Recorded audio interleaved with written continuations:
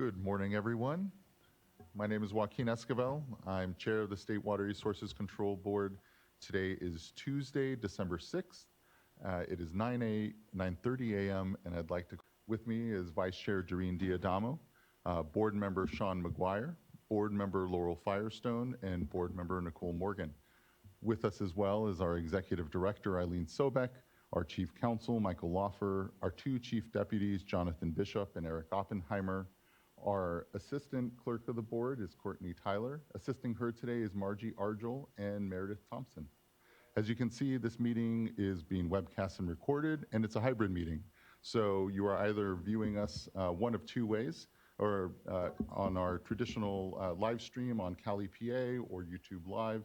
But if you intend to comment on any item on today's agenda, you need to be on the Zoom platform with us. There are instructions on how to do so at the top of today's agenda, but if you're having any comment letters at waterboards.ca.gov, and she will help you get onto the platform. Once you're on the platform, your camera will be off, you will be on mute until it's your turn to speak on the item that you've indicated you wish to speak on. And for those of you in the room, good morning. Good to be with you here. We are in the Cali PA building here in Sacramento. Just quickly observe the exits. If there is, for any reason, an emergency, we'll just calmly file out to Cesar Chavez Plaza and await further direction after that point. If you intend on commenting on any item here today before the board, there is a tablet over on the side of the room along with a QR code with a form to fill out. And when you do come up to the microphone, do just appreciate your comments and for being here. Please do also turn off, I know now we're in person again, your phones, make sure they're on silent so as to not disrupt too much of the discussion. With that out of the way, we can now move on to, as always, our public forum, which is an opportunity for any member of the public wishing to address the board on an item not scheduled currently before the board to do so. And I'll quickly pull up my list, but then also look at our scroll, and I believe we have one commenter. Okay. And so absent, so we had Dawn Steele signed up to speak. Ms. Steele, if you're on either the YouTube Live platform or somewhere else, please point. Mr. Laufer. Yes, Chair Esquivel, I just wanted to point out in case Ms. Steele is listening, although she signed up for public forum, I believe she may actually be interested in the SSO item, and there will be, if she can send an email to the clerk, we'll get her reassigned to the sanitary sewer overflow item. Appreciate that, Mr. Laufer. Okay, with public forum out of the way, we can now move to our board business. And we have consideration of adoption of the August 16th and 17th board meeting minutes and the November 15th board meeting minutes. For any reason, do we need to parse those out? Were there any board members that are going to abstain from either one? And if not, we can keep them as a single item and would entertain a motion. I'll make a motion to adopt. I'll second. Thank you. Ms. Tyler, can you please call the roll call vote? Okay. Board Member Morgan. Aye. Board Member Firestone. Aye. Board Member McGuire. Aye. Vice Chair Diadamo. Aye. Chair Esquivel. Aye. Thank you. Thank you. Motion carries and the board meeting minutes are adopted. That brings us now to our tranche of uncontested items, which we have 5 of. And just always at the top, really appreciate everyone's incredible work on every one of these items. And just thank you. I know that the fact that they're uncontested speaks to how much good work has gone into it. But looking to Ms. Tyler, do we have any of these items that are being pulled from? Okay. Well, then we'll pull 2 and 5. Okay, has no commenters, but isn't going to be pulled, or is there a desire to pull it? Not from staff. Okay. Is there a board member that would like to have the item pulled from the uncontested items? Okay, so just item number 5 then. We're having some commenters. Well, thank you. And so then, And before you pull item 5, I will just point out, Chair Esquivel, that the two commenters had tagged themselves as speak if necessary, and at least at this point in time, they have not joined us on the Zoom platform. appreciate that. What's your pleasure? I can move the package. Let's go ahead and move the package. It was only speak Let if me- necessary, and if they aren't on the, Well, and actually, Ms. Moe, if you intended to speak on this item in addition to item 9, if you could just raise your hand in the Zoom platform now, or if you want to let it stay on consent. Okay. So Ms. Moe was the one designated speaker, and she did raise her hand. So we'll go ahead and pull item 5 off consent. okay. I actually just wanted to let you all know that, yeah, I'm speak only if necessary. So if there are no other speakers, I'm fine to leave it on consent. Thank you, Ms. Mo. I appreciate that. Well, then we'll leave all items 2 through 5, 4 items on consent then. Okay, then I'll move adopt. Thank you, everyone. Ms. Tyler, can you please call the roll call vote? Vice Chair Diadamo, Aye. Board Member Morgan, Aye. Board Member McGuire, Aye. Board Member Firestone, Aye. Chair Esquivel. Aye. Thank you. Thank you as well. Motion carries, and the items are adopted. And again, appreciate everyone's good work on them. That now brings us to our tranche of informational items. And the first will be item number 6, our drought update and current hydrologic conditions.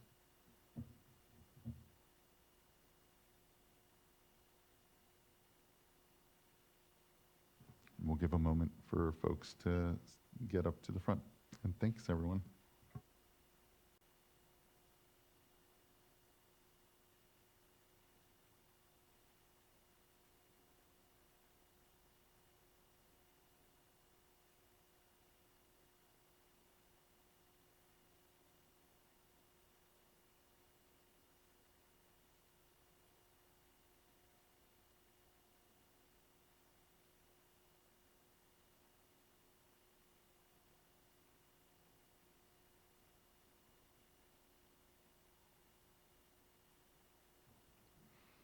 Good morning, good morning.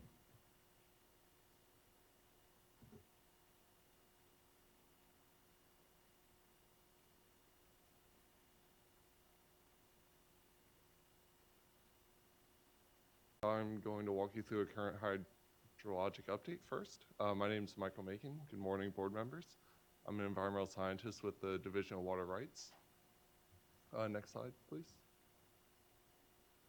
So up first is an overlook of precipitation across the Central Valley. Looking at the northern Sierras, you can see that the recent storm has provided a nice little uptick to our annual total so far. We're sitting at 7.9 inches in the northern Sierras. Still just below average, but it's still early in the year. So we'll have to see how it plays out. Next slide. Moving down into the central Sierras, we're at 8.0 inches, just slightly above average. But as you can see, it's just the two storms. Next slide, please. And the southern Sierra is a little bit above average as well, currently sitting at 5.7 inches. So we'll have to see how the rest of the water year plays out at this point. Next slide, please.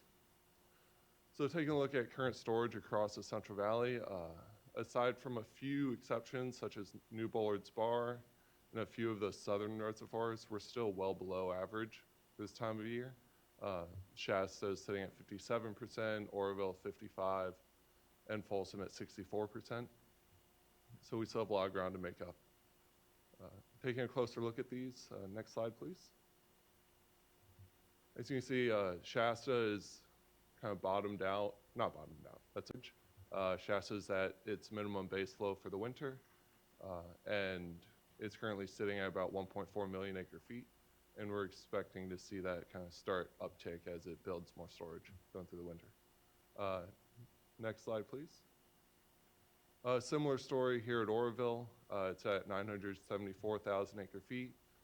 Again, it's starting to hopefully start rebuilding storage going into the next year with this recent storm. So hopefully we'll see some of that runoff start accumulating.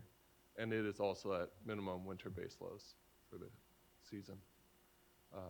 And it's at 55% of historic average. Next slide, please. A similar story at Folsom. The three demands have really helped build storage or start the process.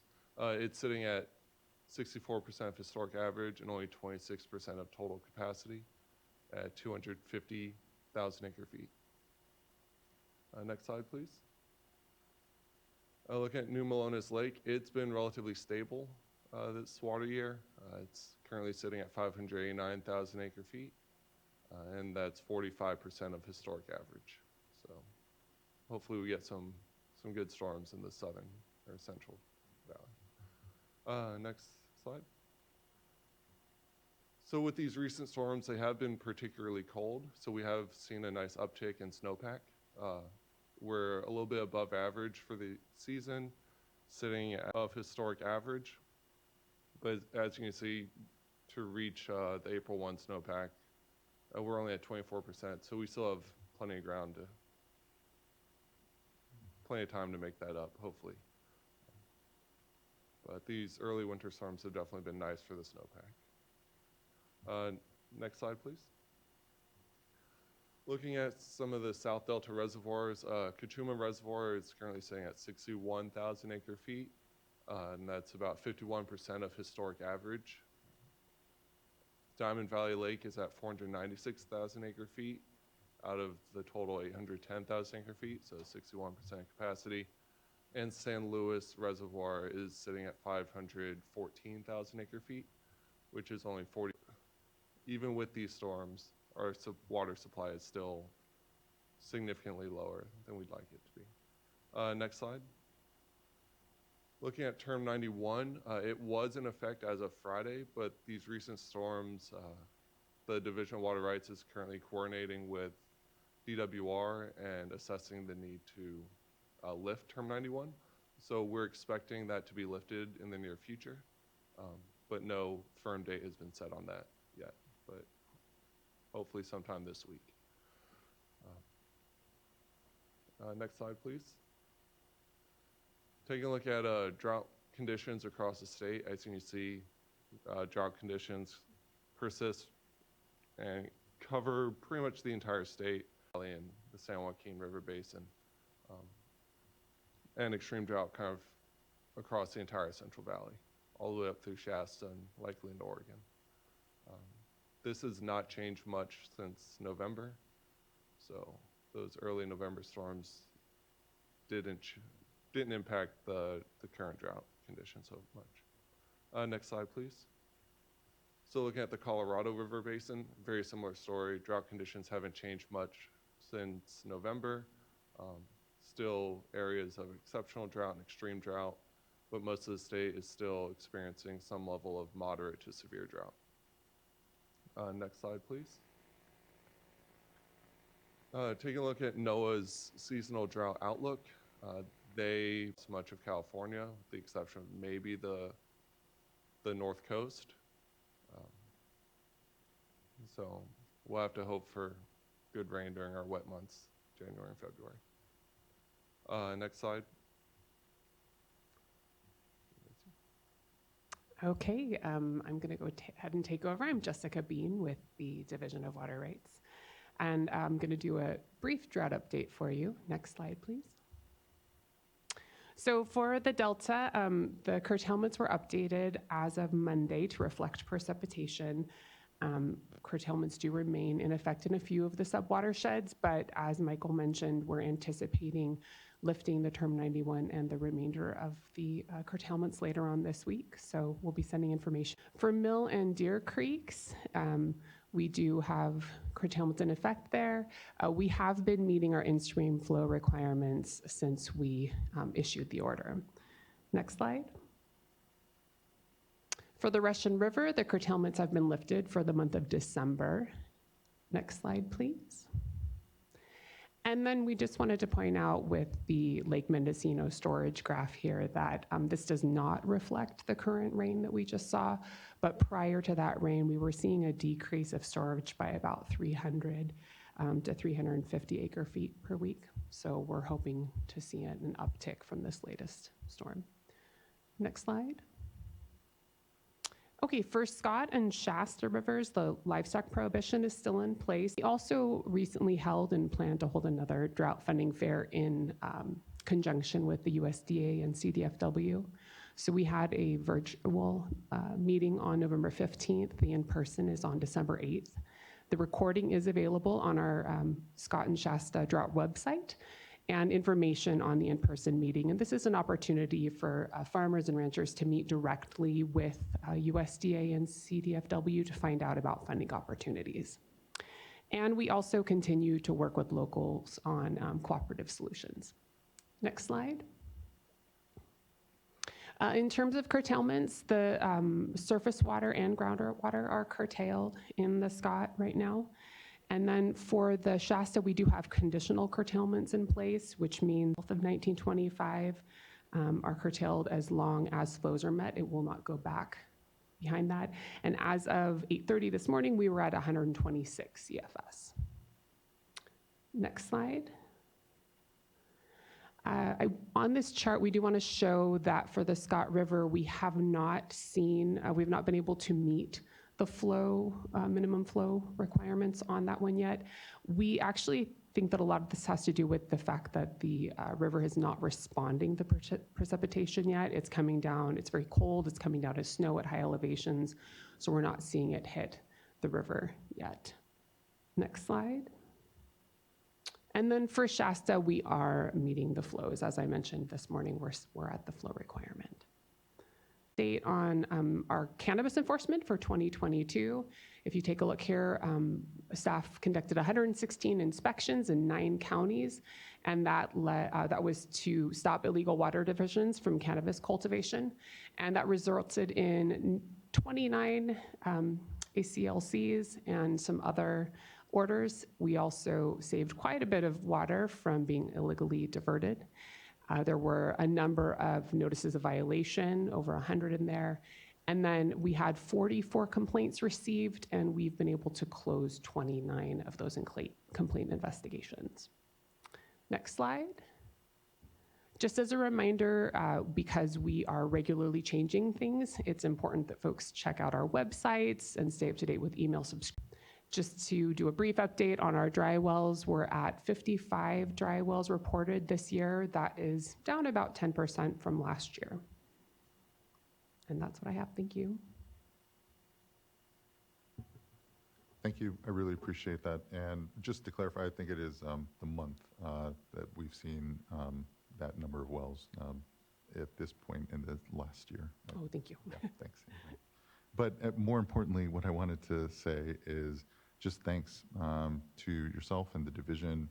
You know, the way that we're implementing water rights right now in a way that is allowing us to capture right now these storms for storage, the way that the weekly and sometimes multiple times a week update that we're doing of the models and water rights.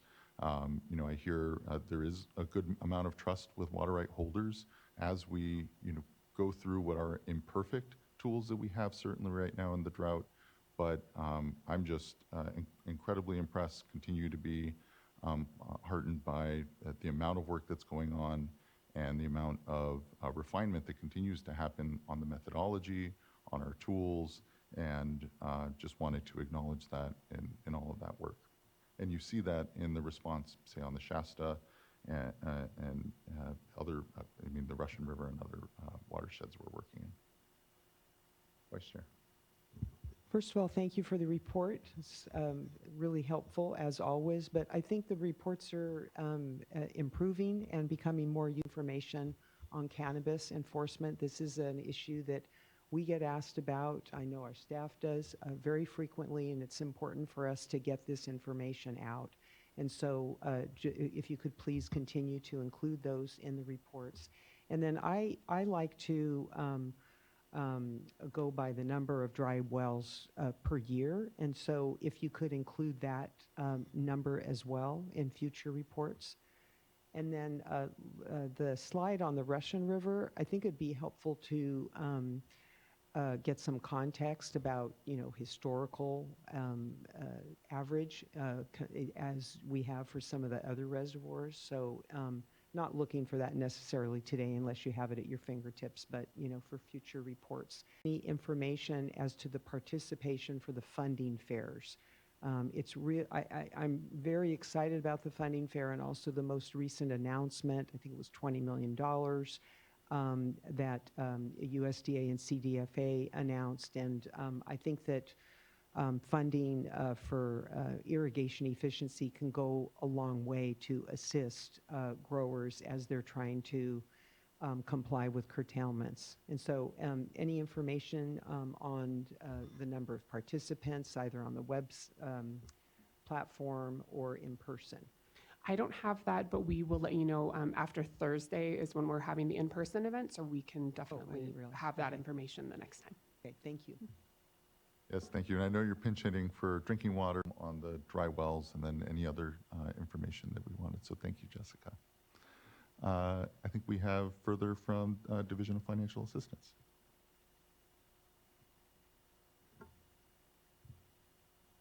Morning, Chair Esquivel and members of the board. My name is Jeff Wetzel, Senior Engineer over the Safe and Affordable Drinking Water Unit within the Division of Financial Assistance, and I'll be providing an update on our drought funding today. Next slide, please. This slide summarizes our drought funding activity since July 1st of 2021. We've committed funding to 9 urgent repair projects and 22 emergency repair projects through self-help enterprises programs for a combined total of $3.5 million. We have 3 new regional, and we've added $41.4 million to our existing regional programs. Overall, we've provided interim solutions to 30 communities specifically related to drought issues, providing assistance to over 41,000 people.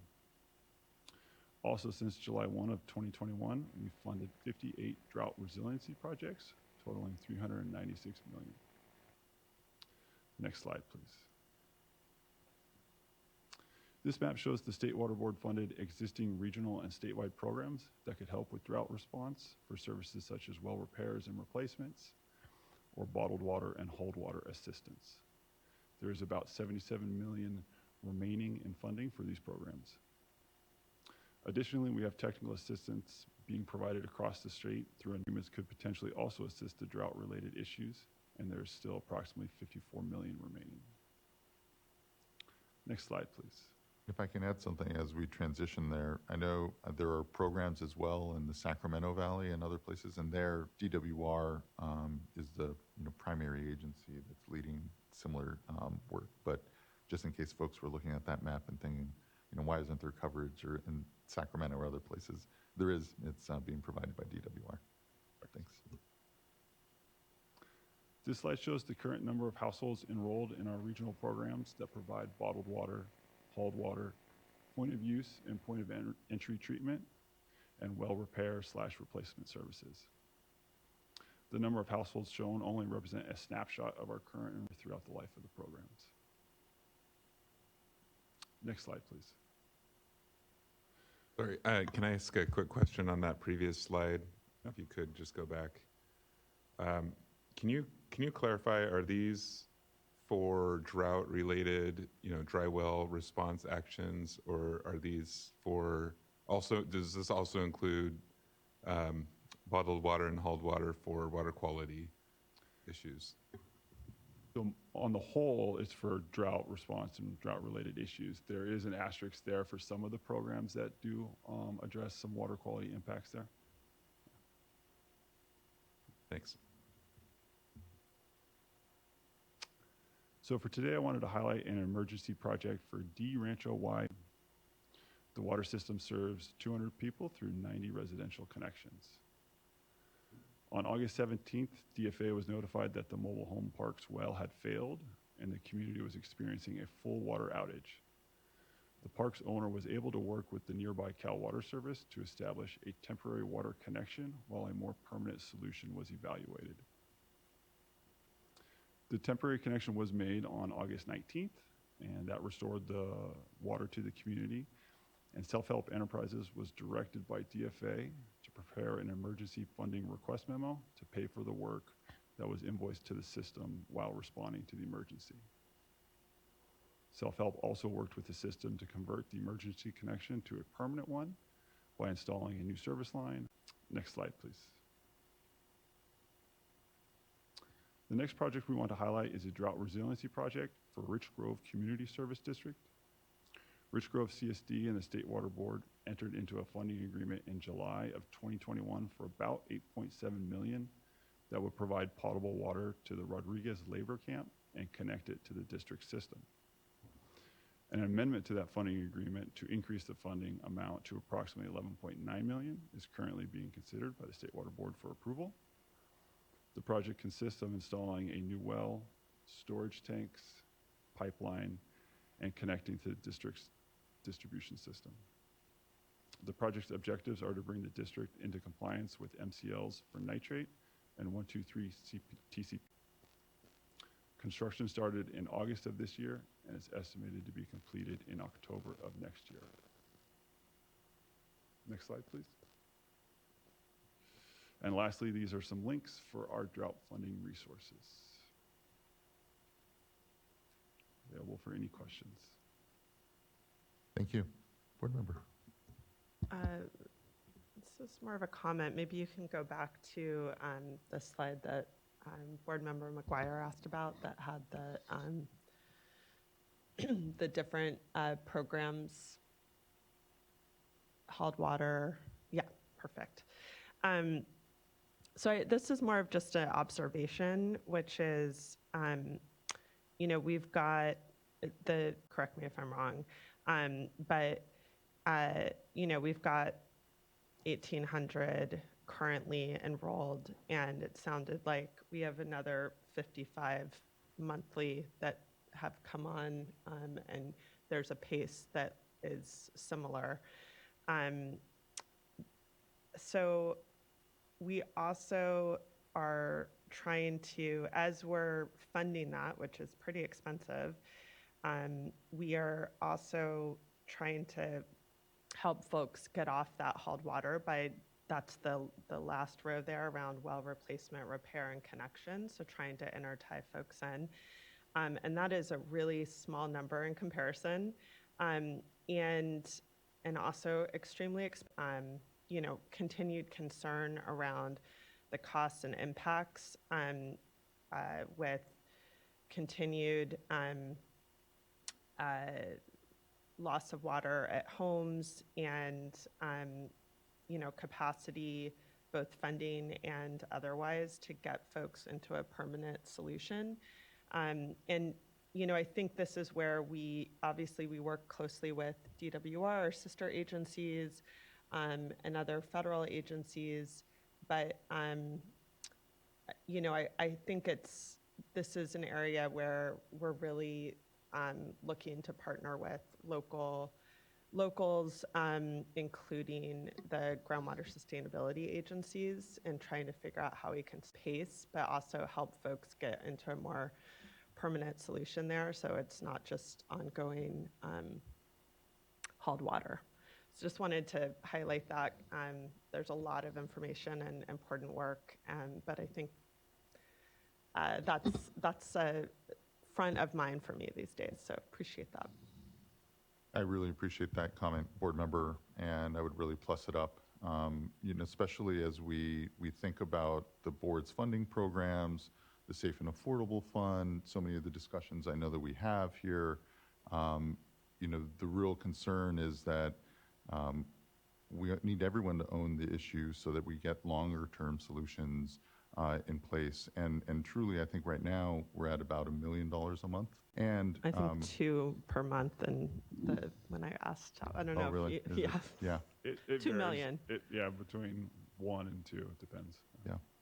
So thank you, because I think that we're here, and I think that it's important to note that there's a real policy shift that the state has owned since the Human Right to Water came into effect, since the last drought, when we began to really respond to communities in this way, where the state has said, we'll take on this responsibility. And it's, I think it's important for us to continue to highlight what that responsibility is looking like and how it connects to other programs, so that, we all collectively are understanding these obligations we have to each other, ultimately.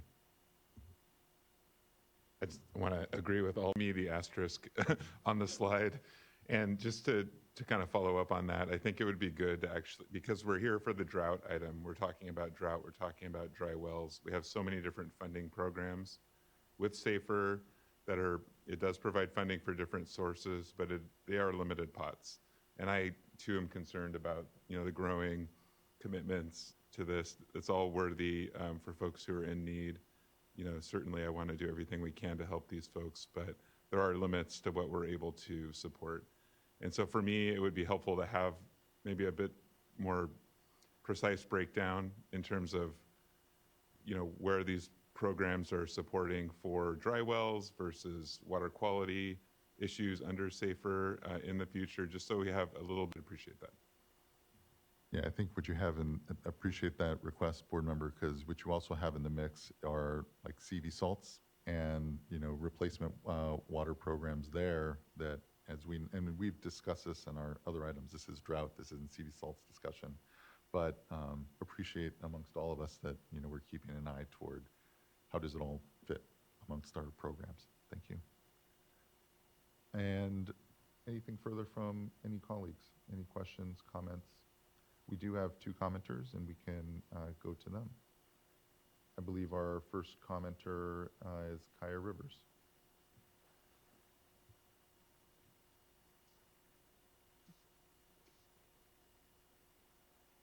Good morning. Good morning. Thank you, board, for the opportunity to provide comments today, and thank you for a very informational drought update. My name is Kaya Rivers, and I'm a policy advocate at Community Water Center, highlighting the need to protect small disadvantaged communities' access to drinking water. Because climate change impacts are unpredictable, the future of California's climate is uncertain. However, regardless if California experiences a wet year or another dry year, the state must prepare to address drought-related impacts expeditiously in 2023. Even with a good water year, groundwater resources will not significantly recover. We are severely in the red. Groundwater overextraction persists even when groundwater levels are already dangerously low, meaning that it would take years for California's groundwater basins to recover. One of our colleagues who works on ecological issues, Melissa Rode, recently emphasized to the Water Commission that groundwater is our drought backup plan. We need to protect this valuable resource earnestly. The drought is further intensified by groundwater overextraction, and to ensure that the state's groundwater resources are protected, overextraction must be limited, especially near disadvantaged communities with high density of domestic wells. Groundwater sustainability agencies are responsible for protecting domestic well users by preventing overextraction. However, GSA's revised groundwater sustainability plans do not adequately presenting to you all in January on the current GSPs. We want to voice our encouragement for the State Water Board to be in close consultation with DWR and their determinations of the 2020 revised GSPs and ensure that they will protect drinking water users. Thank you always for the opportunity to provide comments. And it's great to hear that the board plans to work with groundwater sustainability agencies to work towards getting folks a long-term solution. Thank you. Thank you, Ms. Rivers. Appreciate your participation and comments. Next, we have Doug Obiji. Good morning, Chair Esquivel, members of the board. Apologies, I can't. An attorney with the Natural Resources Defense Council, I wanted to briefly bring two issues to the board's attention that I think may require board action this summer. The first is that the State Water Project's initial water supply allocation, while ostensibly only 5%, appears to be more water than DWR can sustainably deliver. The proposed operations appear to drain Oroville to the point where it would stop producing hydropower next summer if conditions remain dry. And that's not simply a function of hydrology, but is also a function of the fact that DWR has settlement contracts with its Feather River settlement contractors that require a 100% allocation more than 1 million acre feet per year over the next 5 years, regardless of hydrology.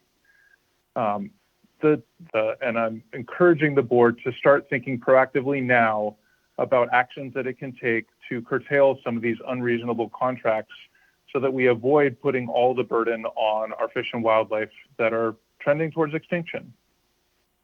The second, briefly, is that I was recently made aware of letters from the National Marine Fisheries Service and the California Department of Fish and Wildlife alerting the board that the Merced River was completely dewatered for 3 months this summer, from about, I believe, mid-July through mid-October.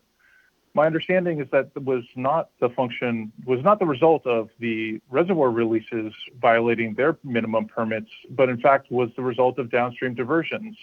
And the board's curtailment order, as I understand it, doesn't prevent those Merced River completely drying up for months at a time. But I think it also highlights the broader issue that we need enforceable regulations that apply to all water rights in order to protect in-stream flows for all beneficial uses, including downstream users of water. And to my mind, that really highlights one of the major flaws with the Tuolumne River Voluntary Agreement, which does not require any flows to make it all the way to the junction with the San Joaquin River, and instead only binds a few parties to make releases from the reservoir, and then whatever happens downstream is not their problem. Obviously, we all need to work together to restore the health of our rivers and environment and ensure that water is there for all of our beneficial uses. But I think in both of these cases, it's pointing out some gaps in our existing regulatory thinking now about measures that we can take if conditions remain dry. Thank you. Thank you, Mr. OBG. Vice Chair. Mr. OBG, I just wanted to chime in here and say that included in, sort of the list of things we need to be looking at is enforcement. And so I don't know at this point that we can really say what the cause was with the Merced River, but I think that one of the things that we need to be looking at, and I have had discussions with staff, it gets a little challenging because of the firewall between us and the enforcement division, but is related to enforcement of our curtailment emergency. Thank you, again, Mr. OBG and Vice Chair. It'll definitely be something we'll be having to look at into the year ahead. Thank you. I don't think we have any other commenters, and appreciate everyone's discussion and the update. Thank you very much.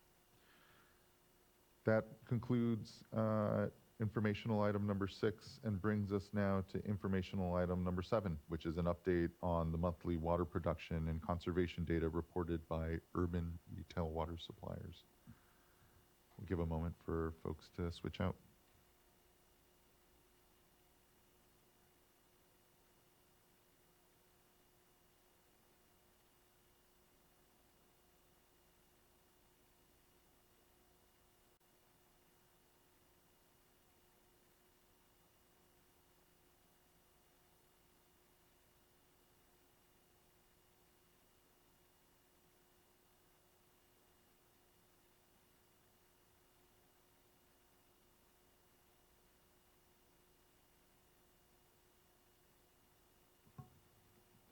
Good morning to you both. Great to have you with us. Good morning, Chair Esquivel and members of the board. My name is Charlotte Ely. I supervise the conservation program here at the State Water Board. For today's update, we'll be hearing from Dr. Rodero to give us the latest on conservation here in California, and then I'll be providing our conservation tip for the month. Next slide, please. So October 2022 is the start of a new water year. We might recall that last October, there were a couple of significant rain events that put a dent in a pretty dire drought situation that had accumulated over the summer of 2021. While this October lacked those large storms, drought conditions were also not nearly as severe by the end of the summer compared to the last. So despite the lack of rain in October, residential use was about on par with October 2021 at 88 gallons per capita per day.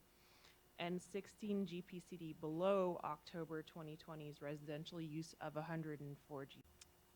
In terms of overall statewide savings numbers, October 2022 saw 12.5% savings relative to October 2020, with 5.2% cumulative savings from July 2021 to October 2022. For context, that is about 180,000 acre-feet of water saved from January to October when comparing total urban water production in 2022 versus 2020 to date, or 413,000 acre-feet of water if we are considering the total savings accumulated since the governor's July 2021 emergency declaration. Next slide, please. We continue to see impressive savings at South Lahontan, San Francisco Bay, South Coast, and Central Coast regions, all exceeding 10% savings for October of 2022. Next slide, please.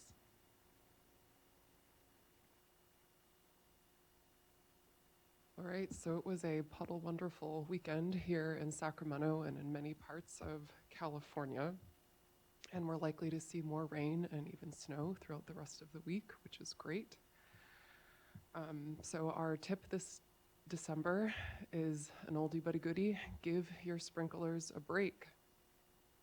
So anytime we see heavy rains in the forecast, that's a great time for Californians to remember to turn off their irrigation systems and wait a couple days. That we can all do. And after it has rained, just remember again to keep those sprinkler systems off. A good way to test whether or not your landscape does need to be irrigated, it's called the screwdriver test. You stick your screwdriver in the soil. If it goes in easily, probably means the soil is sufficiently moist and that you do not need to irrigate again. Another way to ensure that your sprinklers turn off is to install a weather-based irrigation controller. Many of these are rebated by urban retail water suppliers throughout the state. I know many people on our team have them and have been very pleased with their results. One of the reasons we also wanted to highlight this conservation tip this month, tomorrow for your consideration, a resolution that would extend the emergency regulation temporarily prohibiting certain wasteful water use measures, including the use of sprinkler systems, irrigation systems, when it's raining and 48 hours thereafter. So thank you for your time this morning, and enjoy the wet weather while we have it. Thank you both. The numbers are impressive insofar as it really feels that the conservation effort in the state has turned a page. You see that with now this steady now increases and steady results in conservation, where the previous year really dictated largely by the opportunity to conserve, depending if there was rain in the system or not, basically. And seeing October, where we didn't have the same storms from last year, but still nearly matched the level of conservation, again, along with the progression of those bars there, is impressive to see. And it's incredibly needed. We know the dire circumstances on the Colorado, within our own Bay Delta. These discussions are always so front of mind. And as Californians conserve, what I sense and what I know is people are connecting it to the rivers that those systems are then supported by as well. And the way that our water usage, in a very personal way, knowing that it's a critical part of our water supply strategy. Again, I'm heartened to see the continued progress. We need to continue to think of this as a long-term and really an opportunity to continue to get at that lowest cost water, which is always conservation, even as we all talk about here investments in water recycling or in stormwater capture or other components of what we know is what we need to do here in this moment. So just thank you, and thanks for the good news. Look forward to continue to see that spirit, and know that it's been with a lot of effort and in joint partnership with a lot of water agencies to get the message out. And here, I'll just be candid. I know that there is often a feeling that there's an over-focus on urban conservation in our watersheds. And it is one tool, and it's an important one, but it's, as we just talked about curtailments, there's other really critical work going on in watersheds, and it's really about looking at the system as a whole, and not letting us get too far into a discussion of feeling that, someone down the line isn't doing their part, so why should I do mine? So just thank you, as always. Board member, please. Yes, thank you very much for the update. I also very much appreciate it. And thank you for sharing the kind of the accounting of the amount of water saved cumulatively over the first part of this year, 180,000 acre feet. I wrote that number down. It's really helpful to just have a benchmark and understanding of, I appreciate seeing the percentages translate into real water. And so in this case, that is a really helpful understanding, and that's a significant amount of water that we've saved just over our use 2 years ago. So I think everyone should be commended for the work that we've done. Part of the actions that we took this past year was also, in addition to the measures that are coming up tomorrow on wasteful water uses, was a prohibition on irrigation of non-functional turf on commercial, industrial, institutional properties. And I was just, I haven't heard much in the way of feedback or reporting out on how that's been going. And I don't know if you have anything to share today, but I would be very interested in understanding how those input that we've received from water agencies on that. Through the monthly conservation and production data portal, some agencies have been reporting to us on the actions that they're taking to meet that ban on the irrigation of non-functional CII turf. So we can, in subsequent updates, provide a more comprehensive update to you all on what's happening throughout the state. That'd be very helpful. Thank you. I'll look forward to that. Really appreciate that, board member. I plus up that request. I think it's a really important component. I think a lot of us have been out in the field a lot more, and I think sometimes see things that make us kind of wonder how it's being implemented and whether it fully is in some places. So. I don't know if it's possible to also show more broadly GPCD, not just residential, just given that point of, commercial, industrial, and also just given that for the water efficiency regulations that we're going to be developing over the next year, it's not just residential, and I think it's just helpful to get that perspective on overall amount and efficiency beyond just residential. If that's possible, that would be great. Thanks. You board members. Possible, and we'll be sure to include it. Yep. Please, board member Morgan. I just wanted to thank you guys. Those are always very timely and appreciated. And so just talking, at one point you guys had an agency that came and also presented some of the work that they're doing. And I thought that was also very valuable. And if there's space to have that again, I think that again would be something of value. And one of the reasons that this kind of came to mind this time around is that just hearing, just the devices that staff have installed, and I'm also thinking about just kind of, myself, where I've installed additional irrigation devices that help me to say, hey, it's forecasted rain, and so it's not going to, turn on my irrigation system, yard that, has plenty of water right now. It has this much saturation, and so it's not going to, and it gives me these great messages. It's kind of fun, and so then I can kind of go out there and can kind of truth it and, do some investigation. Is this thing really working? But what I've heard is that some agencies are actually offering rebates for their residents to help make those devices more affordable, and where you can really get them to be, just where they're used more often within their service area. And with what they're starting to see is when that happens, when you can make, bring that price point down, you get more people purchasing them, installing them, receive that, make you more aware of your water use and make you more aware of, hey, rain is forecast, your ground's probably saturated, your system is going to be off. And so just to hear more about those programs and what's working in areas, I think it's beneficial for not only us to hear, but for other agencies to hear what's working well elsewhere.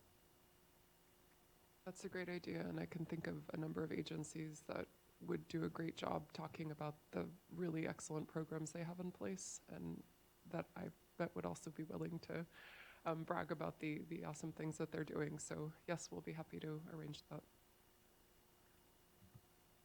Thank you, Board Member. I don't believe we have any commenters on this item. And so if there's... I have just a comment, and thank you, Board Member Morgan. I appreciate you highlighting the need to really provide us with some additional information about what works for agencies. I continue to have concerns, though, about agencies that don't have the funding to do these programs. And I want to continue to hear about those that have the programs, because I think that also helps spur creativity for those that, for whatever reason, haven't been engaged. So maybe they have the ability, but they just haven't been forced to go there yet. And so I think things will change with our regulation. But I'm interested in teasing out a little more information about have challenges with affordability, and in particular disadvantaged communities, and of course the overlay with racial equity. I think that when we met last at the information item, I believe that someone made a comment that it'd be interesting to overlay a map of the CalEnviro screen, for example. So some way for us to start to hone in on those areas where there may be challenges with funding and subsidy programs. Of course, there's state funding, but and that would help also to target those state dollars, but it only goes so far. So I guess 2 points. One is that there are really robust rebate programs, but some of them have the benefit of connecting with larger regional organizations like Regional Water Authority, the Bay Area Water Supply and Conservation Agency, Metropolitan Water District, and things like that. But certainly there are exceptions, and there are suppliers throughout the state that both don't have robust conservation program themselves or the benefit of being part of these larger regional efforts. One of the things that happened in the previous drought was that the Department of Water Resources became sort of like a statewide rebate agency, right? They were providing toilet rebates and turf rebates for people throughout the state, regardless of which urban retail water supplier served them. So program coming to an effect with the current drought emergency that we're facing. But we'll try to reach out to those agencies who do not have the kinds of robust programs that you're speaking about, because it would be good to hear from them as well. I agree.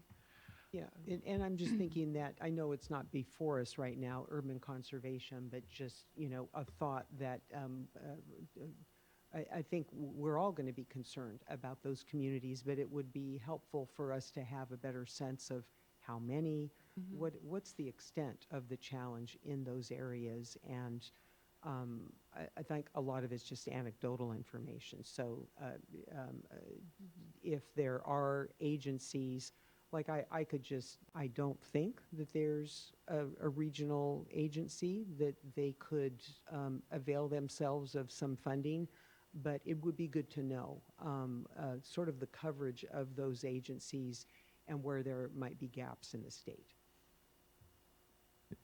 One final point, information for you as well as sort of broadly stakeholders and the public, is that our objective exploration tool does overlay all the conservation and use data with the CalEnviro screen scores for all the different census tracts within a supplier's service area. So that is a good source of information for those kinds of insights that we certainly have been using when our forthcoming regs will have on communities throughout California.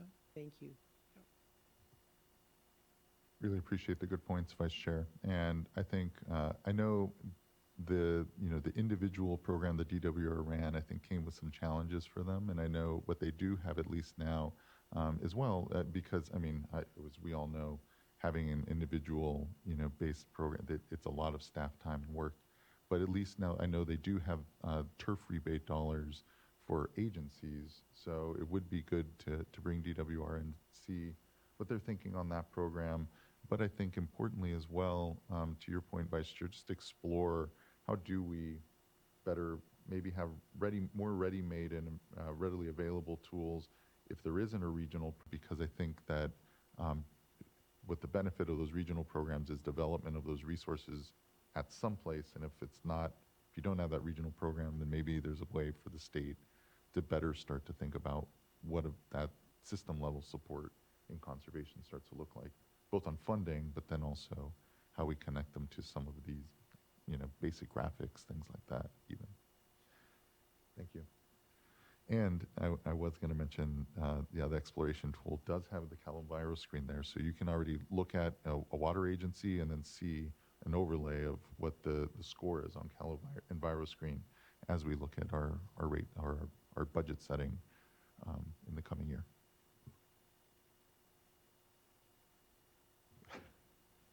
Yeah, I appreciate this discussion. It's very, very helpful. And I've been thinking, how do we, we're navigating a place where we're thinking about long-term regulations and water use efficiency, but also I'm thinking about next year and, where are those most urgent needs and how can we help those communities? We heard about, I'm sure we've all heard about Coalinga this year and some of the challenges they faced to ensure that some of the communities that are most imminently challenged with possible water supply shortages can be assisted with emergency water conservation funding. And so I just want to make sure that's part of the conversation and thinking as we're moving forward here, or where are those short-term needs that we can really lean in and help systems. And I believe I just on the annual water supply and demand assessment information, and that did highlight a number, significant number of systems, communities that were at risk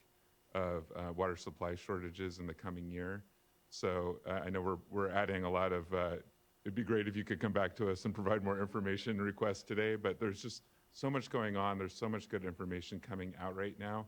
And so I would, in the right context, like to hear a bit more about that report as well, as we're gearing up for, what could be a fourth year of drought. So just wanted to put in that plug. Thanks. Thank you, board member. It is a continuum of emergency conservation actions, which are really incredible and pressing we've seen, but then also the long term that we're trying to best balance and help everyone. They're really going to have an issue making sure that they have good conservation programs so that they can see the response that they need, I think is right spot on, and I appreciate it, board. Okay. That wraps up this item, and since we're doing relatively well on time, let's go ahead and take a 10-minute break, and we can come back and then get on to item number 8. And so let's return here at 10:40 rather. Thanks, everyone. I appreciate the discussion so far this morning.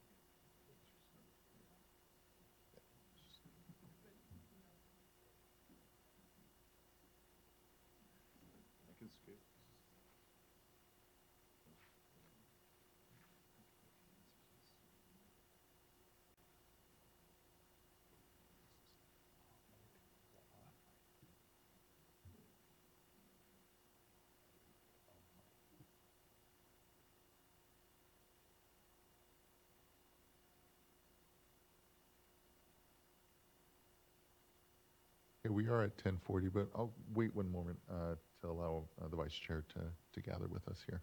So thanks everyone for the patience.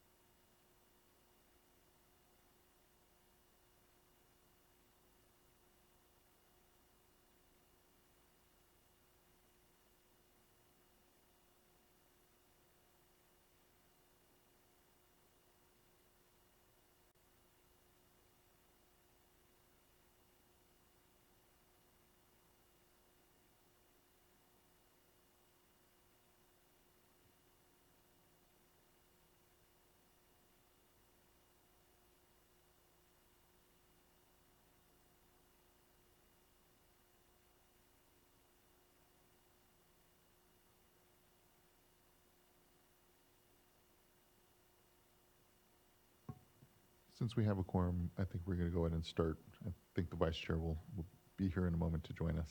So we can go ahead and kick off. We are now on to item number 8, and with the Division of Financial Assistance with our consideration of a bond sale. Office of Chief Counsel to make a brief opening remark. Yes, please. Thank Thank you. Good to see you, Ms. Thanks Hartridge. so much. I'm Ann Hartridge, Assistant Chief Counsel in the Office of Chief Counsel, and I wanted to beg the indulgence of the chair for a minute during this presentation to note the presence of our bond counsel. We're joined in person by Diane Kwan, who has staffed the Hawkins engagement since her associate days and whose work on these transactions we rely very heavily on. But I want to actually take a minute to shift to another partner at the firm, Ardo Becker, who is either joining us on the Zoom platform or is watching on YouTube. And Mr. Becker will be retiring at the end of the month after more than 4 decades of practice in municipal finance, and I wanted to pause for a moment to say thanks. Mr. Becker has been our bond counsel since the iBank, who act as our conduit issuers, selected Hawkins as bond counsel on the transaction, and Mr. Becker as lead attorney on that engagement. Ardo's work with the board has not been limited to the 7 bond issuances themselves, 2002, 2012, 16, 17, 18, 19, and pending 2023. As we all know, participation in the municipal bond market comes with a host of compliance obligations, and we have routinely reached out to Ardo for trainings on disclosure, insights on transactions, and assorted questions related to municipal finance. In addition to the decades of analytical skill that Mr. Becker has devoted to the board's revenue bonds and the revenue bond program, Ardo has, for many of us, become the icon of what a bond counsel can and should be, fielding our many questions, and his recognition that even though these are large programs with huge policy implications, all of us involved in these efforts are humans, whether we live on the side of 12 Misty Mountains or elsewhere.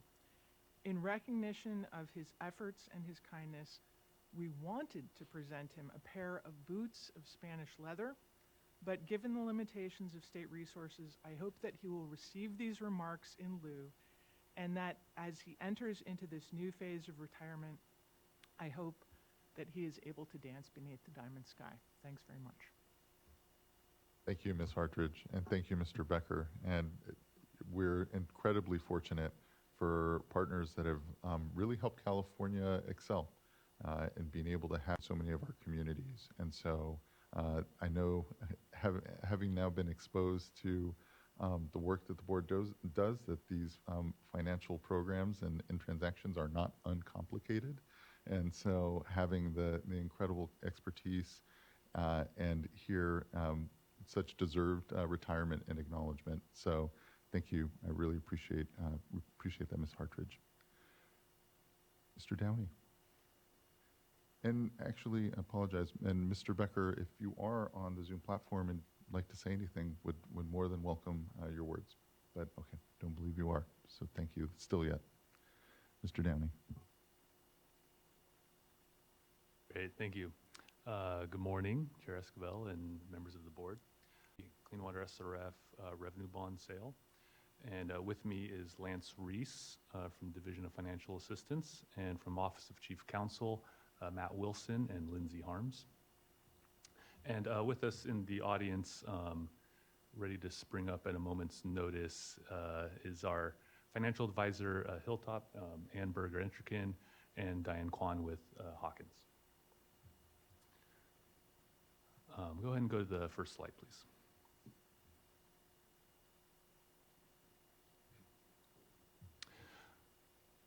So I want to start off by describing the current authority and outstanding debts we have in regards to selling revenue bonds. So this is for the Clean Water State Revolving Fund program to sell up to $2.2 billion in revenue bonds. The current outstanding balance is approximately $900 million. And our current Clean Water SRF loan commitments is approximately $3.4 billion. And so this is just a reminder that the way that the Clean Water SRF program works as a leveraged program is we make the commitments first, and then the timing and size of a revenue bond sale is based on the demand on the program in terms of disbursements. So typically when we make a commitment, it'll take 2 to 5 to disperse because we are a reimbursement program. So on that note, our modeling forecast indicates that we'll need approximately $600 million in additional cash over the next 12 months. And so that's why we're pursuing a revenue bond sale at this time. Next slide.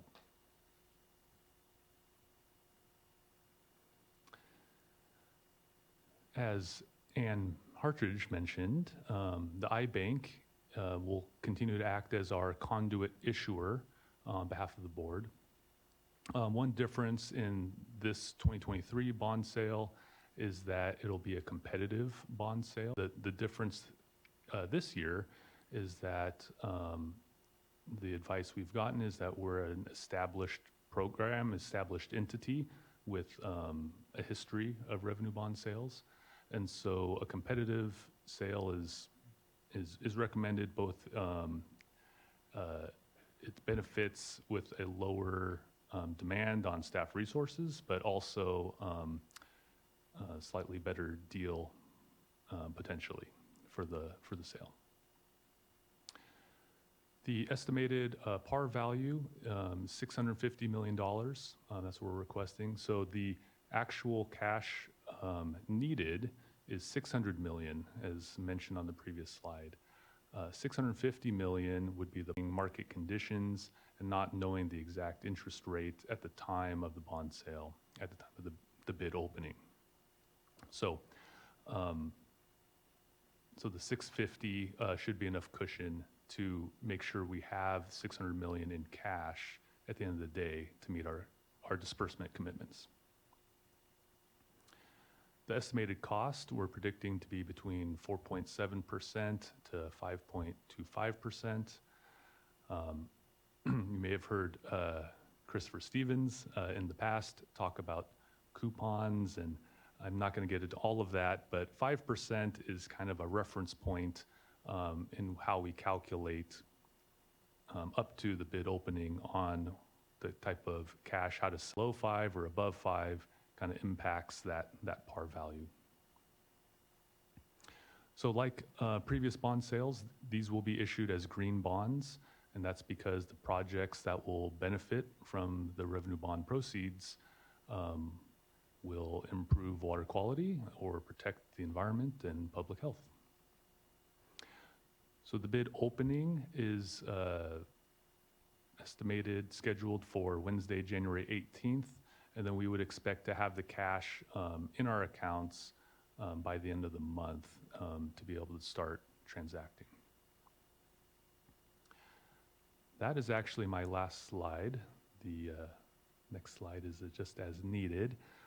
So love to open up to any questions. I know a lot of work goes into what seems like on a slide a relatively simple transaction, but knowing that again this is going to support what is this real generational opportunity that we have, because yes, we have additional grant dollars from the state, we have the bipartisan infrastructure law and additional resources there, but especially the loan program operates on longer timescales, and here going to the bond market is a reflection of, one, the board's priority around really taking advantage of this moment, but also the number of applications coming in where we have a lot of activity that's happening. So being able to continue to size the program appropriately to respond to that demand, I appreciate, and again, a generational moment given all the various resources we have around this discussion, and this is an important component of us further administering this program in a way that's allowing us to continue to grow to what is a lot of need, and still doesn't even encompass what we know is the real demand on the program. So I appreciate the good work. No questions on my side, but looking to our colleagues. Board Member Firestone. I think I'll just more make a comment and thank you for the work on this. I know it's a lot of work on top of the work that DFA is doing in managing and getting out our different pots of funding. And I just want to kind of communities and leveraging our revolving funds. You know, it's both a way of getting projects done that we, you know, are important for resiliency in our state, for water quality, and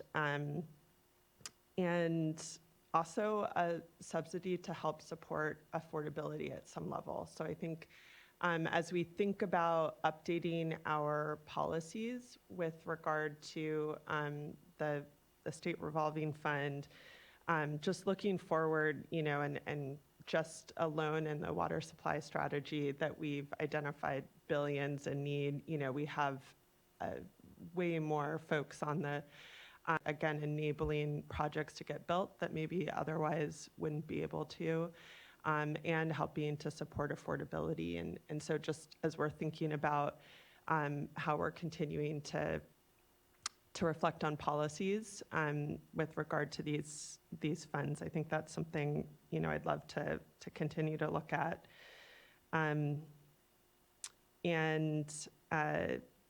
Yeah, I think just recognizing that even just taking out this bond as a way, you know, part of our programs is a way of continuing to subsidize.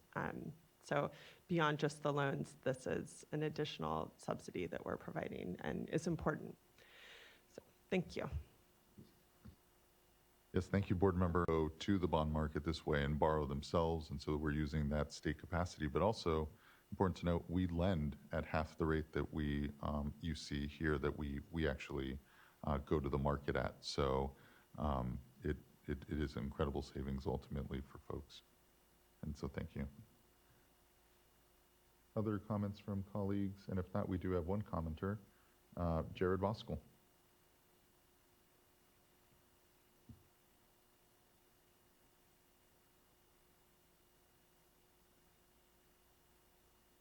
Well, and actually it may be marked here that he's potentially here in person, but I don't see him. So maybe he is virtual. I'll take a quick glance with everyone, and he's not currently. Okay. feel free to make your way onto the platform.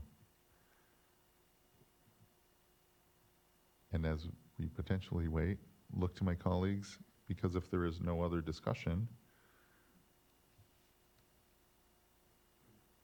we may be prepared to move. I'll make a motion to adopt item number 8. Thank you, board member. I'll second. Thank you, Ms. Tyler. Can you please call a roll call vote? Board Member Morgan, Aye. Board Member McGuire, Aye. Board Member Firestone, Aye. Vice Chair Diadamo, Aye. and Chair Escobar. Aye. Thank you. Thank you as well. The vote is unanimous and the item is adopted. Thanks everyone for the great work. And I know now you get to go do a lot. Much appreciated, everyone.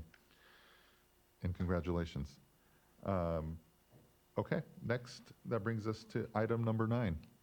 And we'll give a moment for people to shift here, but item number 9 will be a consideration of a proposed resolution to amend the water quality control plan for the Los Angeles region, the Basin Plan, and to incorporate a total maximum daily load for indicator bacteria and Los Cerritos Channel and estuary, Los Alamitos Bay, and Colorado Lagoon, and to suspend the recreational uses in Los Cerritos Channel during unsafe wet weather conditions. Some board item titles are longer than others.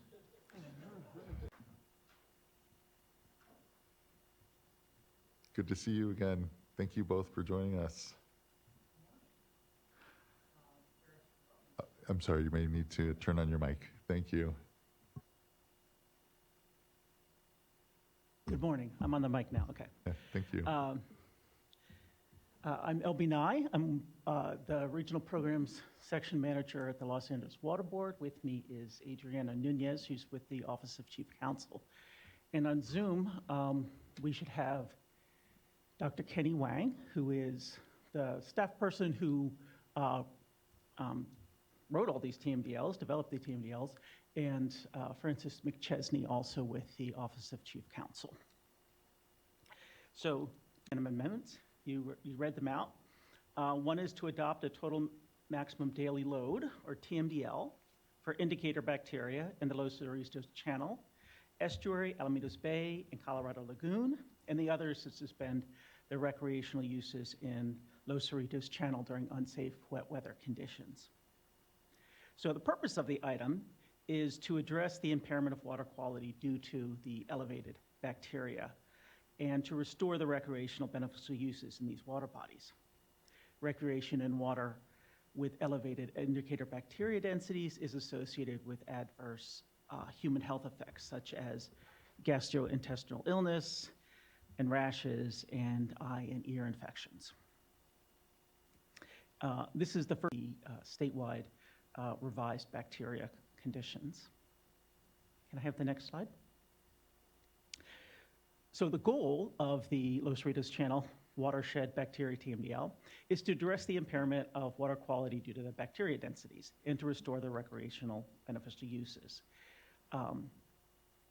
The TMDL is the first Basin Plan Amendment, and the second Basin Plan Amendment is the amendment to revise the recreational beneficial uses during unsafe wet weather conditions, which we call high flow suspension. The TMDL was adopted by the Los Angeles Water Board on March 10th of 2022, and for state board consideration, the TMDL was noticed for public comment on September 26th.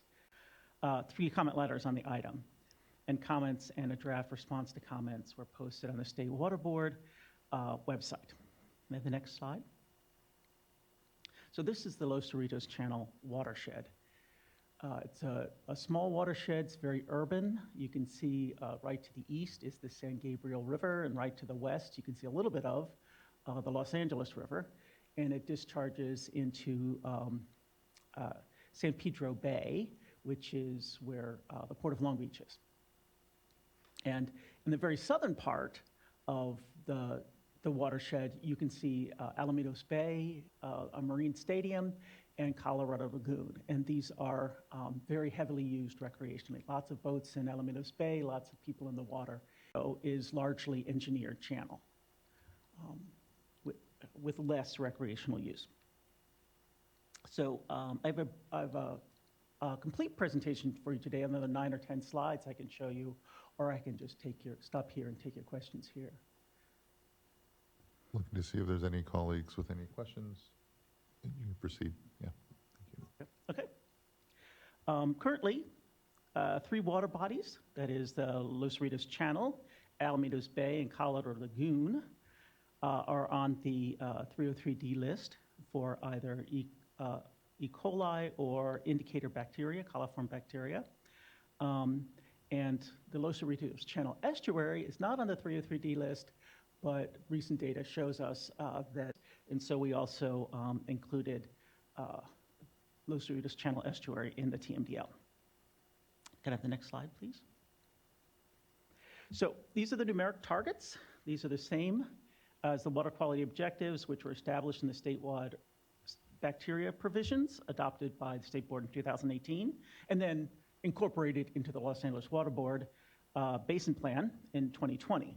And these are based on not allowing an illness rate greater than 32 individuals per 1,000 water contact recreators in order to protect the Rec 1 use. Los Ritos Channel is an inland water. Colorado Lagoon and Alamitos Bay are a coastal lagoon and an enclosed bay, respectively. As the indicator bacteria, and for the coastal lagoons and enclosed bays, we use the enterococci.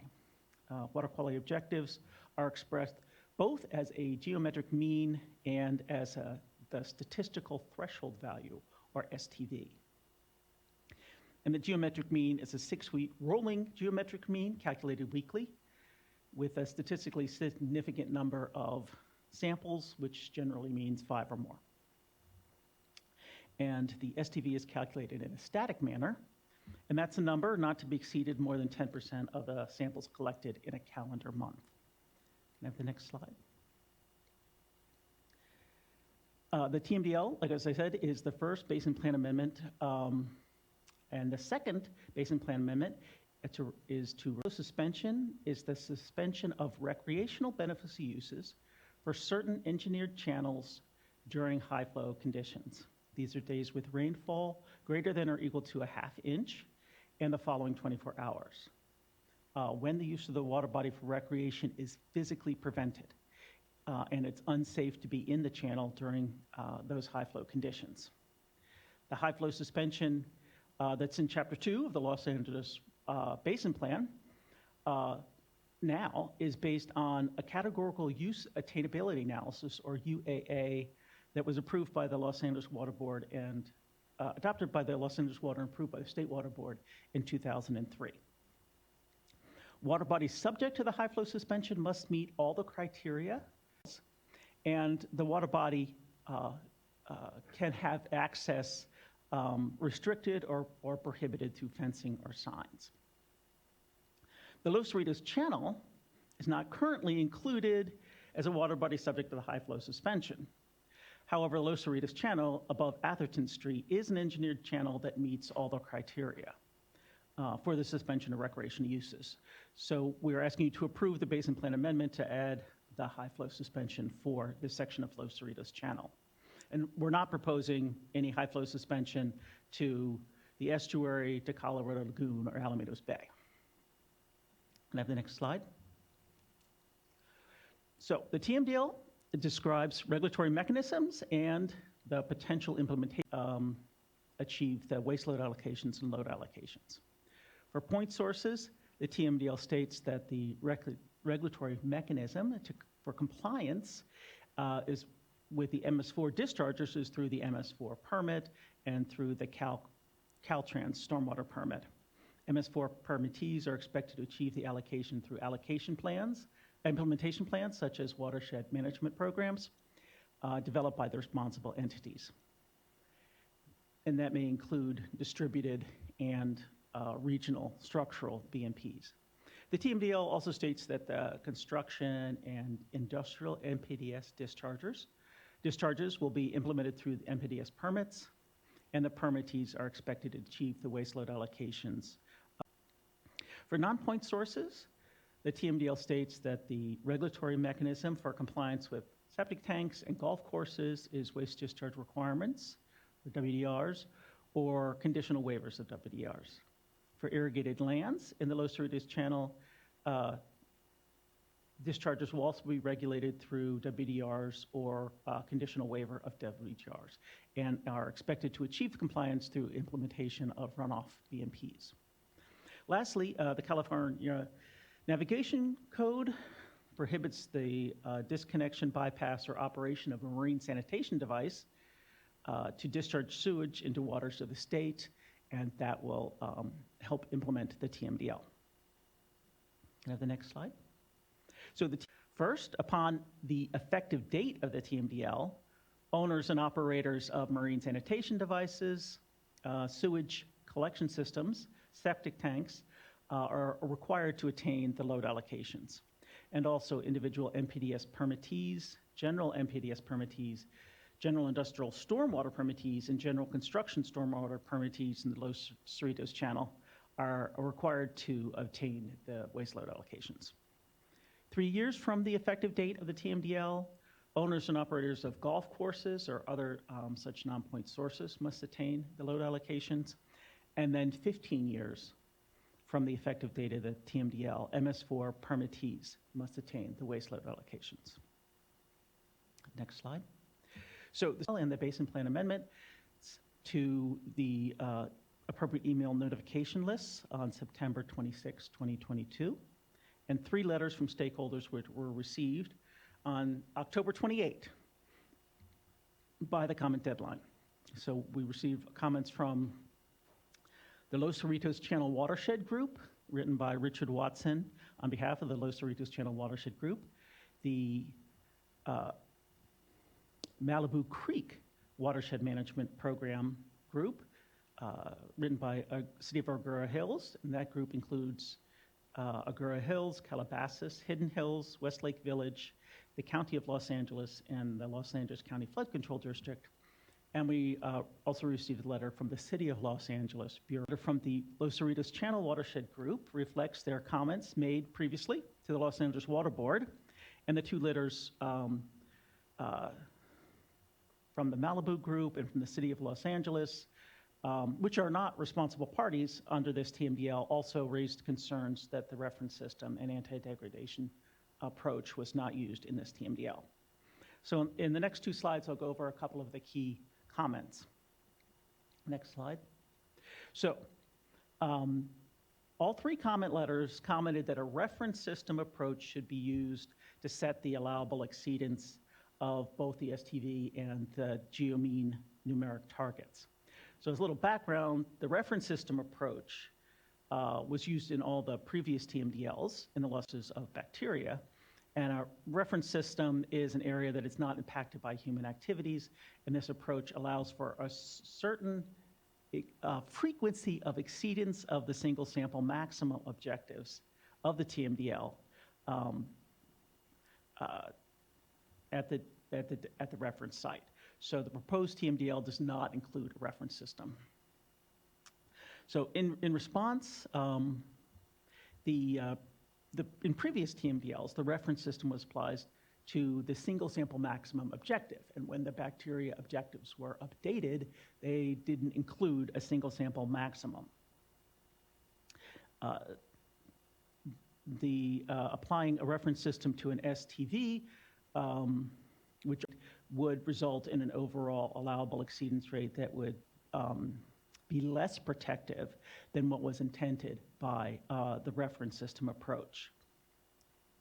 The proposed approach could potentially allow higher illness rate than allowed by the US EPA criteria or the statewide bacteria provisions of 32 illnesses per 1,000 recreators. In responding to the request to allow exceedances of the geometric mean based on a reference system, the Los Angeles Board has never, nor has the EPA ever supported, allowed this approach.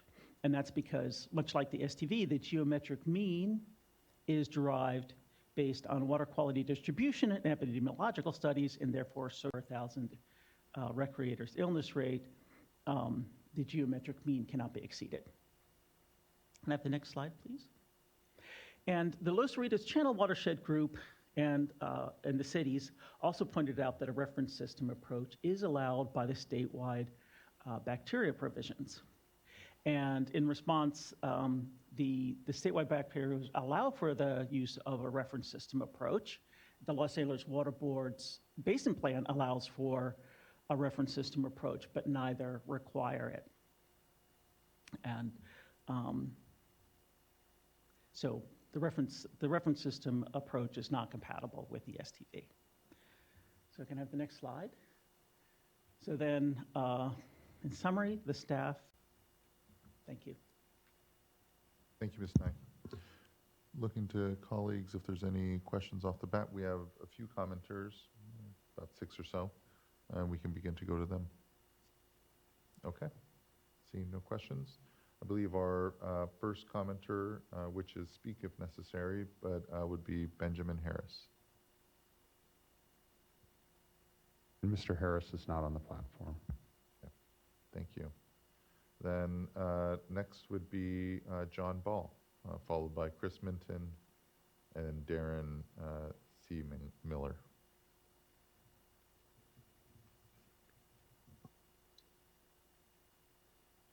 Hi there. Good morning, Chair Escobar and board members. Thank you. John Ball. I'm with the City of Los Angeles Bureau of Sanitation and Environment, and specifically the Watershed Protection Division.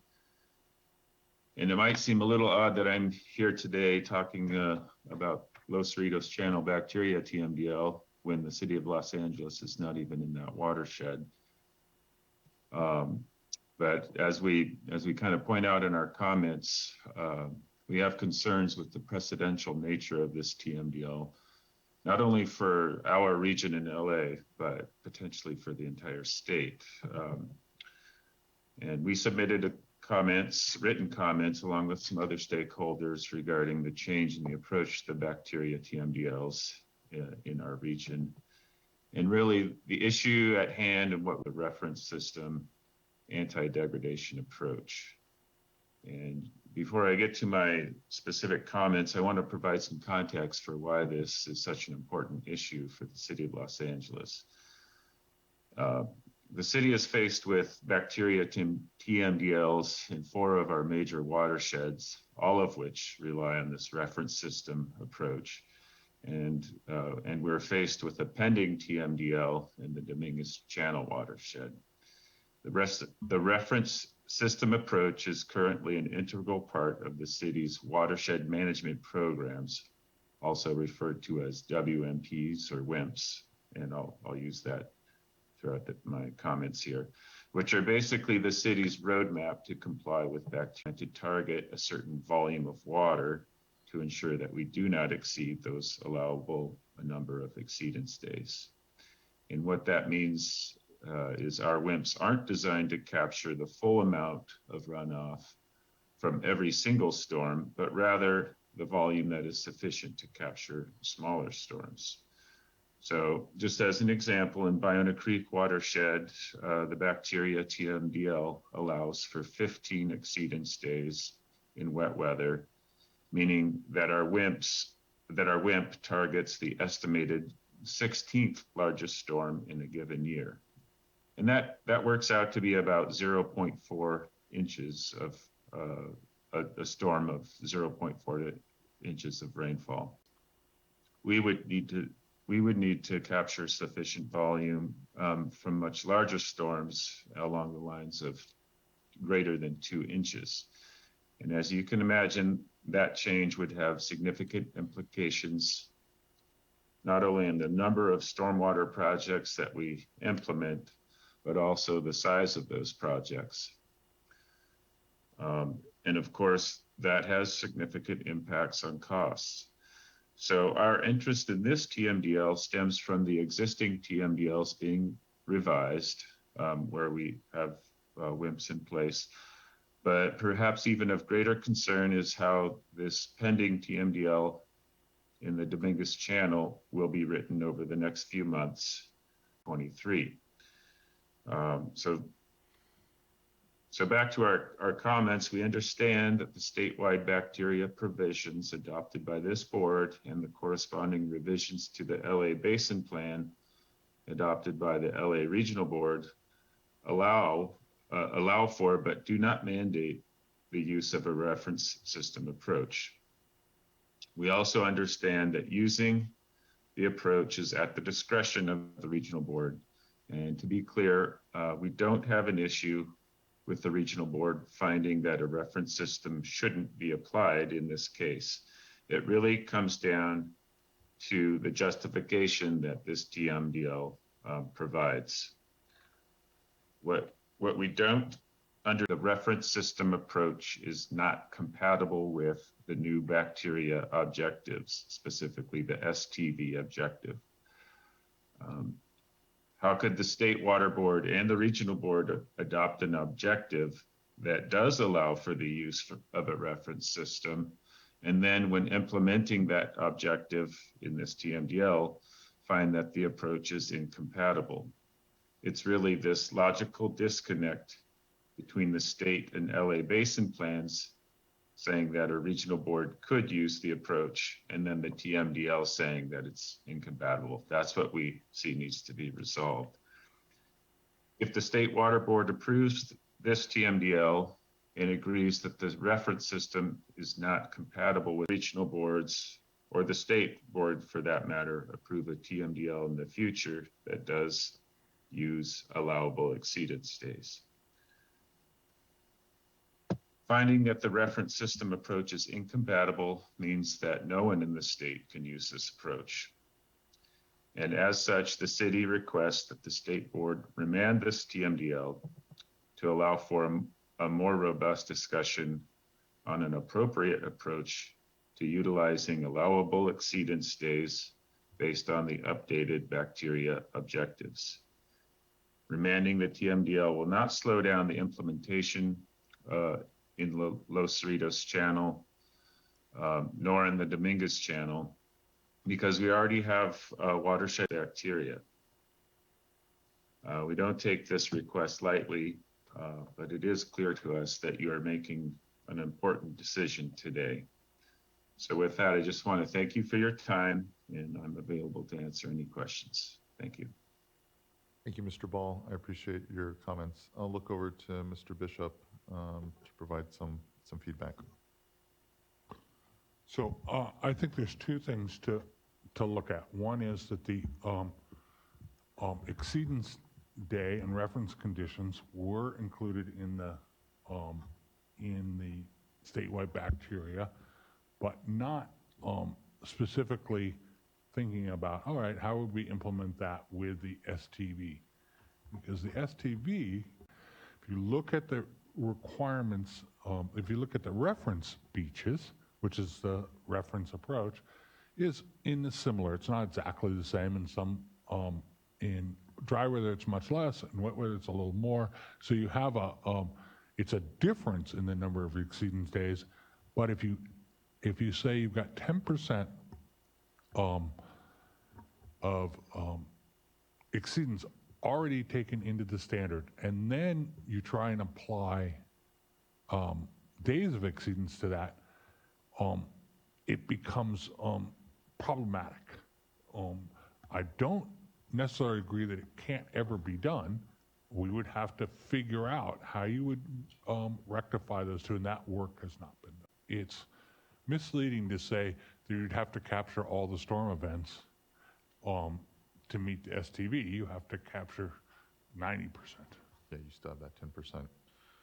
I guess for me, just a question, maybe, Mr. Bishop, do you know, or Ms. Nye, you know, how translatable essentially, because I am a little sympathetic to perhaps the thought that the WIMPs planning has all been premised on, you know, a reference site system, and now this new system means that there's a complete mismatch for what, you know, but is there, and I guess the question is there some confidence that that 10% and the STV is enough, is, you know, somewhat that was done on a reference, you know, basis, or, you know, are people having to do just a lot more work then at this point to try to hit the mark at least of the regulatory floor, which I'll note is, I think, not where a lot of the discussion is. It really is how are we maximizing stormwater where we're, anyway.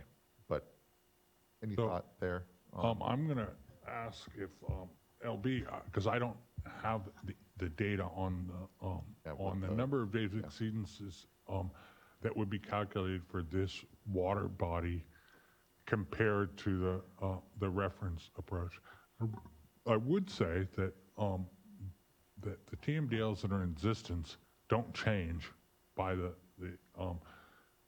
change in the standard or in this action they made.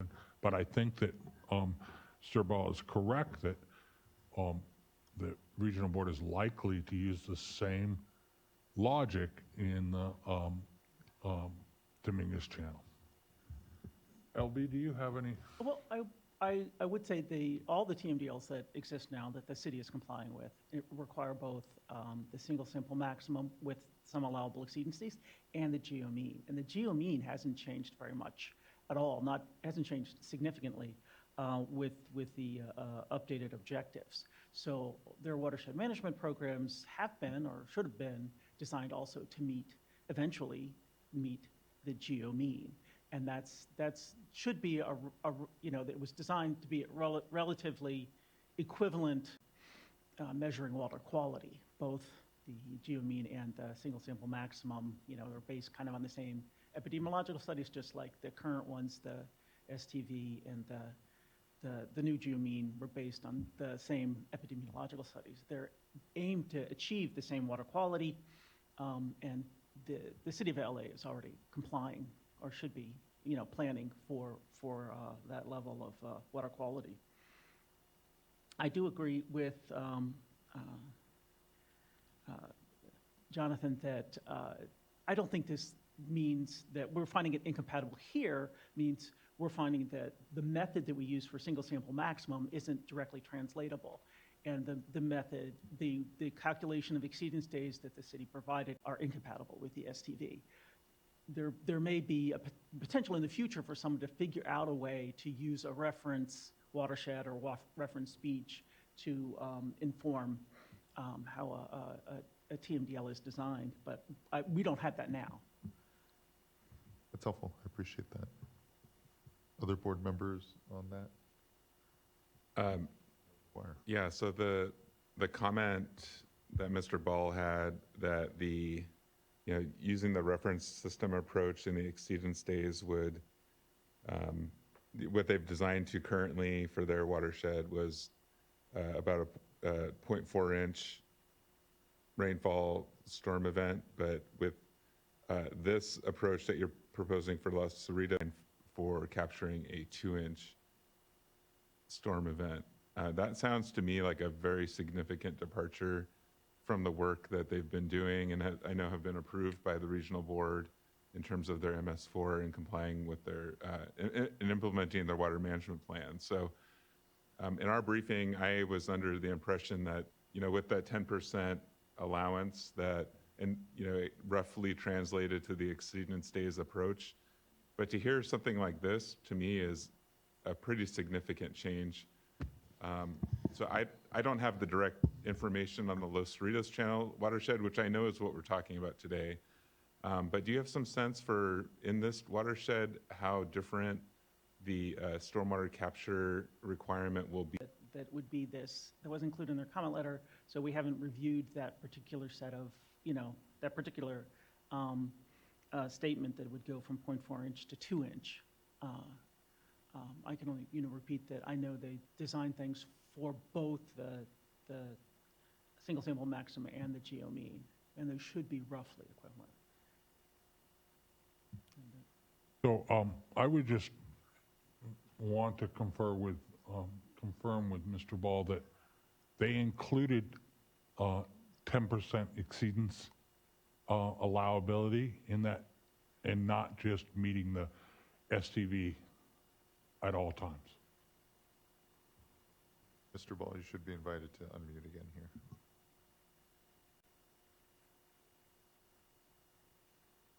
There we go. Okay. let's see, got a little distracted there. Our watershed management programs, I mean, they really focus on the way the modeling is based on the wet weather, like storm size. So I don't know how that 10% translates into well, you used storm size exact. You used that in your example that it was going to be 2 inches. So you must have looked at what you were comparing that to. My question is threshold value in itself or 90% of that? Yeah, I may need to get back with you on how to answer that accurately. I think, yeah, could I talk to some colleagues and just get you more information on that? Of course, Mr. Ball. Yeah, that works. Anything from other colleagues on these comments? And we'll chat further. Okay, thank you, Mr. Ball. I believe Mr. Benjamin Harris made it back onto the platform, or made it onto the platform, so I think we can go to Ben Harris with. Hi, thank you, Chair Esquivel and members of the State Board. My name is Benjamin Harris. I'm a staff attorney at Los Angeles Waterkeeper. I appreciate your attention to this matter. I also wanted to thank the Regional Board and staff for developing this TMDL for the Los Cerritos Channel. It's very important, obviously, with all the recreational uses of these waters and the dangers that bacteria poses. I did not engage on this item before the Regional Board due to capacity limitations, but wanted to offer support for Heal the Bay's position on this matter, which you'll hear in a few minutes from Annalisa Moe.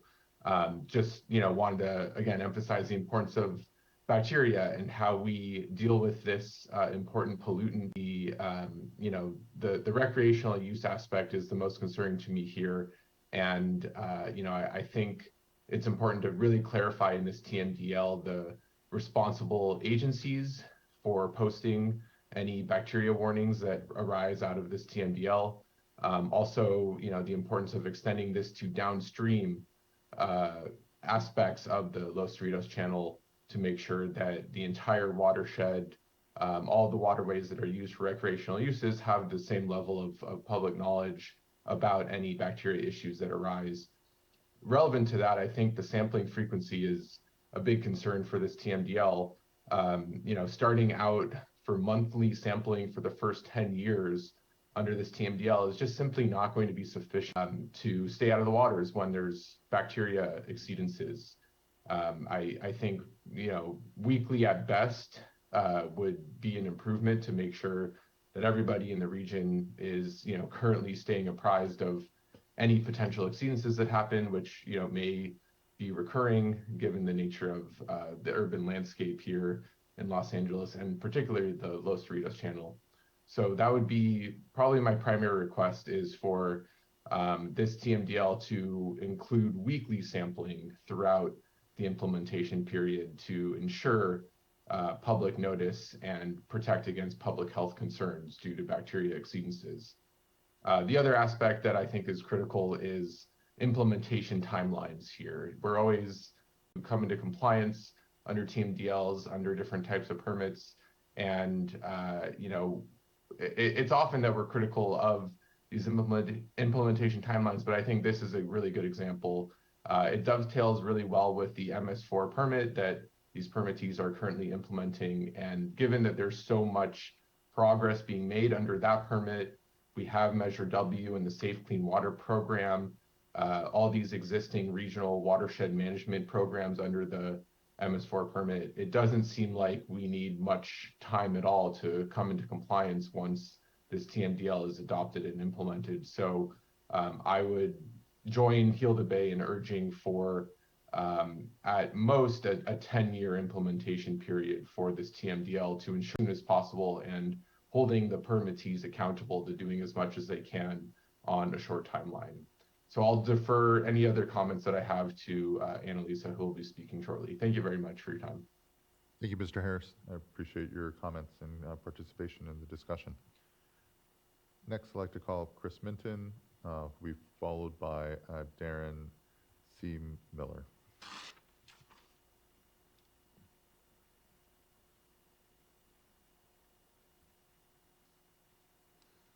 Good morning. Sorry, I was having some issues with the mute button. We can hear you. Good morning.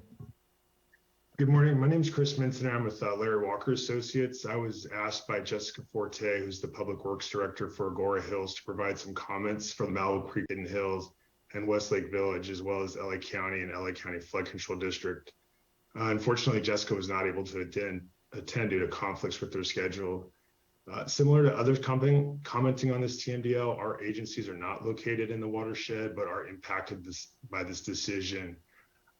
I have to read my prepared notes to cover our perspectives, but there's been some good discussion so far, and I appreciate the opportunity to engage and potentially have the opportunity to answer some of those questions that were asked of the city of LA for the perspective of the Malibu Creek watershed. But if I try to deviate from my notes, I'm going to miss something. So if I could have an opportunity to respond later, I'd appreciate it.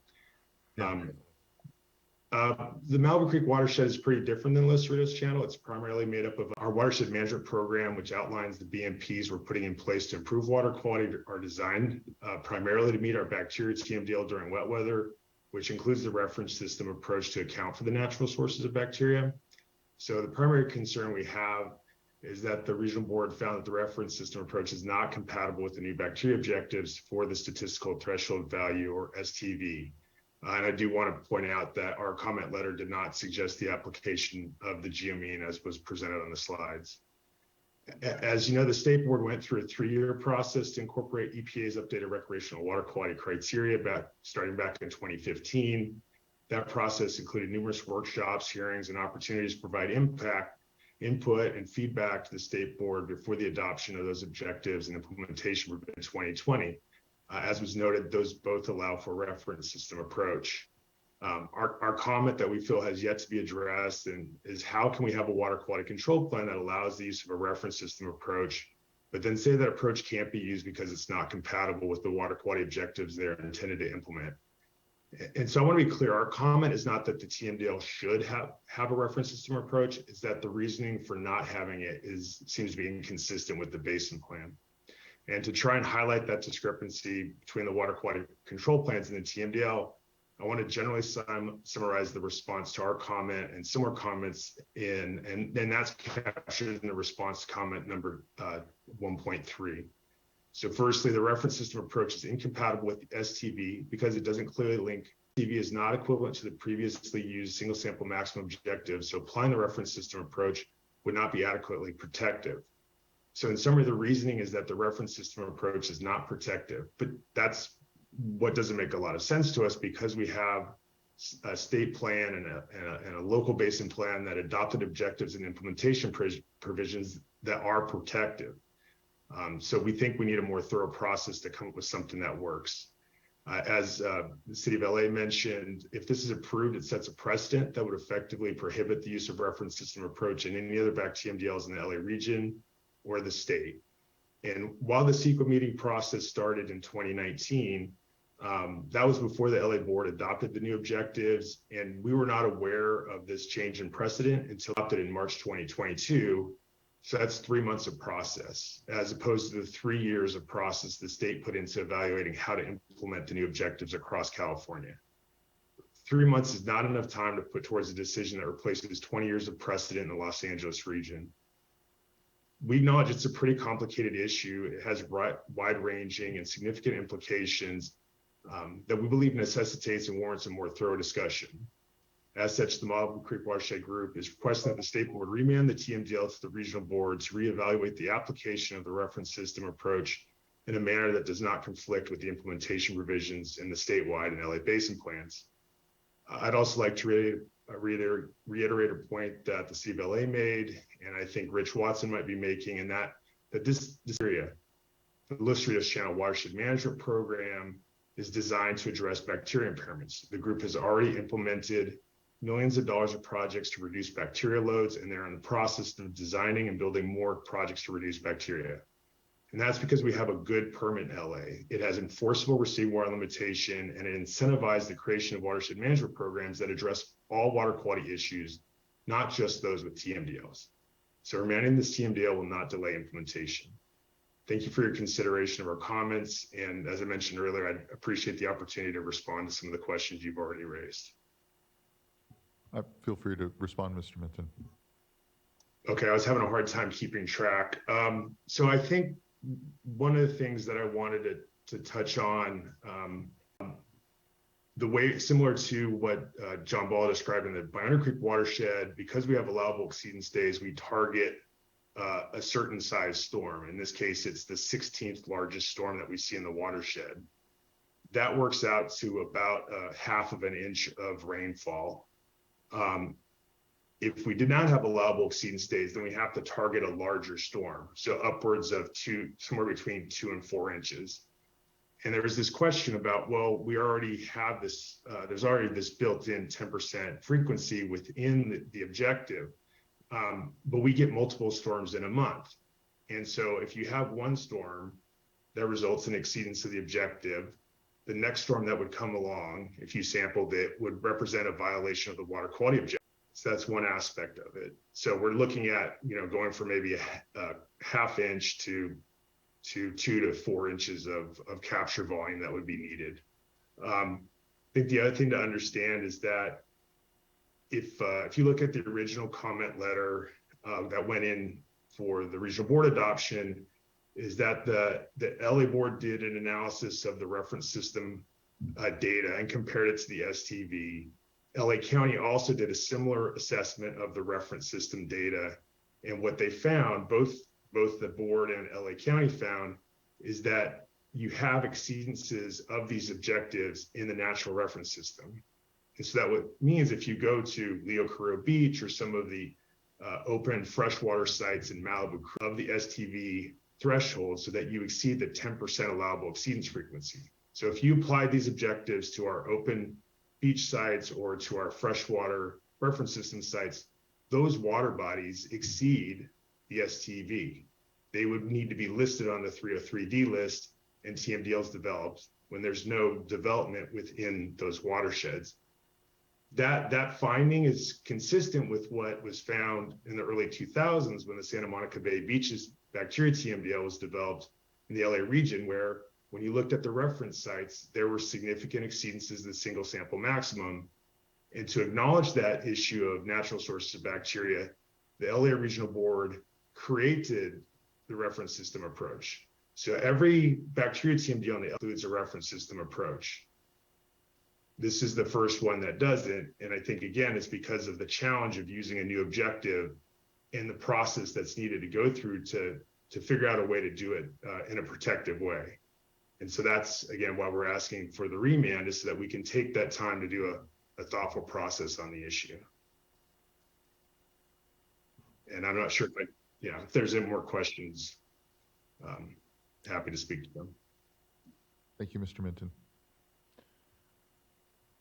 We can move on to our next commenter, and I'd like to call up Darren Siegmiller, who will be followed by Annalisa Moe, and then our last commenter, I believe, will be Richard Watson. Good morning, Chair and board members. My name is Darren Siegmiller, and I'm the Environmental Services Manager for the City of Santa Clarita. Similar to the comments that you've heard earlier already, the City of Santa Clarita appreciates the opportunity to provide comments on the Los Cerritos bacteria TMDL. As a responsible party to a bacteria TMDL in the Santa Clara River, the city takes great interest in actions that potentially set precedent for bacteria TMDLs in the Los Angeles region. The City of Santa Clarita is highly concerned with the LA Water Board's decision to not include the reference system anti-degradation approach in this bacteria TMDL, and their conclusion that the approach is not compatible with the statistical threshold value objective in the statewide bacteria provisions and LA MDL. The LA Water Board included the reference system anti-degradation approach in all bacteria TMDLs adopted in the Los Angeles region. The LA Water Board was the first to adopt and implement the reference system anti-degradation approach to address the concern that exceedances of bacteria objectives could be caused by natural sources. The statewide bacteria provisions includes language that provides the option and encourages the reference system anti-degradation approach when implementing the new bacteria objectives in a TMDL. The conclusion in this bacteria TMDL that the reference system anti-degradation approach is incompatible with the new bacteria objectives provides little room for different interpretations beyond this watershed. This issue is critical in the Santa Clara River, a largely undeveloped watershed with significant natural sources of bacteria. Despite this potential impact, the LA Water Board conducted minimal outreach and provided few opportunities for discussion with stakeholders in other watersheds. Additionally, no explanation or rationale was provided in the TMDL staff report for this significant change in policy direction. The city participated in the September 21st to 2022 workshop that the LA Water Board required of their staff after the adoption of this bacteria TMDL. To date, no resolution to the issues raised at the workshop has been communicated. Submitting the following comments on the State Water Board's proposed adoption of this bacteria TMDL. In light of these issues, the city respectfully requests that the State Water Board remand this bacteria TMDL to the LA Water Board and confirm to the LA Water Board that the reference system anti-degradation approach is consistent and encouraged with the statewide bacteria provisions and the LA Basin Plan. The LA Water Board should engage in a robust stakeholder process with regulated parties in the Los Angeles and Ventura counties to find a better resolution to the precedential conclusion that the reference system anti-degradation approach is incompatible with the new bacteria objectives before finalizing this bacteria team items to continue work on developing implementation tools to address natural sources of pollutants. Thank you for your time and consideration. And if there are technical questions, I believe Chris Minton is able to represent the city's positions on this matter. Thank you. Thank you, Mr. Siegmiller. I'd like to call up next Annalisa Moe, and then, yes, our last commenter, I believe here will be Richard Watson. Ms. Moe, good morning.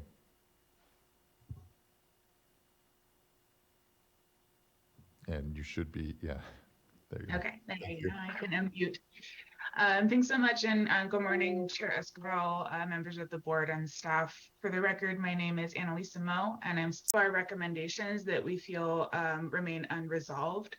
But before I get into my specific comments, I would like to thank the LA Regional Board and staff for developing the bacteria TMDL for the Los Cerritos Channel watershed. This addition to the LA Basin Plan will help to support the recreational benefits of these waters, which do and should continue to exist for these waters, as well as the potential beneficial uses, including tribal beneficial uses that have yet to be assessed. But it goes far beyond that, as bacteria can also affect ecological health and habitat suitability. And in addition to that, when high levels of quote unquote natural bacteria exist, a smaller load of human bacteria can have greater impacts on human health. For all of these reasons, we support adoption of a bacterium TMDL to address this contamination issue. I will also share that Heal the Bay does not oppose the proposed high flow suspension for upstream portions of the Los Cerritos Channel. We appreciate the approach that the regional board has taken to consider and address the downstream effects of upstream pollution during these high flow events.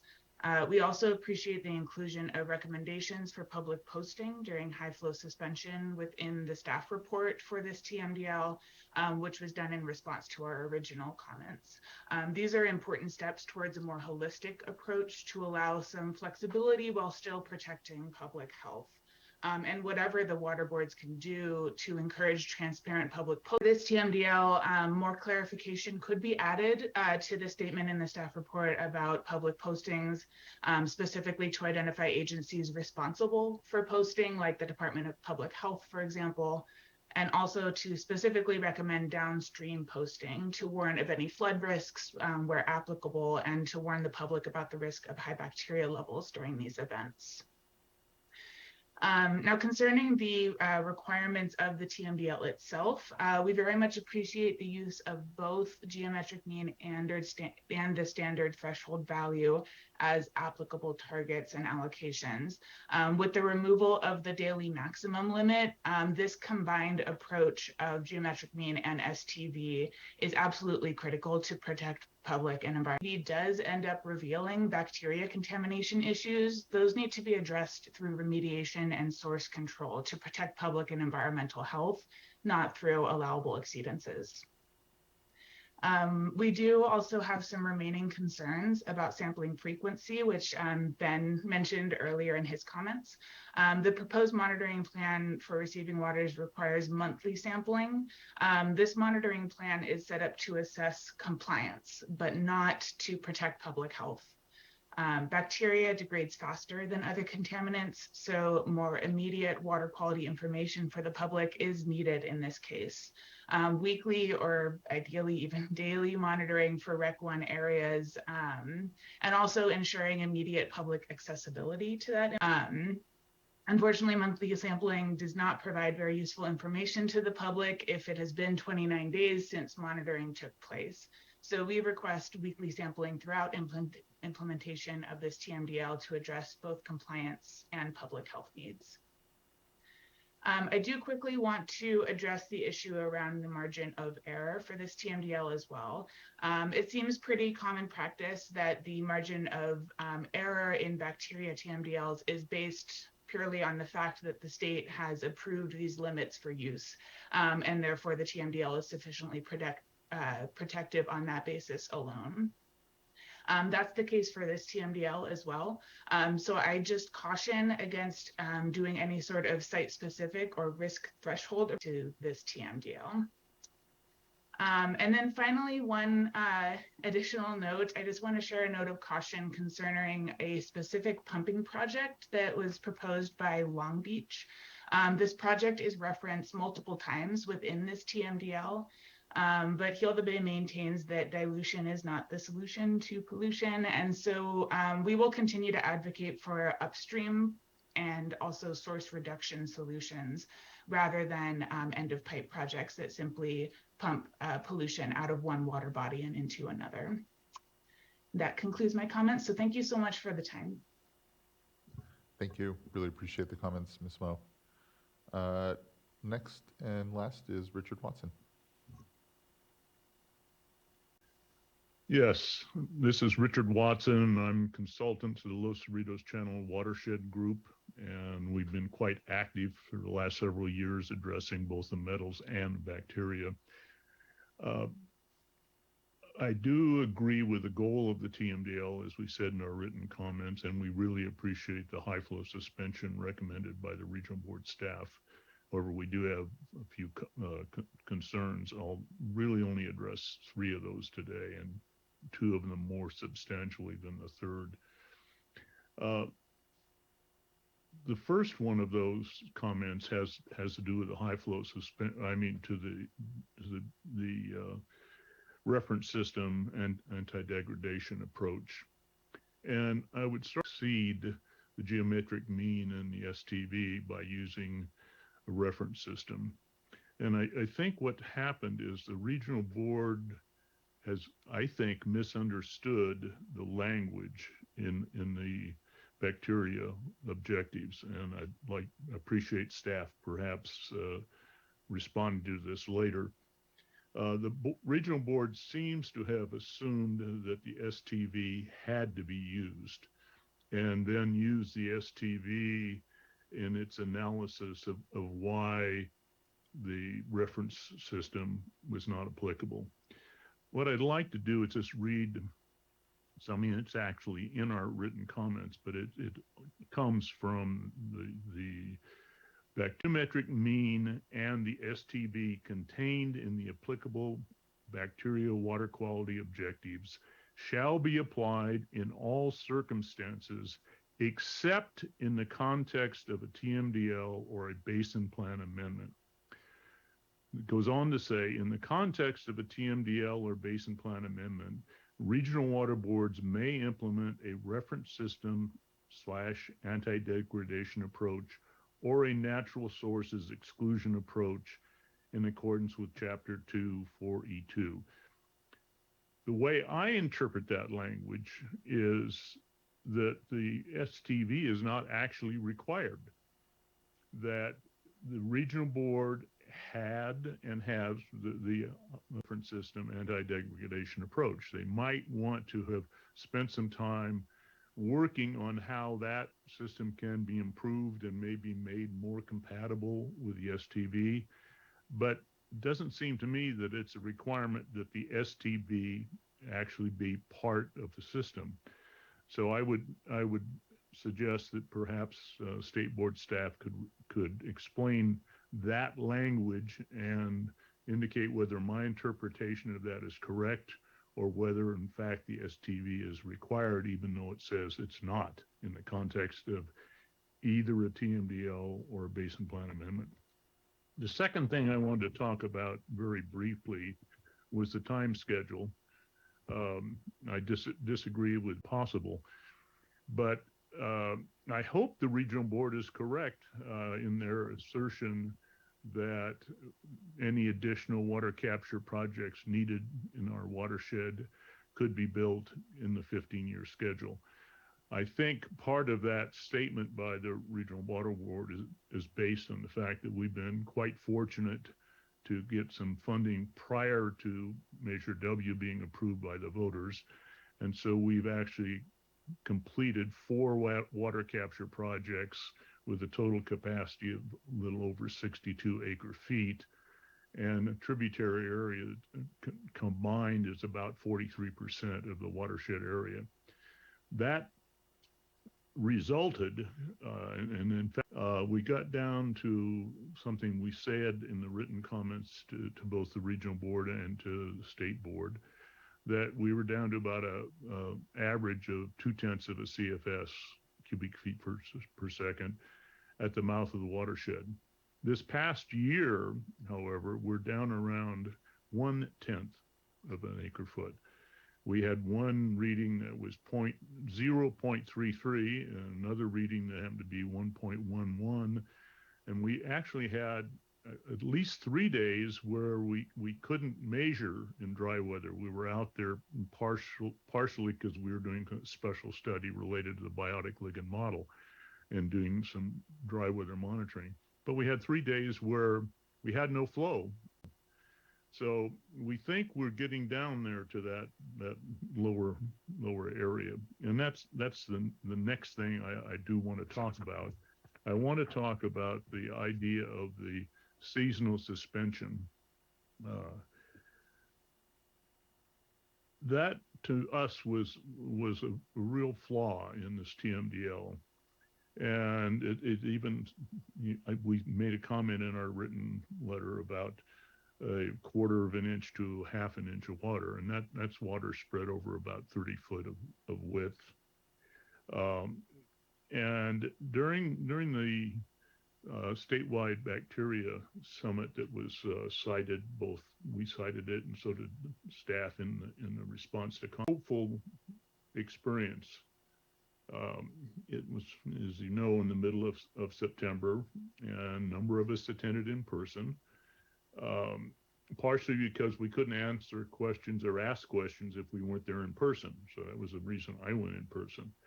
But there seemed to be quite a bit of understanding that the current procedures using fecal indicator bacteria is a real problem for permittees. It's expensive. We're not sure we capture the right water. And in our case, as I said, we're doing quite a bit on water capture. And we've concluded that's our best way of meeting the various requirements together. 2 more have been fully funded and are in final design. And then an additional 2 projects are being considered for funding this year.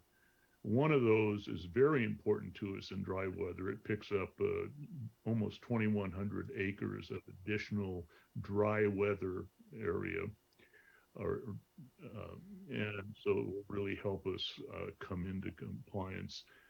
And once we get down it, so we're really consistently, under a tenth of a CFS, or maybe even less than that, as we had that one example, and we had those dry weather days or dry days, no flow days. I think we're going to end up probably with no question. The decision by the regional board that I think the opportunity, they said, people may use water for recreational activities involving body contact with water or ingestion of water is reasonably possible. And I think I made the almost flippant comment during the regional board's hearing on this, that you almost have to lie down in it. And I don't necessarily consider that recreational activity, and particularly the idea of a full body recreational activity, which was discussed during the summit. So one of the things I think the state board could do is give more direction to the regional boards on what really is full body contact, and so what's reasonable for Rec 1 criteria. So we think this idea of not giving us a seasonal suspension was a serious flaw in this TMDL, and we didn't understand it because we presented data about how low the flow is and pictures, and it's gotten even lower. So we would support the idea of remanding the TMDL and asking the regional board to work with the permittees to come up with a system for using the reference approach, and it doesn't have to be tied to STV. Mr. Bishop, I believe the answer is yes, but when we adopted our bacteria provisions, it allows for the continuance of a reference system or the STV as well. I mean, right? Fundamental. I mean, that was one of the questions, Mr. Watson. Yes, I think Mr. Watson is correct. Yes. Yeah. And it was the LE regional board's decision at this point to move in the direction they have. Looking at my fellow board colleagues, I hear some of the concern. I'll note that a lot of the concern was for water bodies outside of our adoption, if we so choose, of the region's amendment to their basin plan here doesn't shut the door on that. The precedent that is set is not somehow an erasure of our precedent that is in the actual order, which says that these are both allowable. And I think that what we've said, and I hear, is that the work hasn't been done to the bridge. Then I guess the question here before the board is if we feel we need to send this back to them to do that. And here, clearly, it doesn't cut off the ability to keep a reference system for any of the other water bodies that are of concern. And I think here, if anything, in this discussion is highlighted that there's some work that they should.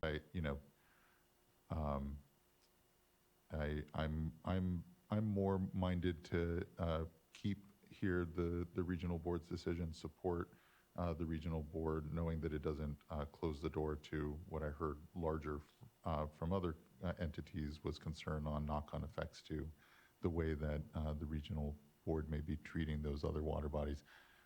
Is there a plan at this point at the regional board to further unpack this, to say, and I guess my question to Mr. Bishop, and to helping me clarify like how I should feel in this space on it, is the San Diego region, do they have a reference system in when it comes to bacteria and their TMDL? I don't remember off the top of my head. I know that the region for 20 years but I don't believe it's been adopted by every region. It's only been used in a few places, is my recollection, but we would have to check that to make sure that's. Yeah, and I know what, part of this discussion is always again, there are natural sources of bacteria within the watersheds that aren't necessarily within the control of permittees, and how does one account, and the reference system is one way that's helped folks do just that, but. Yeah. Chair Escobar, if I can just, to help close out the record on two things. I think you did an excellent summary in terms of what the effect of the board's approval is. If the board were to act and approve an amendment to the water quality control plan for the Los Angeles region and approval of the TMDL in particular, it today used the turn of phrase that it prohibited regions from using a reference system approach with the STV, and that would not be the effect of the decision. As Mr. Bishop said earlier on the record, there are opportunities and would be opportunities to harmonize STV with a reference system approach if regions wanted to pursue that. And I wanted to put a slightly finer point on Mr. Bishop's answer to your question about whether or not the board's adoption of the Inland Surface Water Plan in Part 3, its bacteria objectives that apply statewide, prohibited the regions from using a reference system approach. And the specific question that was raised by Mr. Watson in his comments was whether or not the board's language requires a basin plan amendment in TMDL to include STV, and he was operating under the assumption that the Los Angeles region assumed they had to use STV. And I don't want to answer that question for them. They can do that. But he is correct.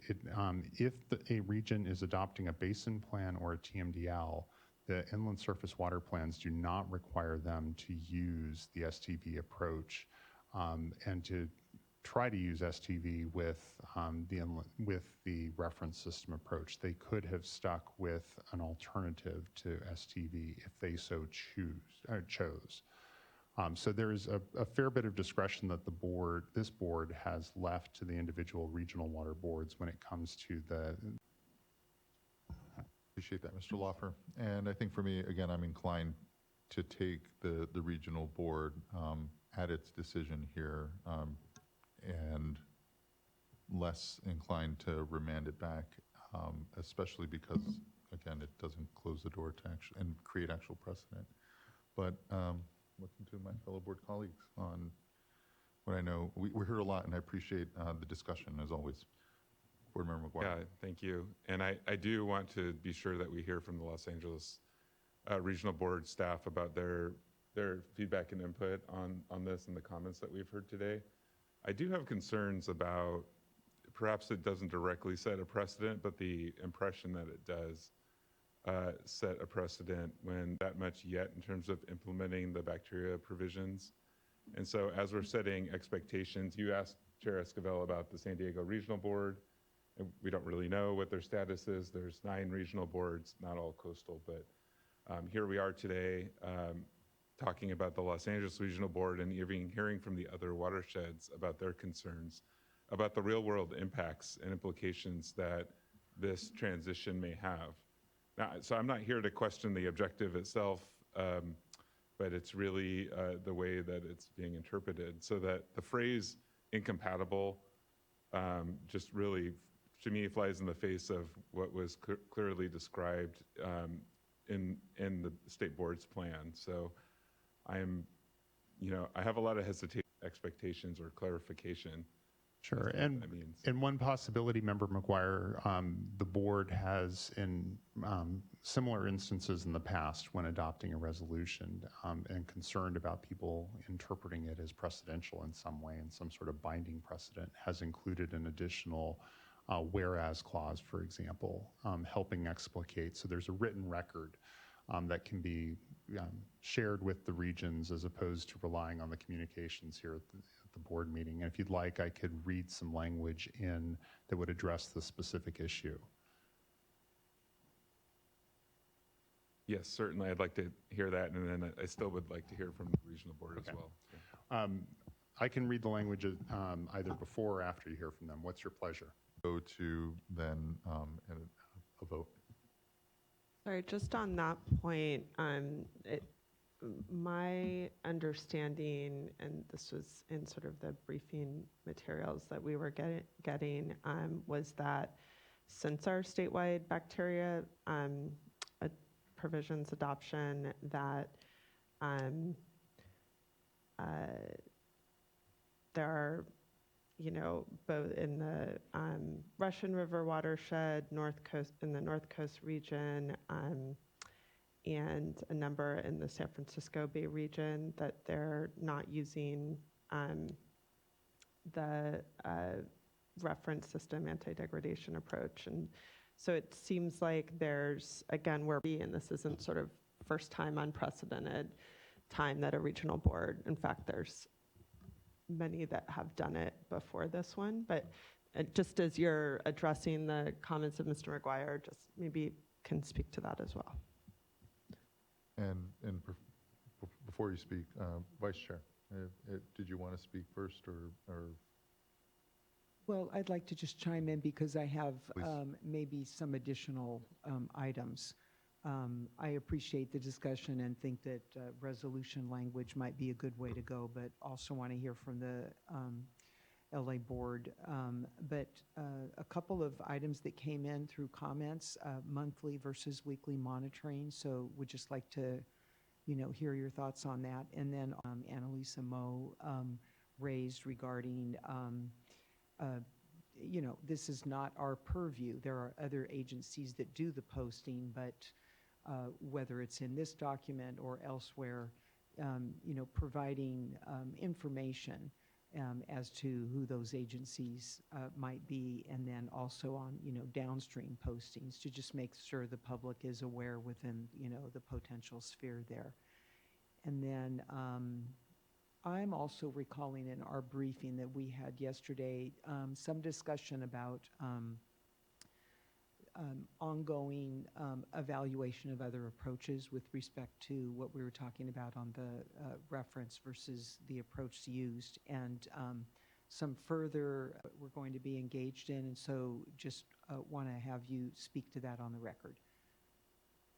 Thank you, Vice Chair. And Board Member Morgan, just to check in if you had wanted, and then we can kind of, okay, great. Thank you. Ms. Nye, I know there's a lot there. I apologize. Yeah, there's a lot there. Well, I would say, kind of in general, we're talking about remanding and continuing to look at other approaches. And I think, though, the kind of other approaches people are talking about, I mean, other than the one where we just sort of take the single sample maximum approach and apply it to the STV, instead of having exceedance days, we have exceedance months, which is the kind of translation that we thought was using a reference approach, or using, even all the kinds of things that were discussed at the bacteria symposium in September. These are things that will take serious time and science. And we have water bodies that are, we have a compelling public health need now. We have these water bodies have been listed since, I think at least one of them is listed since 1999. So we really feel, we have a good science, and we have the appropriate tools to act now, and we really should act now. And the Los Angeles region is committed to working with our stakeholders, working with state board staff, following up on the bacteria symposium we had, and continuing to do the work to find even better approaches and do more, better for everybody, as we always are. We're always updating objectives and updating TMDLs, but we still have a compelling need to act now, I think. What are some of the other things I wanted to address? I think, the comment was that we're ignoring our own precedent, and I don't think we are, really, because we no longer have a single sample maximum. So in any case, we'd have to come up with something new. We can't just do the exact same thing we've always done, because the objective has changed. In terms of the monitoring, we did update our monitoring a little bit with TMDL monitoring. The monitoring that we require in the TMDL is the monitoring that's necessary to assess compliance with the TMDL. But I think Heal the Bay is correct that, additional monitoring might be useful in certain places and certain times. And we want to work with them and address more completely the public agencies that are responsible, that we should be working closely with. And but we didn't want to add additional monitoring to the TMDL because it wasn't necessarily for the assessment of the compliance with the TMDL.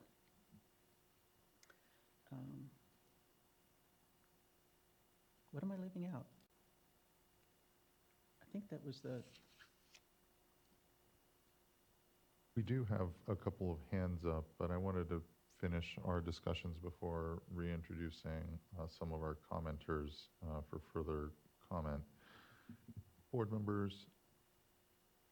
McGuire. Yeah, thank you. Thank you for the responses. I keep, I think, hearing your finding that there is no other really viable option here, that this is the only pathway.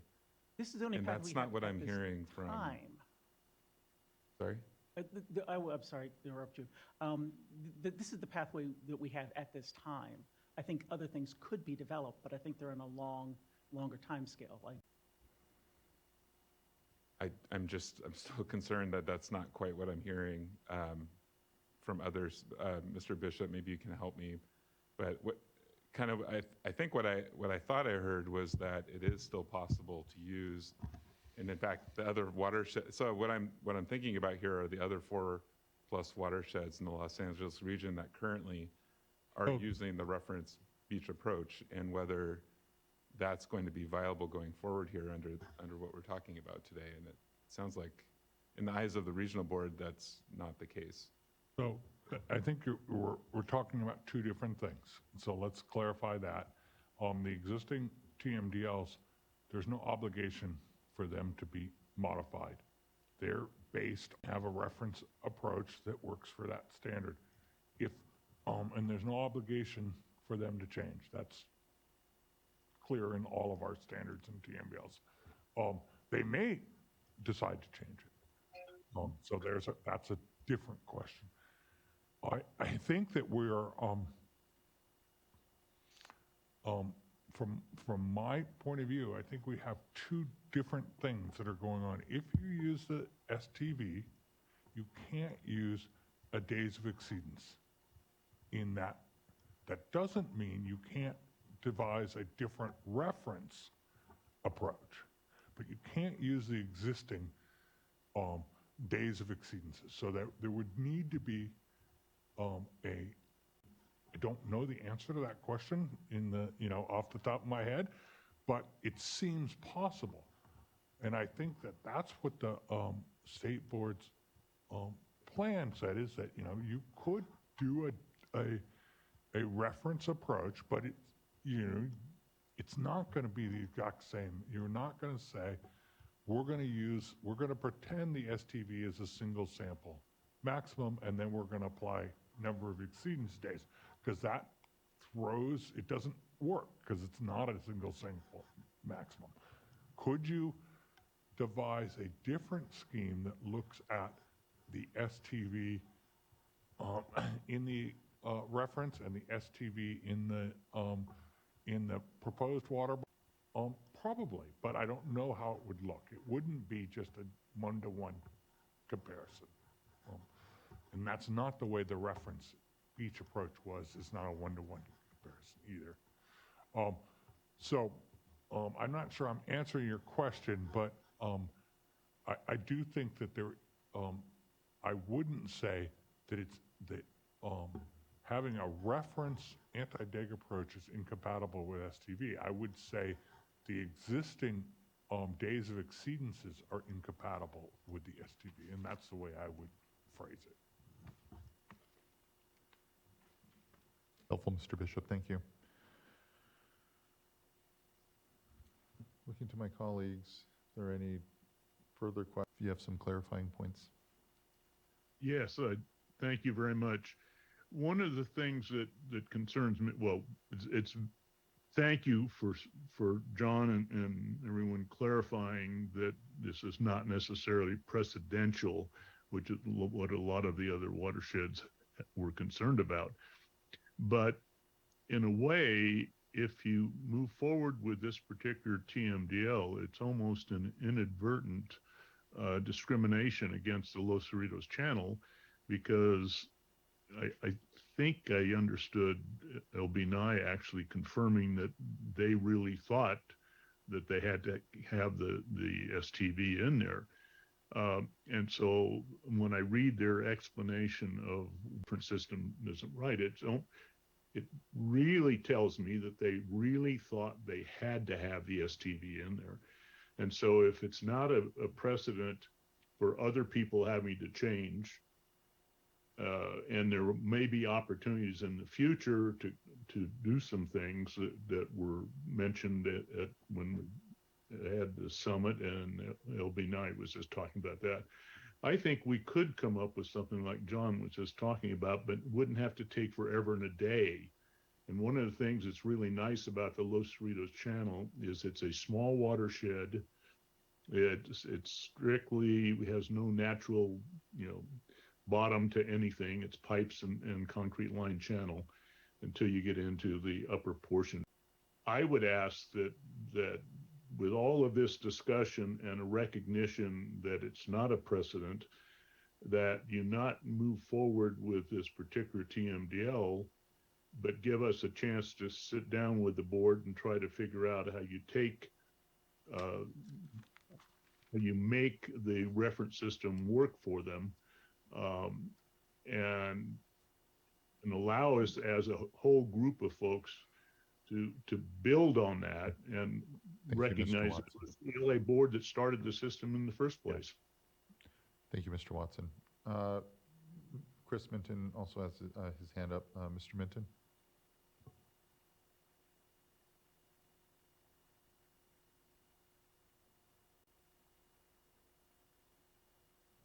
And Mr. Minton, you should be offered a chance to unmute. Okay, there's the unmute button. Okay, so thank you for the opportunity. So just a few points. I think Board Member McGuire really hit the issue on the head. We can talk about it not being precedent, but if the reason it's not being used is because it's not compatible and it's not protective, how can any future TMDL come along and say that it's okay, right? Like that's what we're trying to get at. If there was another reason for not applying it, okay. To Mr. Bishop's points, just so you know that multiple approaches were presented that aligned the STV to the exceedance frequency at the reference beaches. So an alternative was presented that's not based on allowable exceedance days, because as was pointed out, the STV is not based on exceedance days. So there are some options that are already available that we could start fully considering if we'd had more than 3 months to discuss this TMDL. I have a few other comments, but I don't want to take up too much of your time. Yeah, I appreciate that, Mr. Minton. If you feel they'll be particularly clarifying for us, that'd be helpful. But otherwise, looking to Mr. Bishop if he has any response, and just looking to my colleagues as well. In my mind, they brought alternatives to the regional board. The regional board considered them and rejected them. They have that discretion under our plan. Doesn't mean you have to agree with them, but it does say that they thought about this. They did hear different approaches, and they didn't go with them. Yeah, part of the balance here for me is that discretion to the regional board in their decision making in this, because I'm not seeing anything in our affirmation of what they've done that again forgoes what is a discussion that I think needs to happen, obviously, around how do you translate ultimately a reference system, TV, and try to better harmonize it all. And I think that to Ms. Nye's point, I don't know if that's not a quick thing. I believe And so I just, I'm trying to balance out those two issues there. And again, the discretion of the regional board, who, I think had very similar things proposed to them in front of them. Ms. Firestone, or Yeah. Board Member Firestone. Yeah, just adding on to that, I agree. I think this is something where we gave options and discretion to the regional boards on how to comply or how to be able to meet the objectives, and the regional board evaluated that in this circumstance. This is, so there is kind of a more immediate public health concern there. I know there's been a lot of discussion, and bacteria just remains a real challenge more generally in the state, and that's why there's been a lot of discussions more broadly, and there was that number of summits and discussions that happen and are planned around how to think about approaches more broadly and continue to evolve this, and in terms of how regional boards decide to meet the objectives that we've set in our policy. So I don't think that this is the precedent, has that precedent. If there's, like it was suggested, clarifying language just to make sure there's not a inadvertent way in which, and maybe just to affirm that the intent is not to be precedential, but. I mean, and That's what where I would offer, I think, would be helpful in that as well, is direction to the regional board to be unpacking this further. Again, a way in which they can further explore. And again, these are policy decisions as well at the regional board that we have to acknowledge as well. But I'd be very supportive of setting encouraging resolution language as part of that as well, that, seeks this further I appreciate that, and I would welcome some language along those lines in the resolution. I just want to add to, in the conversation about deference, what I heard was that the regional board actually asked staff to meet with the stakeholder group to explore other options, and in fact they did have that discussion in September. Just recently, a couple months ago, which was, obviously after the TMDL was adopted, but it was at that adoption meeting. So I think even the regional board recognized that there was some additional work to be done in this area and exploration of different alternatives. So to the extent we can continue to support that, I think for me that would be very helpful. Thank you, board member. Whatever language change that looks like or addition to the resolution here. Okay. Mr. Lawfer, I know you are quick, but would you like a break? Or, okay. Thank you. Impressively quick. Let's see. So I've now got up on the screen, and so folks can follow along whether they're in Zoom or in the room. A new whereas clause. It's a little bit wordy because the issue is complicated, and there's some signaling that I hear the board wanting to do.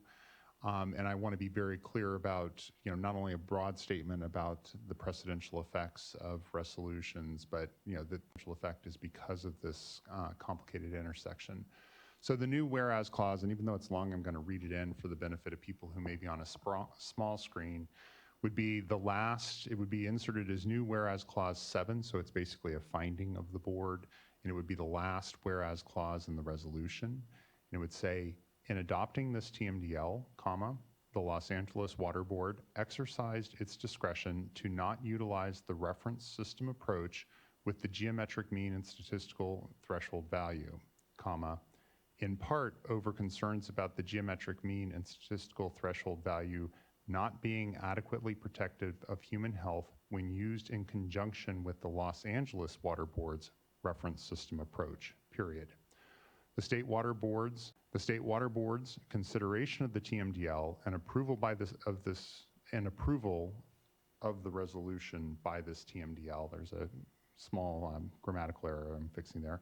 So, and approval of this resolution and approval of this TMDL by this resolution is simply the approval of the TMDL, another typo that will be fixed,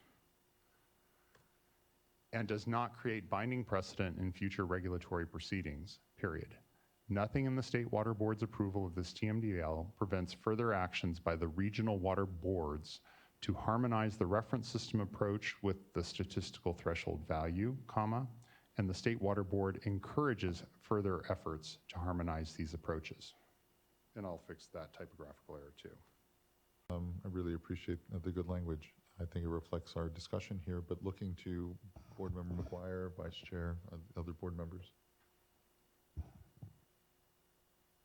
This is very helpful for me. I can live with that. Okay, well, with that, we may be prepared for a motion. Okay, I will I will move to adopt the resolution with the whereas clause number 7 change added to and read into the record by Chief Counsel Loffer. Second. Thank you both. Ms. Tyler, can you please call the roll call vote? Board Member McGuire, Aye. Vice Firestone, Aye. Chair Escobar. Aye. Thank you. Thank you as well. I really appreciate the great work and discussion, and look forward to what I know will be further discussion. The vote was unanimous, and the item is adopted. Thank you. Do appreciate, and again, appreciate everyone's good comments and helping us come to what I thought was a really fair conclusion to that.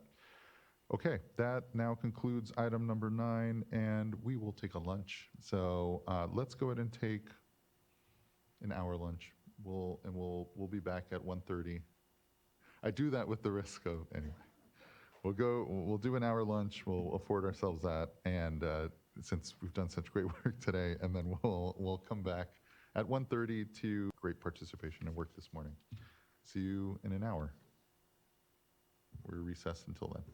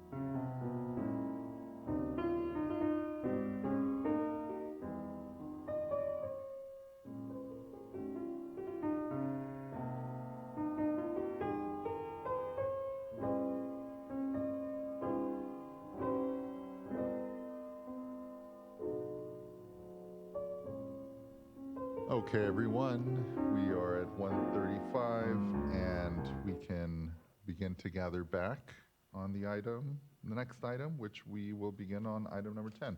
I do have a statement here to read, so State Water Board consideration of adoption of the proposed statewide sanitary sewer systems general order reissuance. State Water Board staff conducted several years of public outreach prior to issuing the draft order in January of this year for a 60-day public comment period. After considering all public comments, staff prepared and issued the proposed order to the public on October 28, 2022. Additionally, on December 1st, 2022, staff issued a change sheet with revisions to the proposed order to address grammatical errors and clarifications and to incorporate further refinement of language as requested by stakeholders. Staff will provide a presentation and interested parties will have the opportunity to orally comment on the report. Will consider adoption of the order. Moment on procedural matters. If you intend to speak on this item, please fill out the virtual speaker card and mark it proposed sanitary sewer general order. There are instructions at the top of the agenda. If you're having any issues, again, you can send an email to commentletters@waterboards.ca.gov. If you're here in the room, there is a QR code along the wall and also a tablet. And I will call the speakers in the order I receive cards, but I will first try to allow public officials and representatives of organizations to speak first. When you begin speaking, please state your name slowly and identify the organization that you represent, if any. I will now introduce our staff who will be providing the staff presentation questions. So from the Division of Water Quality, we have Deanna Messina, and we have Afruz Faraz Madan and Walter Mobley. And then from the Office of Chief Counsel, we have Tim Regan, and our Office of Enforcement, Brian Elder. Good to have you all with us. Thank you. And we can go into the item. Thank you, Chair Escobar and board members. For the record, I'm Afruz Farsi Madan, the NPDES Water Program Manager at the Division of Water Quality. Today I will propose the statewide sanitary sewer systems general order for your consideration of adoption with 2 change sheets. We acknowledge our entire state and regional water board staff that invested a lot of time on development of this proposed order. Next slide, please. And here are some, but not all, interested parties that provided us with extremely helpful information for developing this order. I want to thank all of them here today. Next slide, please. The process for developing this proposed order started over 4 years ago in 2018. We public workshops and focus meetings with interested parties. In February of 2021, we issued an informal draft order, and in January, the draft order was issued for a 60-day public comment period. Next slide, please. The proposed order was issued in October of this year, and we are here today to present the order for your consideration. Next slide, please.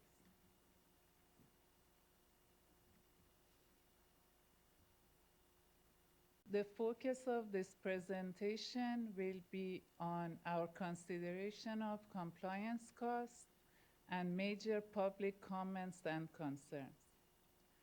I will also provide an overview of the proposed change sheets and our staff involvement in order implementation trainings.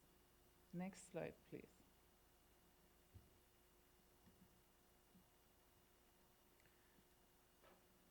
This slide targets the additional compliance costs due to the added requirements in the proposed order necessary to maintain water quality protection and enhance the enforceability of the order. Requirements to address system-specific climate change impacts, the requirements for coordinated interagency response to spills, the requirements to protect waters of the state, not just waters of the US. And finally, the requirement for submittal of an electronic sewer system service area boundary map. Next slide, please. The proposed order also reduces costs by reducing the frequencies for the sewer system management plan updates from every 5 years to every 6 years to every 3 years. The proposed order also reduces the frequency of reporting lateral spills that are not caused in the main component of the sewer system from monthly reporting to an annual PDF reporting into CBEX. Next slide, please. Now I will provide an overview of major public comments and concerns you may hear today. The California Coastkeeper Alliance continues to request increased regulatory attention on receiving water monitoring and transparency of data. Sanitation agency and university representatives continue to comment on the increased cost and legal exposure of the proposed order. They are also concerned with the logistics of monitoring and reporting. Next slide, please. We have 2 change sheets for your consideration. This slide provides a summary of proposed revisions in the change sheet 1 issued on December 1st. Extends the effective date of the order from 150 days to 180 days after order adoption to allow staff modify CBEX. The second revision is specific to the definition of enrollee to correctly define federal agencies that own sewer systems as non-governmental entities. The third revision refines the language in finding 3.2.4 regarding underground sewer system leakage. The fourth revision, response plan updates for existing enrollees. The fifth revision clarifies the due dates and electronic format requirements for sewer system service area boundary maps. The sixth revision clarifies the provision regarding discretionary enforcement. The seventh revision refines requirements in Attachment D, Section 8.1, titled System Evaluation and Condition Assessment. The eighth revision clarifies requirements. And finally, the ninth and the last revision of change sheet 1 corrects typographical errors throughout the orders, proposed order. Next slide, please.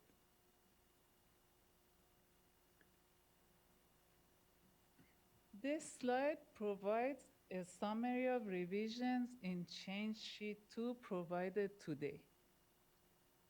Revision 1 is to replace the clarification made in proposed change sheet 1, revision 8 for section 5.13.1 spill categories as needed for this section.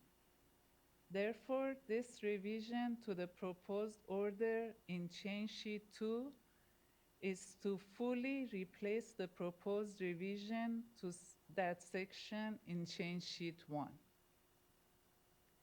Revision 2 clarifies section 6.1.5 titled Indirect Discharges to replace the word sanitizing with the word cleaning. Revision 3 revises Section 4 and Section 7 of the Sewer System Management Plan elements to address 3 routes. Attachment E1, Sections 3.1.2 and 3.2.2, the requirements for certified spill reports for Category 1 and Category 2 spills. This revision will address observed aquatic life impacts and remove reporting requirements affiliated with the vicinity of a spill to a municipal well. Next slide, please. Continuing with change sheet 2. Revision 5 revises the category for quarterly reporting to monthly reporting. The proposed change in frequency is in attachment E1, section 3.4, certified spill reporting for category 4 spills. However, to align this change in reporting frequency, we also propose further revision in attachment E1, section 3.7, shown on this change sheet 2, which must fully replace the same section 3.7 in change sheet 1, revision 8. This change in reporting frequency, attachment E2, table E2-4, is revised to address category 4 reporting and monitoring requirements. Next slide, please. We will continue to be directly involved in statewide training with the California Water Environment Association to develop and deliver low-cost interactive online trainings and order implementation workshops. We will also continue to be directly develop guidance documents, conduct order implementation training events, and present at conferences. Next slide, please. This concludes my presentation. This item is for your consideration of adoption of the proposed sanitary sewer systems general order, change sheet 1 issued on December 1st, and change sheet 2 provided today. Thank you. Thank you, Ms. Farsi Madan. Looking to colleagues if they have any questions or thoughts off the bat. I know there's been a lot of discussion. The change sheets reflect that. There isn't anything off the bat? Okay. Then let us get to our first commenter, who will be Jared Voskuhl, who I don't believe Mr. Voskuhl. Oh, there you are. Good to see you.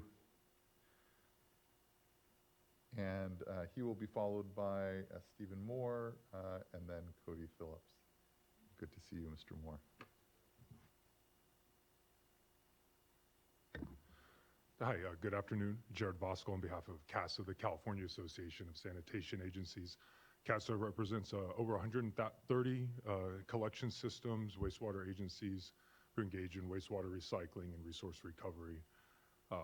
It's been a long few years working on this order, but at the top, we just wanted to express our to our operators who are out in the field who've been giving us the information we're trying to carry forward on this order.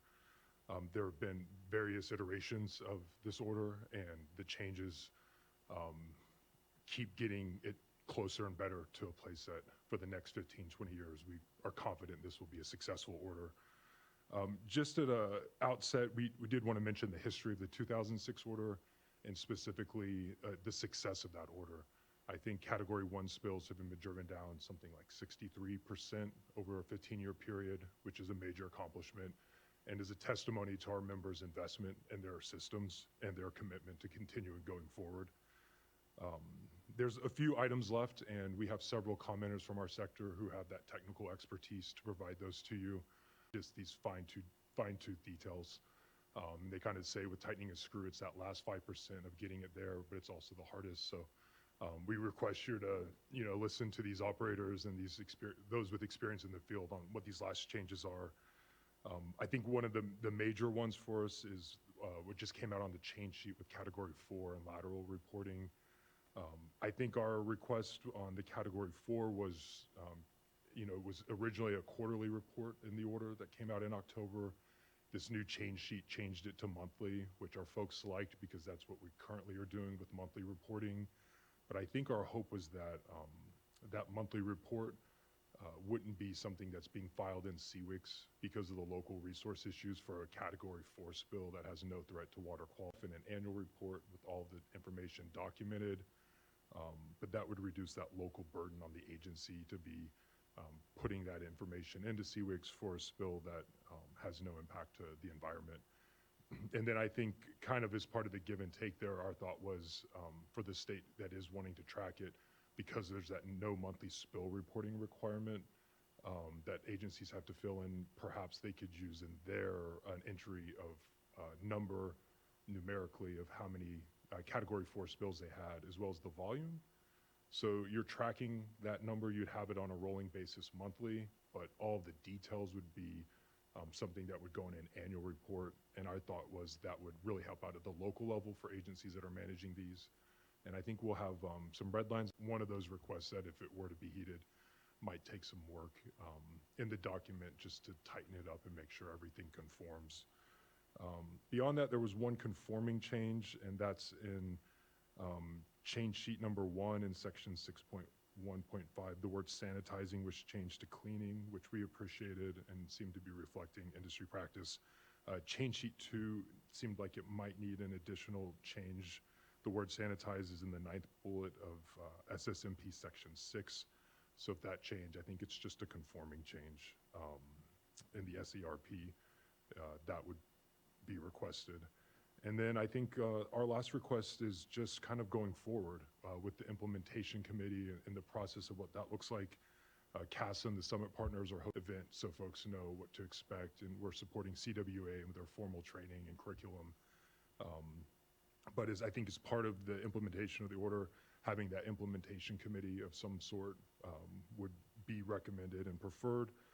CASA's already helping with the data review group with the entry of CWICS data, and we're welcome. We could play that role to facilitate those meetings if the board doesn't have resources, but we do think it'd be beneficial for the board to be engaged on that. Something like the data review group could probably be underneath that. We also have needs and support for funding for disadvantaged communities to help with their implementation of the order. And so we also thought that could be something that could fit into the implementation committee. But you'll hear more about all these items from our commenters, plus more technical details. Thank you, Mr. Voskuhl. I appreciate the focused flags and comments here, and would just note, with this being here the 50th anniversary of the Clean Water Act, this order, I feel, and to your note, it's setting us up for the next 15, 20 years. Just appreciate everyone's work around it, because it is a really important moment to remind ourselves of the need to update these regs, and in a way that, to my mind, really complements the consolidation we're looking to do, the extension of sanitation services to more communities. And so, yeah, just generally, thanks. I appreciate the work and the comments, and look forward to hearing from further folks. So, thanks. Next, I'd like to call former State Board Member Moore. Good to see you. And look at this on the other. I know how different. Must feel better on the other side.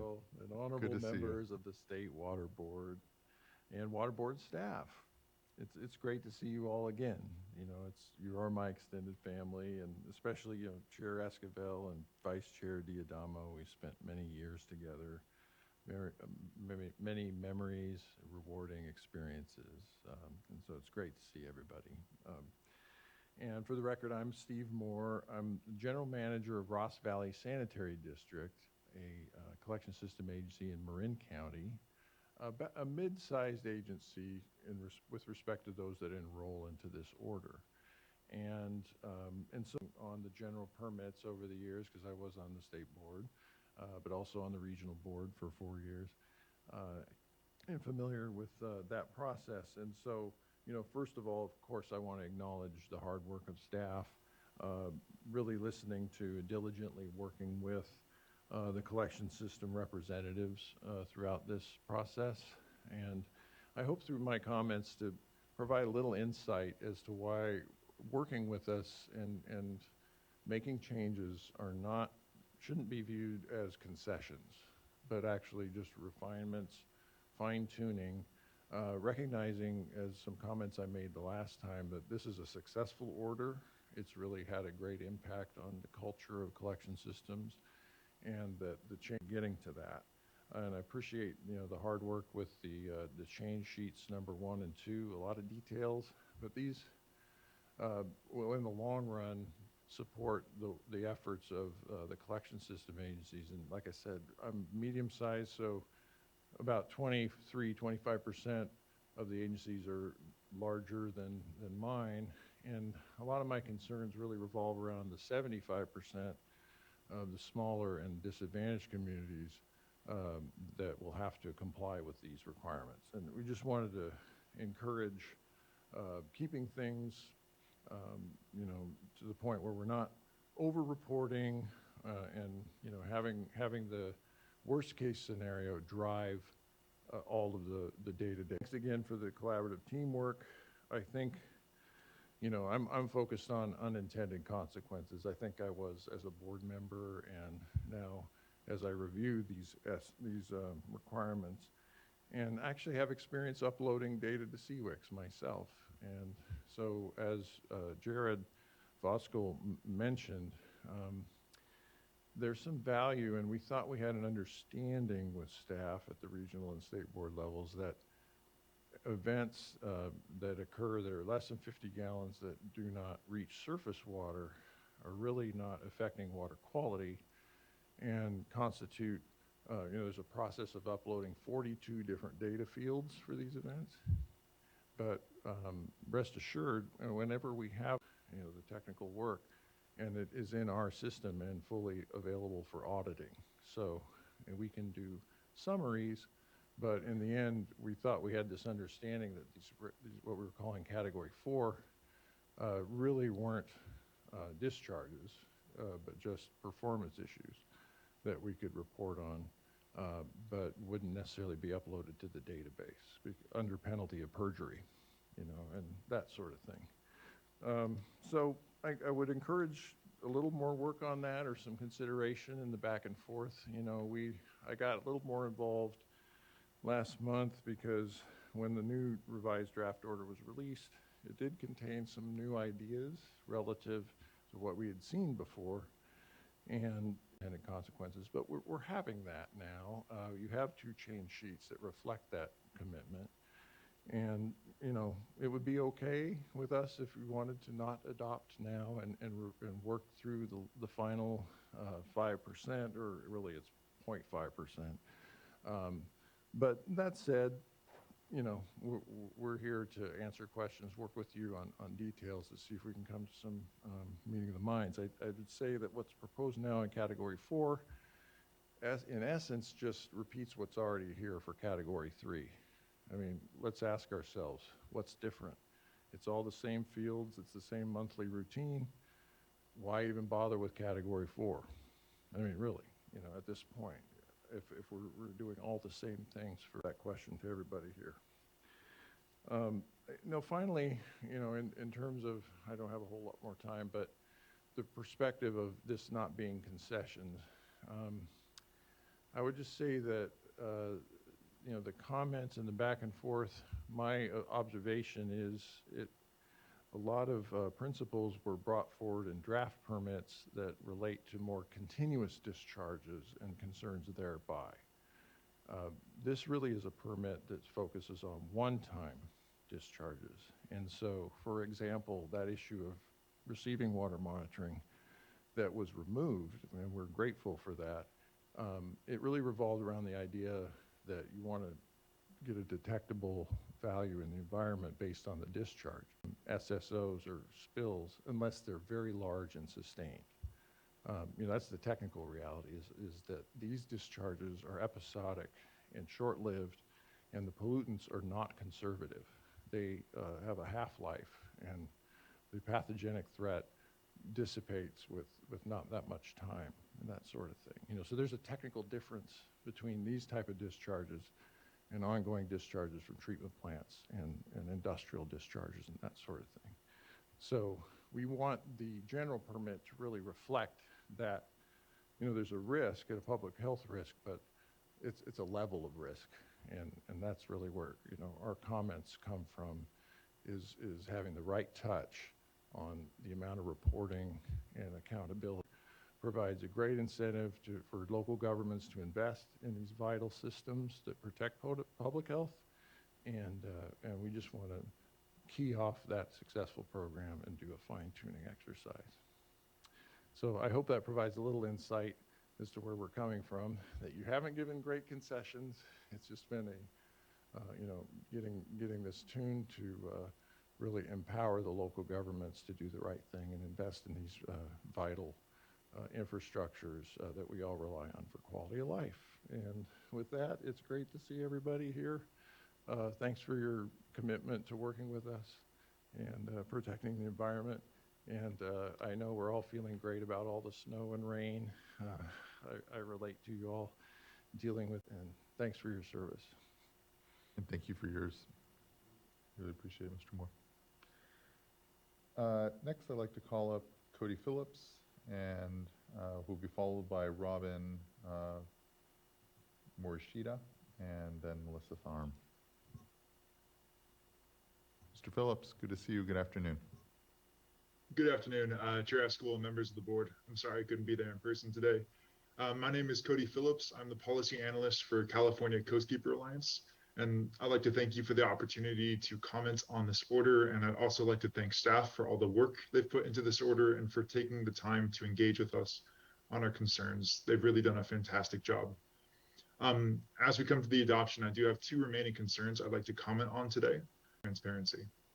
So as to the first issue, although the order really does prohibit all discharges, we know that's not the reality of the situation. The zero discharge prohibition is really more of a zero discharge goal, and these systems spill frequently.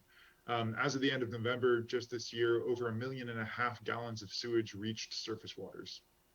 To move closer to that zero discharge goal, this updated order requires systems to evaluate and improve themselves over time. Though when it comes to the standard for improvement, the permit simply requires the implementation of, quote, current standard industry practices. That standard is set out in section 5.3, which is the SSMP development and implementation section. Our concern is that the current standard, as evidenced just by the sheer number of spills that occur every year. As technology improves and these spills become increasingly avoidable, we feel that the permit should not just require the current industry standard, but direct systems to aim for the best industry standard or the best practicable industry standard. This type of forward-thinking permit standard is really not far-fetched. It's very commonplace. The Clean Water Act requires the best practical control or best conventional pollution control technology. The state's own anti-degradation requirement mandates the best practicable treatment or control standard. In the order itself, actually, when systems are conducting their evaluations, they're directed to use the best practices and technologies available. A best standard, in addition, works in conjunction with the absolute prohibition on discharge occurring, not to just maintain the status quo as good enough. For that reason, we recommend that section 5.3 of the order be amended to require the implementation of the best industry standards or the best practicable industry standards, not just the current standard industry practices. For the second issue, which is transparency, I have two notes. First, I'd actually like to express our supports for the reporting requirement for Category 4 spills, which are the spills that are less than 50 gallons, which do not reach surface waters. Although these spills are small and they don't reach surface waters, we do believe that it's important that the public is given access to accurate and timely information on when and where these spills occur. And in addition to public awareness, despite their size, frequent small spills can put the water board on alert of some greater problem on for a year. We feel that monthly reporting requirements is appropriate, and anything greater than that would really skew the balance of interests. Second, we have an issue with the new language that was recently added to section 5.4 of the order in the newest draft. That section notes that audit reports uploaded to CWIX will only be available to water board staff. Systems are required to periodically audit themselves and report that information to CWIX. And because these audits highlight issues with these systems, it seemed that many commenters felt that it was inappropriate to share these flaws with the public. But fear of how the public will react if people learn how these publicly funded and operated systems are being managed is really an entirely inappropriate reason to keep people in the concerns associated with these systems. One of the hallmarks of good governance is transparency, and this added language really flies in the face of that ideal.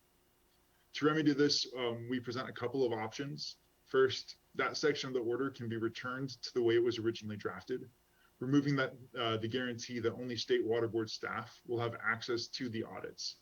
Or a second option is we just suggest adding a footnote clarifying that when submitted to CWIX, these systems have no reasonable expectation of privacy on these audits reports to assure that even if the audits are not directly available on CWIX to the public, if members of the public are interested, they could submit a Public Records Act request to get access to them. Those are my comments for today, and I'm very happy to see this this order moving forward and cross the finish line. Mr. Phillips, they are. I appreciate your engagement on this work. It is, again, I continue to be reminded just how important it is to be talking about access to sanitation, the expansion of access to sanitation, and this order and the protection of public health in all of it as well. And I feel this order is doing a good balance around it. But we'll have, I know, some discussion. I guess just actually on the audits, you know, I'm a big advocate of transparency as well, but I'm just wondering, is in part the concern a security concern as well from the water agencies, or is it just a, you know, is it fair for us to tell everyone all of our vulnerabilities amongst, you know, our system? You know, what's the kind of balance on the transparent? Just kind of wondering if. And you're asking us, right? Yeah, thank you. Thank Sorry, you, Ms. Chair. Messina. This is Diana Messina with the Division of Water Quality. So Mr. Phillips is correct. In our initial draft, we had the reporting of both the sanitary sewer management plan and the audit reports into CWIX without any semi-privacy. As we continued meeting with the sanitation agency representatives, they brought up those concerns, and I'd rather have them share those concerns directly with you. But to let you know, those the added semi-protection to privacy was based on their shared concerns. So I appreciate that. Thank you, Ms. Messina. Sorry, just Yes. on that point, Yeah, maybe Michael Offer or somebody can weigh in on, or other OCC attorneys, but would they be subject to Public Records Act requests? I can't give you an answer for every case, but I would say in most cases, almost certainly. I mean, depending on the specific situation, there are various exceptions to the Public Records Act that may apply, but I think in the normal situation, probably no exceptions would apply. The balancing test would weigh in favor of public disclosure. That's helpful. Thank you, board member. Let's continue on with our commenters. Next, I'd like to call up. You should be invited to unmute. Sorry, Mr. Morishita, one moment.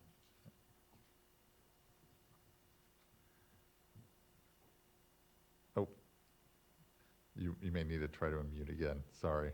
Sometimes there's multiple of us trying to let you in. Thank you. There we go. Good to see you. Yes. Good afternoon, board. My name is Robin Morishita. I'm the Director of Technical Services at the Leucadia Wastewater District in Carlsbad, California. I'd like to say that, from the first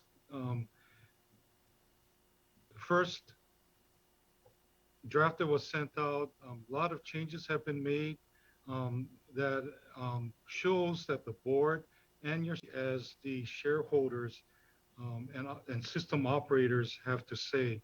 And I really appreciate that.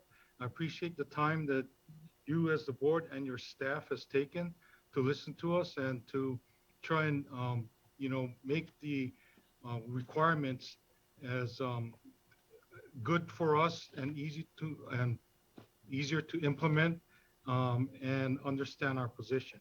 My specific comment is on change sheet number 1, attachment E2, table E2-5.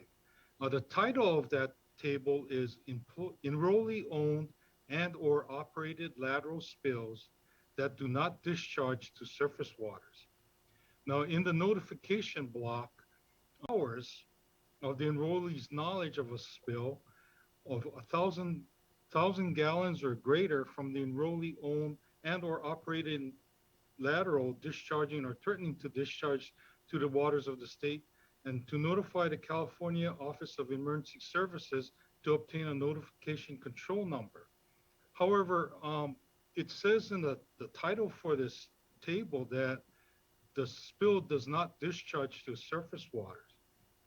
So therefore, I was wondering why this notification requirement seems a little extreme. And additionally, the requirements under the method are the same thing, to notify Cal OES. And, are these requirements really needed? Please clarify. Thank you. I appreciate the flag. I do see, the title saying it's to not discharge to surface waters, but I think even the language says if it's threatening, and maybe it's simply, again, it's a volumetric threshold here that we're saying if it's that large, it does necessitate this. But looking over to our folks in the program to actually. Yes, please. In fact, I'm going to turn this to Tim.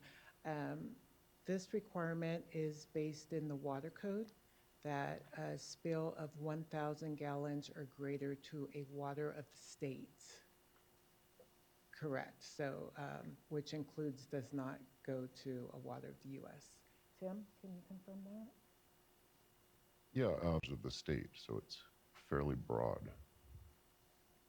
And we just use the same language. Yeah, and here again, the title is to surface waters, but waters of the state are broader than just surface waters. It includes groundwater and other discharges. Okay. Hopefully that was helpful, Mr. Well, but Morishita. the title, excuse me, the title says that do not discharge to surface waters. I understand if there's a discharge to surface waters, but the title of the table indicates that it says lateral spills that do not discharge to surface waters. Yes, and That's fine. Yeah, I appreciate that, and I believe the response would be that the water code requires us, because it's a spill of 1,000 gallons for the state, encompass more than just surface waters. So I think that's where that, the incongruity can be seeming to stem from, Mr. Morishita. Okay. All right. Well, again, thank you for your time, and again, thank you to your staff for being open to listening to our comments and our input. And thank you. I really appreciate the good faith and continued engagement around this. It has been just incredibly important to try to refine this and make it operable and make it successful by ensuring that we have the right touch. And so appreciate the good feedback from you and many of the other systems here. So thank you. And this flag as well, and our opportunity to talk about it. Next, I'd like to call up Melissa Thorne, who will be followed.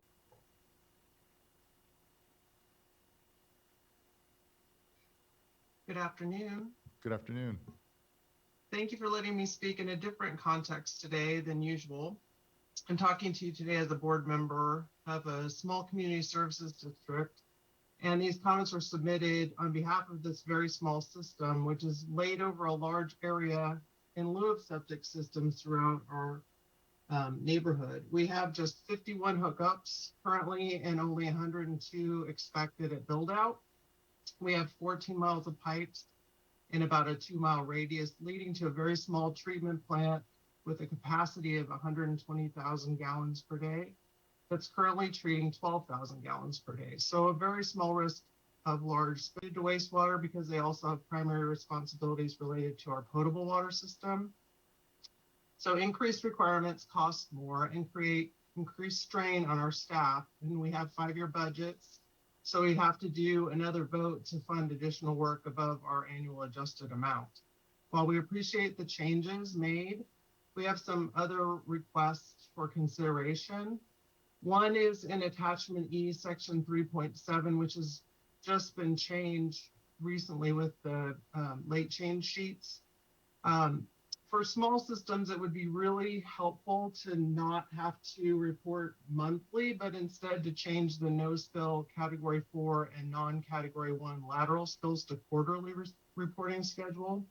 These are low risk of making people certify no spills monthly feels a little like being punished for good behavior. And I see that the change sheets moved away from quarterly, but I ask that at least for very small systems that you reconsider this, so that staff can focus on the substantive requirements of system management that apply to everyone, whether it's 1 mile or 3,500 miles of sewers for the system.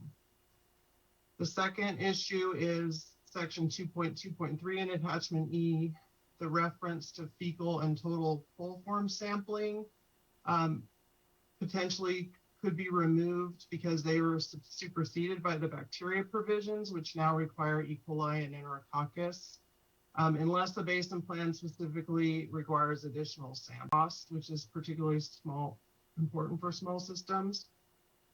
And currently the determination of what is appropriate and how to determine whether to sample 1 or more is not clear. So people may err on the side of more, which is also more costly. To feed on something that Mr. Voskuhl said earlier today, the introduction to the waste discharge requirement, we suggest maybe adding something to the first sentence, such as building on the success of the previous order that dramatically reduced sanitary sewer overflows statewide. This general order regulates and go on from there. Just to acknowledge the great work that has been done over the last years since 2006 when we first got this waste discharge requirement. 4 in the second paragraph, would like to insert the concept of proximity. So right now it talks about exfiltrated sewage may enter into compromised drainage conveyance system, but that is only if it's in close enough proximity. So adding those words, recently in litigation, expert testimony about exfiltration into storm drains opine that it really only happens within 1 meter radially from the MS4 pipe. So we believe that the issue of proximity should be included into that paragraph. Another suggestion is people use the lingo of acronyms that aren't legally responsible official, just highlighting that as LRO, private sewer lateral as PSL, and sanitary sewer management plan as SSMP. There are some acronyms that are included, but not these common ones, so that seemed different. In sections 5.2 and 8.1, we would really like to recognize that the SSMP, CCAP, and any current standard industrial practices that are discussed would be acknowledged to be relative to the system size and budget. Because our little system is not going to have the same SSMP as a large city in this state. And then finally, the sources of drinking water policy, which is not exactly accurate. If you could change it to say establishing state policy that authorized the regional boards to designate waters of the state with certain exemptions as suitable or potentially suitable for municipal supply or MUN use. The sources of drinking water policy didn't do that itself, it authorized the regional board. So just making that more legally accurate would be helpful. I appreciate your time listening to our small agency concerns, and I'm happy to answer any questions. Thank you, Ms. Storm. I appreciate the items, the good suggestions. I know there's quite a few in them. I took some notes, looking to see if there's anything option at least, in case other board members bring it up. Maybe a couple of things on the fecal coliform standards. The board's bacterial standards in the Inland Surface Waters Plan dealt with the REC 1 beneficial use, and in the board standards there was a footnote discussion saying that some regions like Lahontan still do use fecal coliform and are not switching over to, and the state board said that's fine, it can continue to use fecal coliform. So we can't really make that statewide change to Enterococcus and E. coli as requested. Also, there are other beneficial uses besides REC 1 that, for instance, may refer to other bacterial standards besides the REC 1 standards.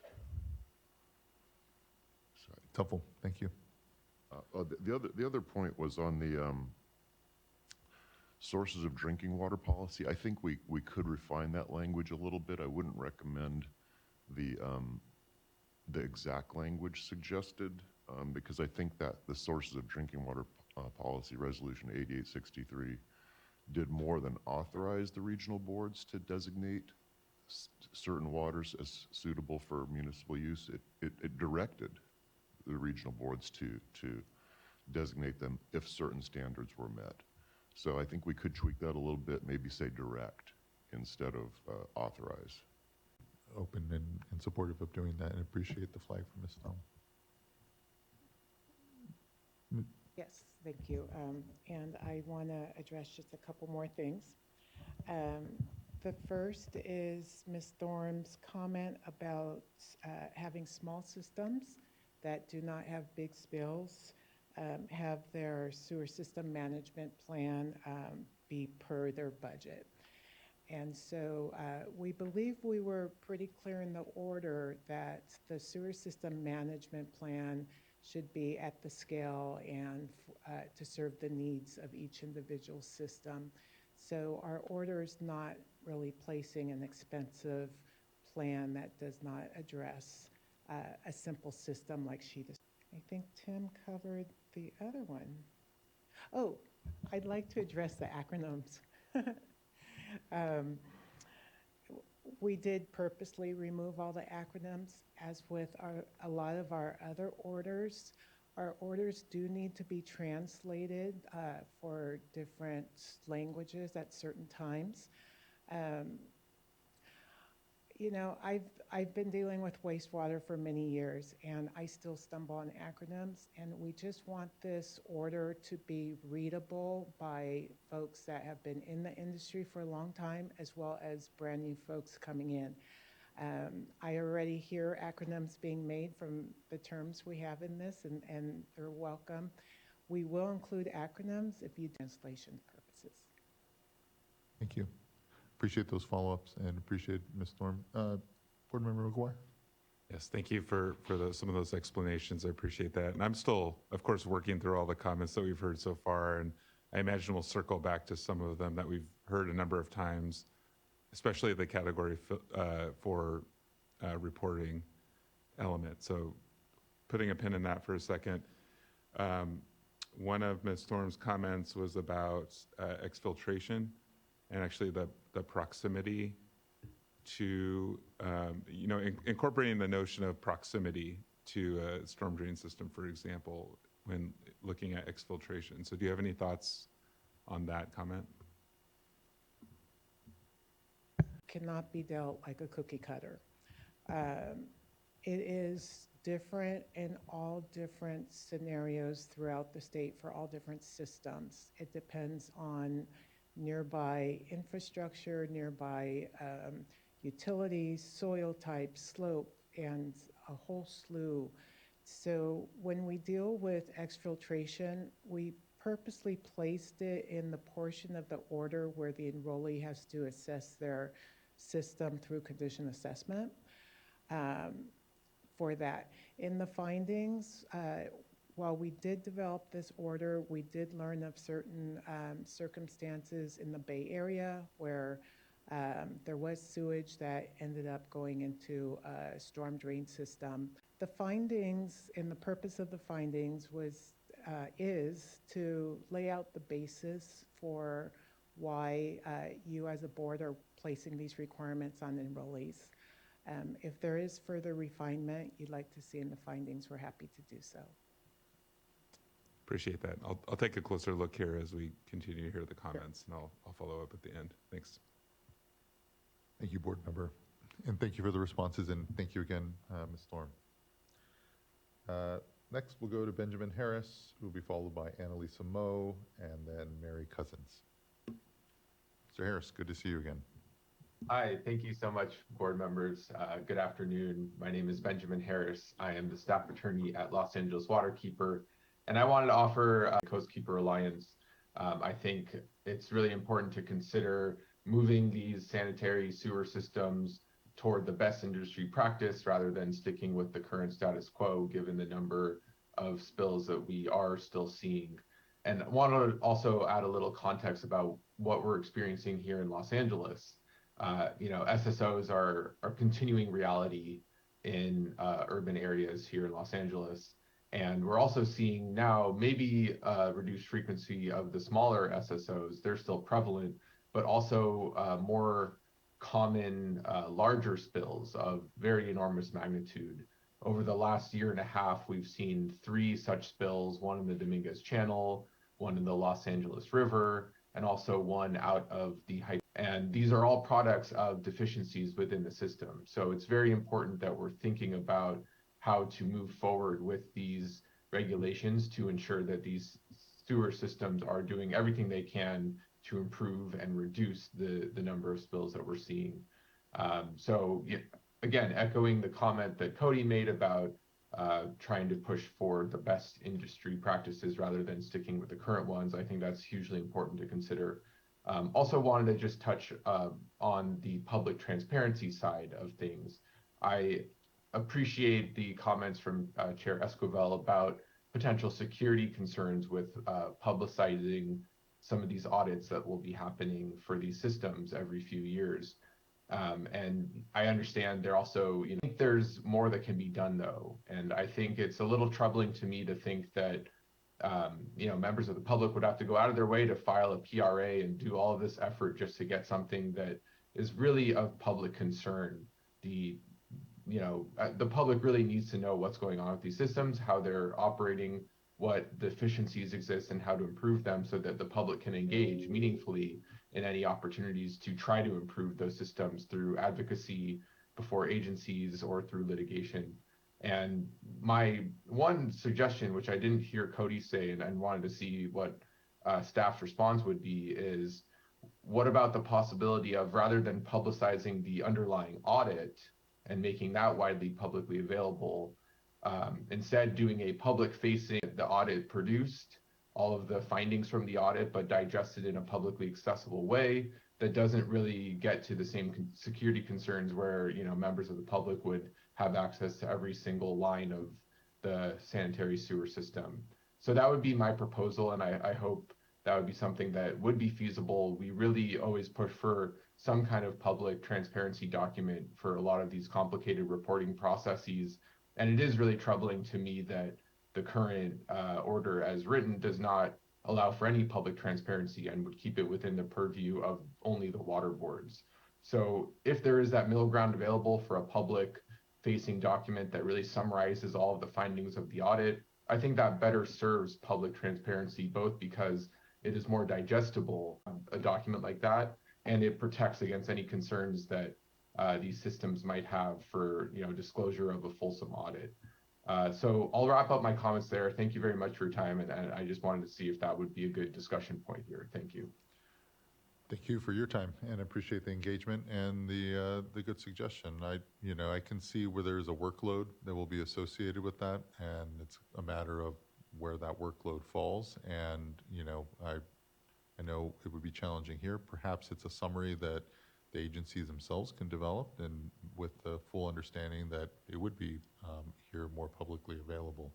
But that's a workload, and I think that would be the only, just hearing it off in my own reaction, my only thought around it. But looking to the thought around that as potentially a good a bridge, if you will, to what is important transparency, but a nod to, the right level of with the public.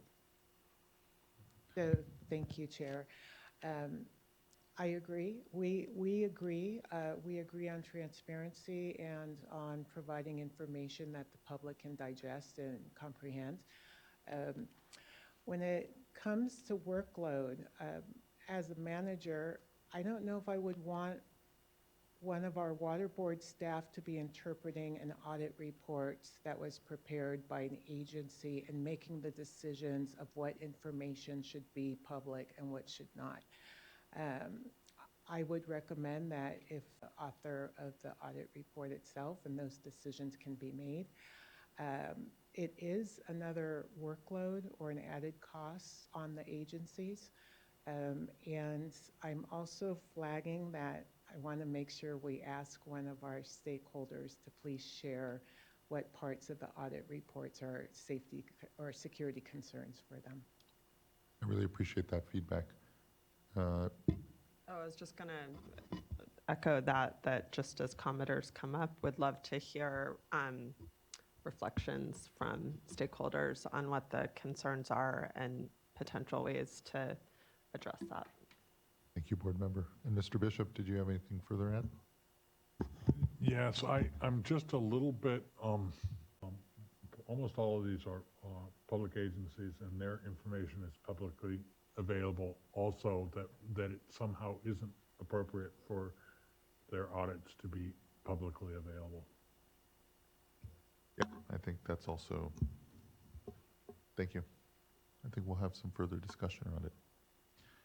And would help to hear as any remaining agencies come up, or others that would like to make a comment around it, just what the balance is there for us. Let's move on to our next commenter, who will be Annalisa Moe, and followed by Mary Cousins, and then Paul Cossey. Thank you so much. Again, for the record, my name is Annalisa Moe with Heal the Bay and staff. I will be very brief, actually, because any comments that I have to share have already been stated very eloquently by colleagues Cody Phillips and Ben Harris. So mainly want to just echo the comments that they have already shared, particularly around the importance of transparency, how important transparency is for building trust, and also to ensure accountability, which doesn't, just mean punishing for bad actions, but just finding creative ways to work together moving forward. One thing that I'll note just very quickly is just the difference between availability and accessibility. Having things publicly available is incredibly important to do so. That's the other side of it. Of course, in Southern California, this last year has been, year and a half has been a particularly difficult one when it comes to sewage spills.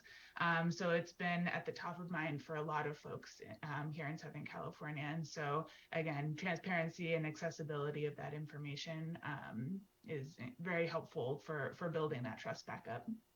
And with that, I'll actually yield the rest of my time back to the board. Thank you very much. Thank you, Ms. Moe. I really appreciate your always great comments and engagement around this. Next, I'd like to call Mary Cousins, and then Paul Cossey, and then Debbie Mackey.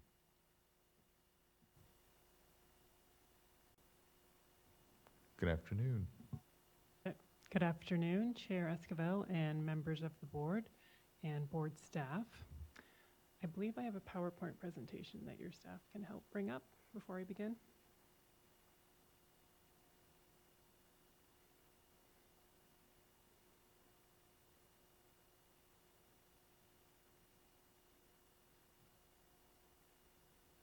I'll introduce myself while she does that.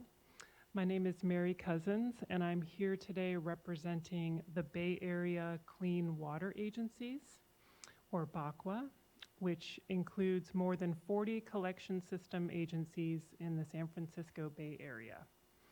I've had the pleasure of participating in review of the inform your staff to improve the clarity of the draft order and to reduce the cost of compliance for our members. And over the past 2 years, we've made a lot of strides in reaching those goals due to the diligence of your staff, so thank you.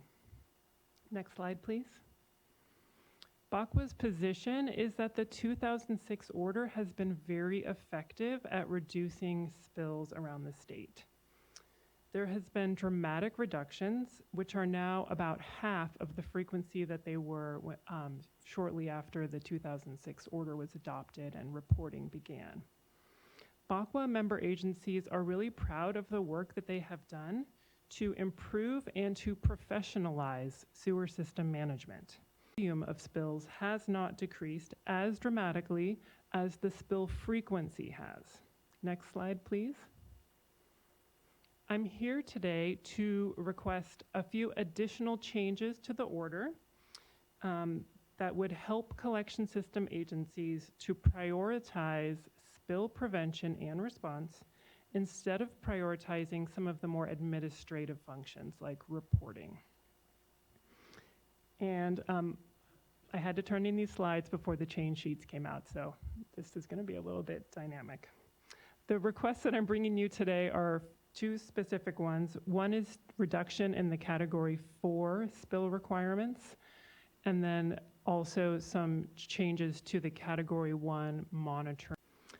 As you know, Category 4 spills are a new and exciting concept that is being introduced with this reissuance of the order. It's not in the 2006 order. And by definition, these spills are small. They do not reach surface waters. And they're unlikely to cause a public nuisance due to their small size. So they're actually, in most cases, not even a violation of the order itself. In our region, the San Francisco Bay Area, about half of all the spills are actually less than 50 gallons. So they're this new category, Category 4. Even though they're half of all the spills, the volume is only 0.2% of the total volume that's spilled. We believe that the effort required Category 4 spills does not produce a comparatively sized benefit to water quality.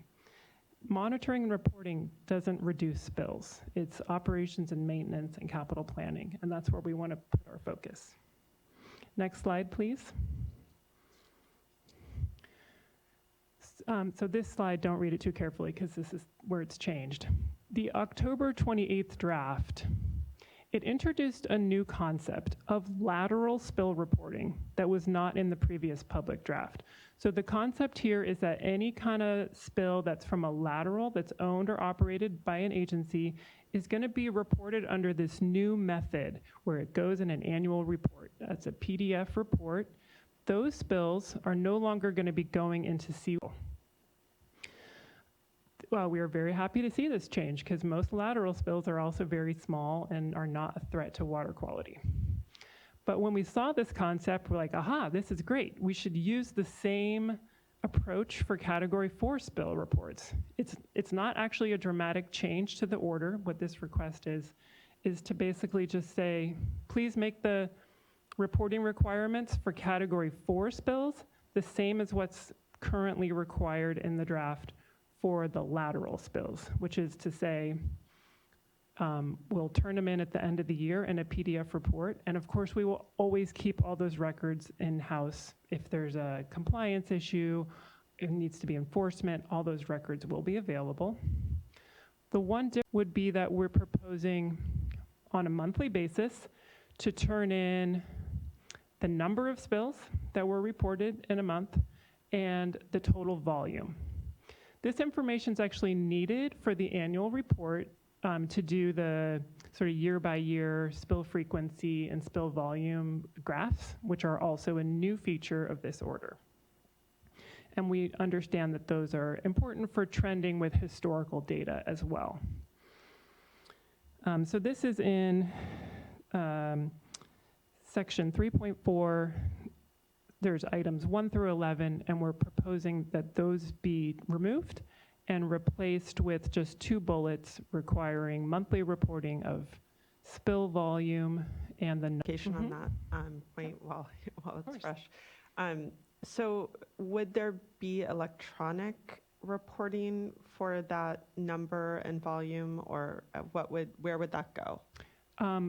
Presumably CWIC's, I mean, CWIC's going to have to be recoded anyway, but there would have to be new fields for that information, yeah. So instead of having a lot of fields for individual spills, it would be like an aggregate statistic. How many fields does an individual spill have, or would have, say, on this 40, and maybe look to I'm going to have to ask the audience for Yeah, that no, I'll information. look to our program folks. 40 something is what I'm hearing. I hear 42, 43. I'm hearing So, 42. and I'm going to ask it first to Bill. There are 11 items that need to be entered.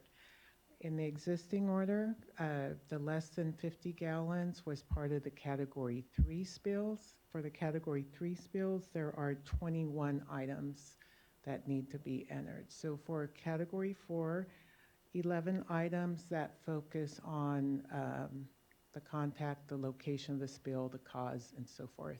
Okay. Yep. Thank you. It's very helpful. Appreciate it. So we believe that these changes would allow the CWIC's database to actually be more useful because it would have less noise in it and more information that's useful. Spills that are larger and spills that have water quality consequences.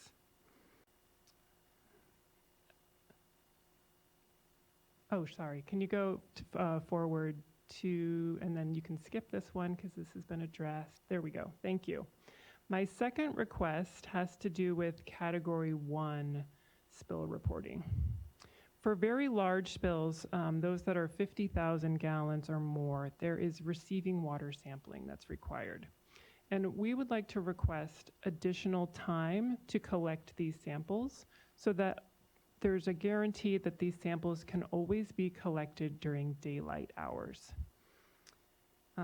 Right now, this requirement is actually 48 hours. So this reissued order is already going to significantly reduce the amount of time that's allowed. Difficult because if there is a spill, in the middle of the day, you may not be able to take the samples before nightfall. We don't want to be out at night collecting these samples. Not so much for safety considerations, but it's more like we don't want to have to make the call over whether we need to invoke a safety exception to take these samples. And the samples themselves are going to be better if we can see what we're doing in the field. There's also hold time issues on the laboratory side. A lot of laboratories can't accept a sample at certain times of day because it'll exceed the hold time before staff are back in the office to do the analysis. So just for all these logistical and safety reasons, an additional 6 hours would be very helpful. Before I close, I just want to respond to the audit reporting discussion earlier. All of our agencies that I represent are public agencies. And so something like an audit report would have already been subject to public records request. The reason we don't want those items to be posted in CWICS is because we don't want to modify the way that these reports are used. These are really useful reports. They contain technical and operational details that are meant to be used by the agency itself. We're afraid that if they are recast as public documents, that they will not be as useful as they are right now, and that people will hesitate. There was discussion of having 2 separate reports, which kind of gets to the same issue as we really do need the technical part. Like, we can't take that away. And if you do make them public, that's my fear, is that we'll kind of gravitate towards a public report without the useful details. Can I ask a question on that? Yeah, of course. I'm not familiar with the audit reports, but I know in different audited reports I've seen that are totally unrelated to this. There's a kind of summary, almost, I'll call it executive summary, but that's not what it's called in an audit. But so is that already developed? And is that something that might be useful if it sounds like they don't have anything? I mean, I haven't read all, so that's going to vary by agency. I mean, sometimes they're brought to boards, and there might be a staff report and a PowerPoint that goes with it at a larger agency. At a smaller agency, maybe there's no interesting findings that bear that kind of discussion. Did you want to? I just want to dig a little deeper into that because it's already a public document at your agency. So any fear about the public looking at it would already be in place. Yeah, it's not fear. I don't think fear is the right word. The fear isn't that the information is public. The fear is that the whole process of the audit is corrupted by the whole. We want to have not confidentiality, but the knowledge that we're like working on something, trying to get results. You need some place to go and huddle and decide how are we going to actually improve this system. No, I totally get that. And where I'm getting a little disconnect is that, you know, it's a public document at your agency already. So the need to huddle and make is already compromised. And so why is it different for us to make it public? That's what I'm not following. Because your agency already makes it public. Yeah. Well, I don't work for an individual agency, but yes. You know, I quickly posted. They become searchable. You know, it's just easy to find the information, and it's not really written in a way that's meant to speak to the public. Okay. Just when trying to figure out the difference. Yeah. Appreciate that, Vice Chair. Yeah, this is an area where I think we need to do some work on it. I don't know necessarily that it requires changes to what's being proposed, but Board Member Morgan and I think other board members as well, paid some visits to some of the collection systems, and we went to a couple of small communities, and boy, what an eye-opener. Sense that right when they get to a place where they've got somebody along with their consultant teams, you know, because these are really small communities where they can't even have people, you know, on staff necessarily, but the new guy comes in and he's there for a while, he or she is there for a while, and then they move on to another agency because there's a better opportunity elsewhere, and then they end up starting all over again. And so I couldn't agree more about the financial assistance, but I think it's more than financial assistance. You know, it's training, collaboration, mentorship, you know, some way to provide these communities with the assistance that they need. I don't know, maybe additional time so that when a document does get released, it's in, you know, more comfortable as to the accuracy. So, and just would welcome everyone's input on this. And, you know, maybe this is something that Mr. Bishop and I were talking about this yesterday. You know, we could direct staff, Division of Financial Assistance, to be focusing on collection systems, you know, not just treatment systems, but, you know, doing a little more work here. But I think, again, I think it's more than financial assistance. Yeah, you're stealing the words right out of my mouth, because that's my last request, is not just to provide financial assistance in terms of capital projects, but with the training and the implementation. And this isn't necessarily the kind of situation where you need to go give money to the small agencies, SMP that they could use and adapt to their agency, so they wouldn't have to go out and hire a consultant. Maybe they could do it in-house more easily with just kind of clicking through menus, and also by paying for training. So then you can maybe work with CWEA or some of the other nonprofits to help fund the training they're already planning to do and make it free for disadvantaged and small communities. Those are just some ideas. We're hoping that this implementation committee can get set up and that your staff will continue to work on it and bring in ideas for how we can get the word out for how to comply with this new order for those smaller and disadvantaged communities. Yeah, Board Member Morgan, I know as well, where here, we, on the drinking water side, we have a very similar challenge yes. and very robust programs, more robust than on the wastewater, both collection and treatment side. But we do have, these regulatory authority for consolidation at this point. We have a lot more money. And so I think we are needing to think differently about how we continue to, what level of service we offer to those smaller systems, not unlike on the drinking water side, which I think we have a lot that we're already beginning to try to apply and, and have a robust discussion around. So I really appreciate that discussion around it. And please, Board Member McGuire. Yes, thank you. Okay, I'm going to, pivot a little bit back to the audit report discussion that we were just having. Sorry. So here's what's going on in my head. Yeah. So, I keep thinking, if it ain't broke, don't fix it. Yeah. Right? So, Yeah. we have a situation where I think everyone agrees that we have an a sanitary sewer general order that's been good. It's been effective. It's done a lot of good things across the state in reducing spills and improving system management. So, and I'm trying to piece all the feedback we're hearing today together and making sure I have a clear picture of maybe any changes that are needed today, going to embark on this new generation of the order. So can you just, if you have it clear, what are the expectations of the current audits? Are they currently completed by the agencies and then held and not made public? How has that gone? To Jim, are you going to? I'm trying to understand the current conditions. So I think you've exceeded my knowledge on this topic because I've only written one myself personally. Well, and before we transition away from you, Ms. Cousins, is there anything further that you want No, to those were the speak end to? of my comments, and I guess we could also just wait for Jim to have his turn. That's and you fine. could grill him as long further. as someone can address it, Yes, that would work thank for you. me. Thank you.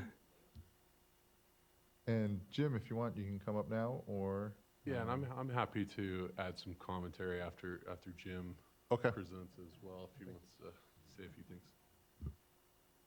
Hi, Jim Fisher, Fisher Compliance, board members and staff. Thank you for the opportunity to talk. Yeah, so SSB audits, there's some really, there's probably a couple hundred years of experience in the room doing these up here. Also, I hope he'll provide some input, but our experience has been agencies do these, yes, and they keep them internally. And the current order under section provision D13 Roman numeral 10 says you'll check compliance and effectiveness and keep a copy with the SSMP. So it's an internal document so far. It's been internal. But I was just reminded by former member Moore that his is up on his website. So some agencies, and I know a few that I'm helping, they want to post this. They want to say, look, we're trying, and here's what we're doing. So I think it's all over the map, but mostly right now, I think, to be fair, they're internal documents only.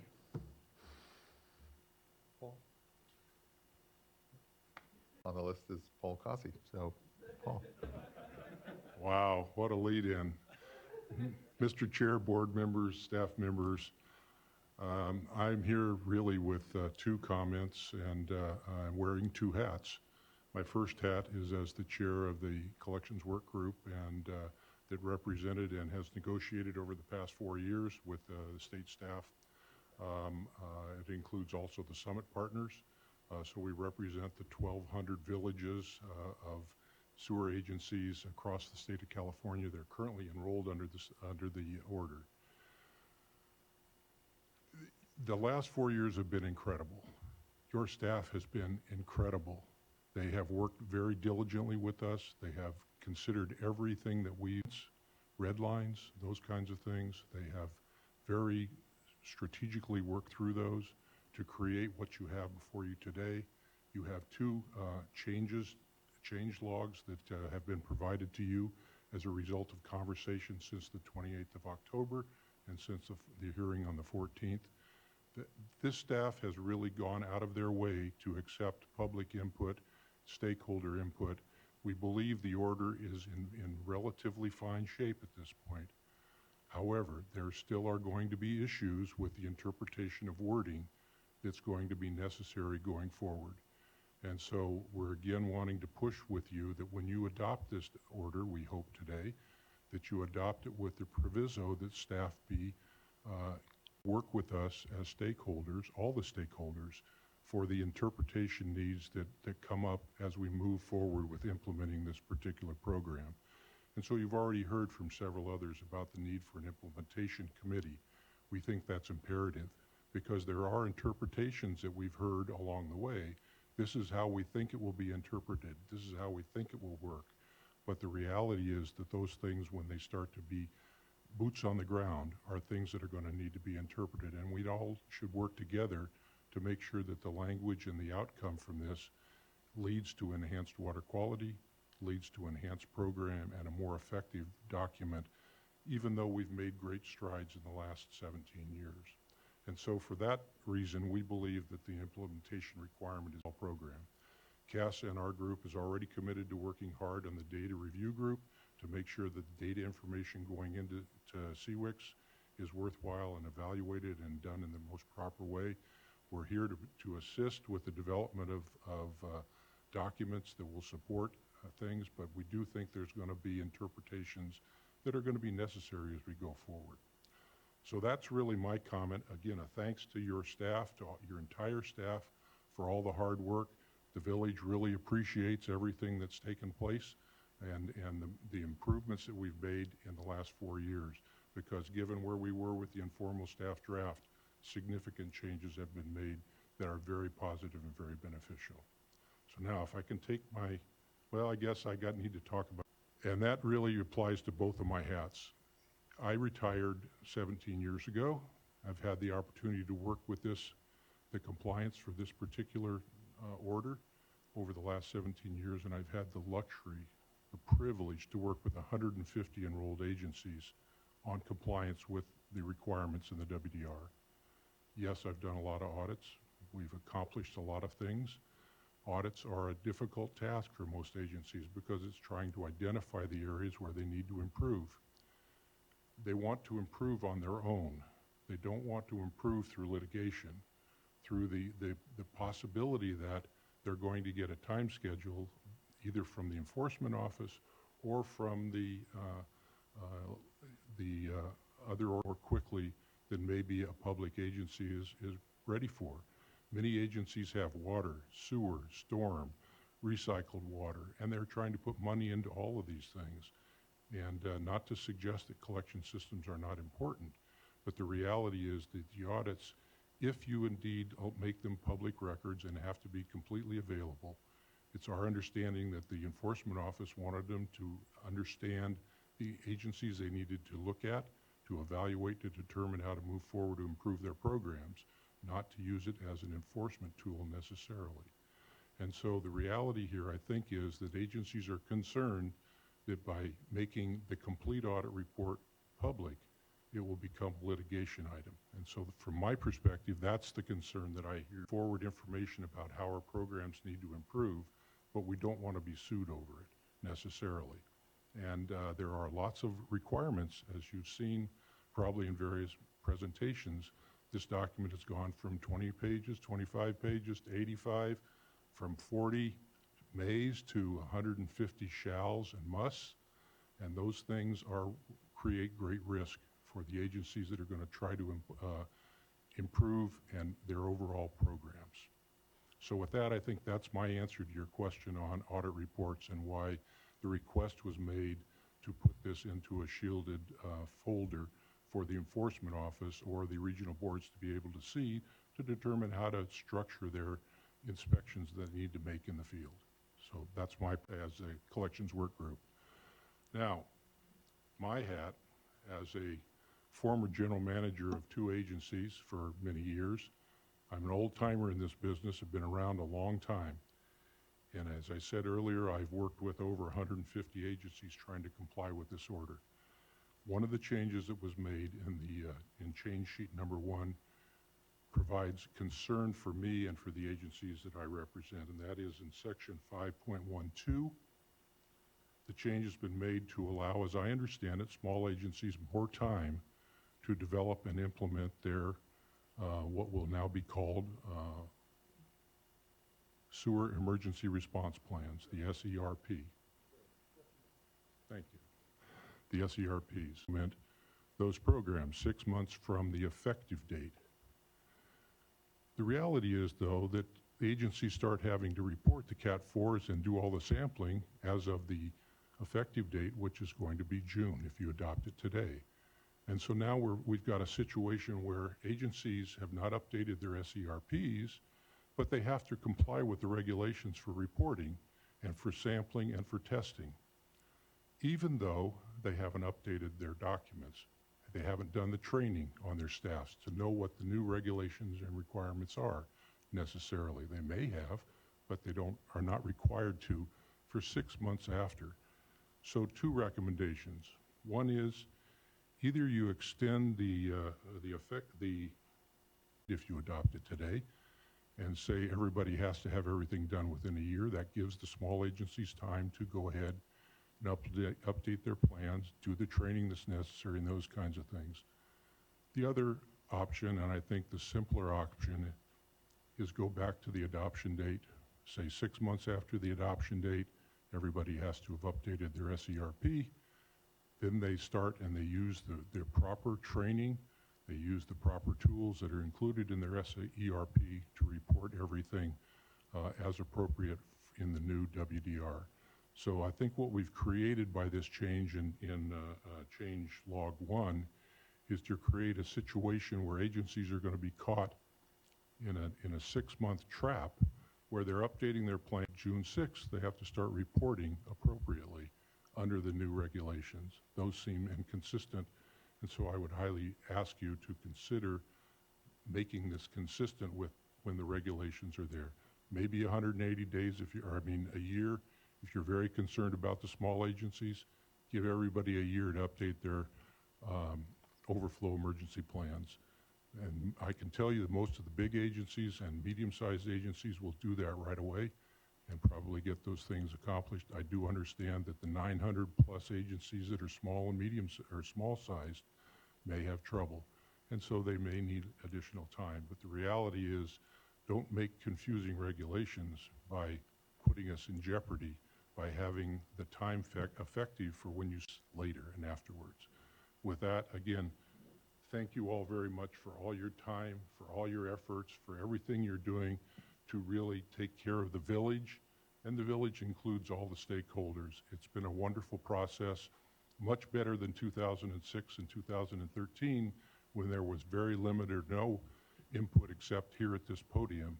And I got to tell you that today's hearing is much different than what I saw in 2013 when everybody came in and threw the laundry list of all kinds of problems in front of you all. And so your staff has done a great job of creating what I believe is ready to be moved forward with. So thank you for your time and for the efforts you've gone through to get to where we are today.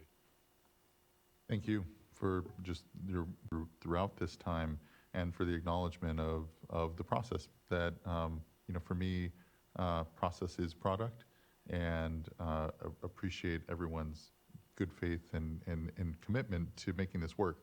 The notes on an implementation committee or the request, I think that, we've gone through enough adoption of items where we know the real work does begin after we voted, and it really becomes a space for implementation, and we always find what our need to further clarify what can be a lot of new language.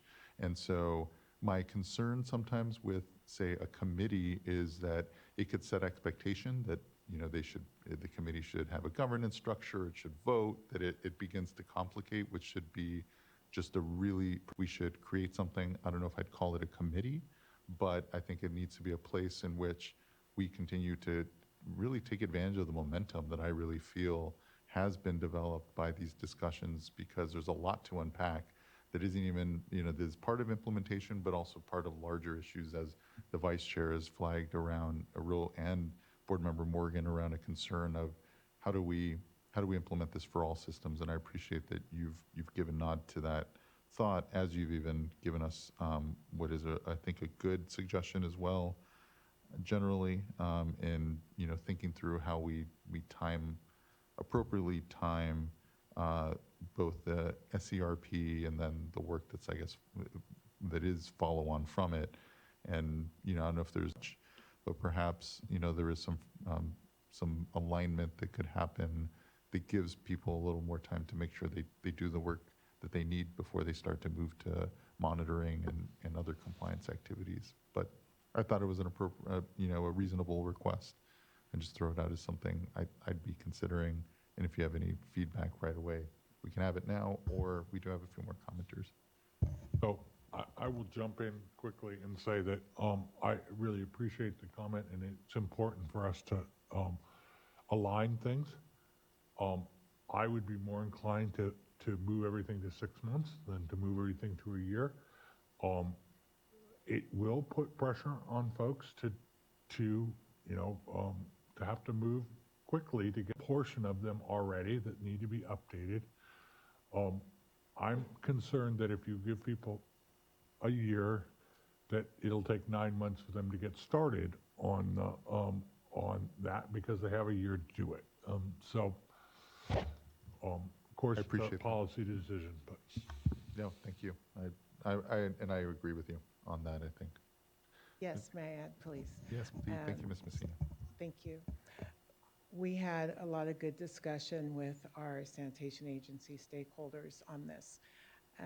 One of the things I'd like to point out is, just to make sure clarification, the changes in the reporting are all reduction of reporting. Change sheet 2 is adopted, placing category 4 spills back to monthly. There's still less reporting and there's a little bit more leeway. So as we were talking with the stakeholders, we were saying, well, it would be a benefit to the sanitation agencies if you got on board with the new reduced reporting.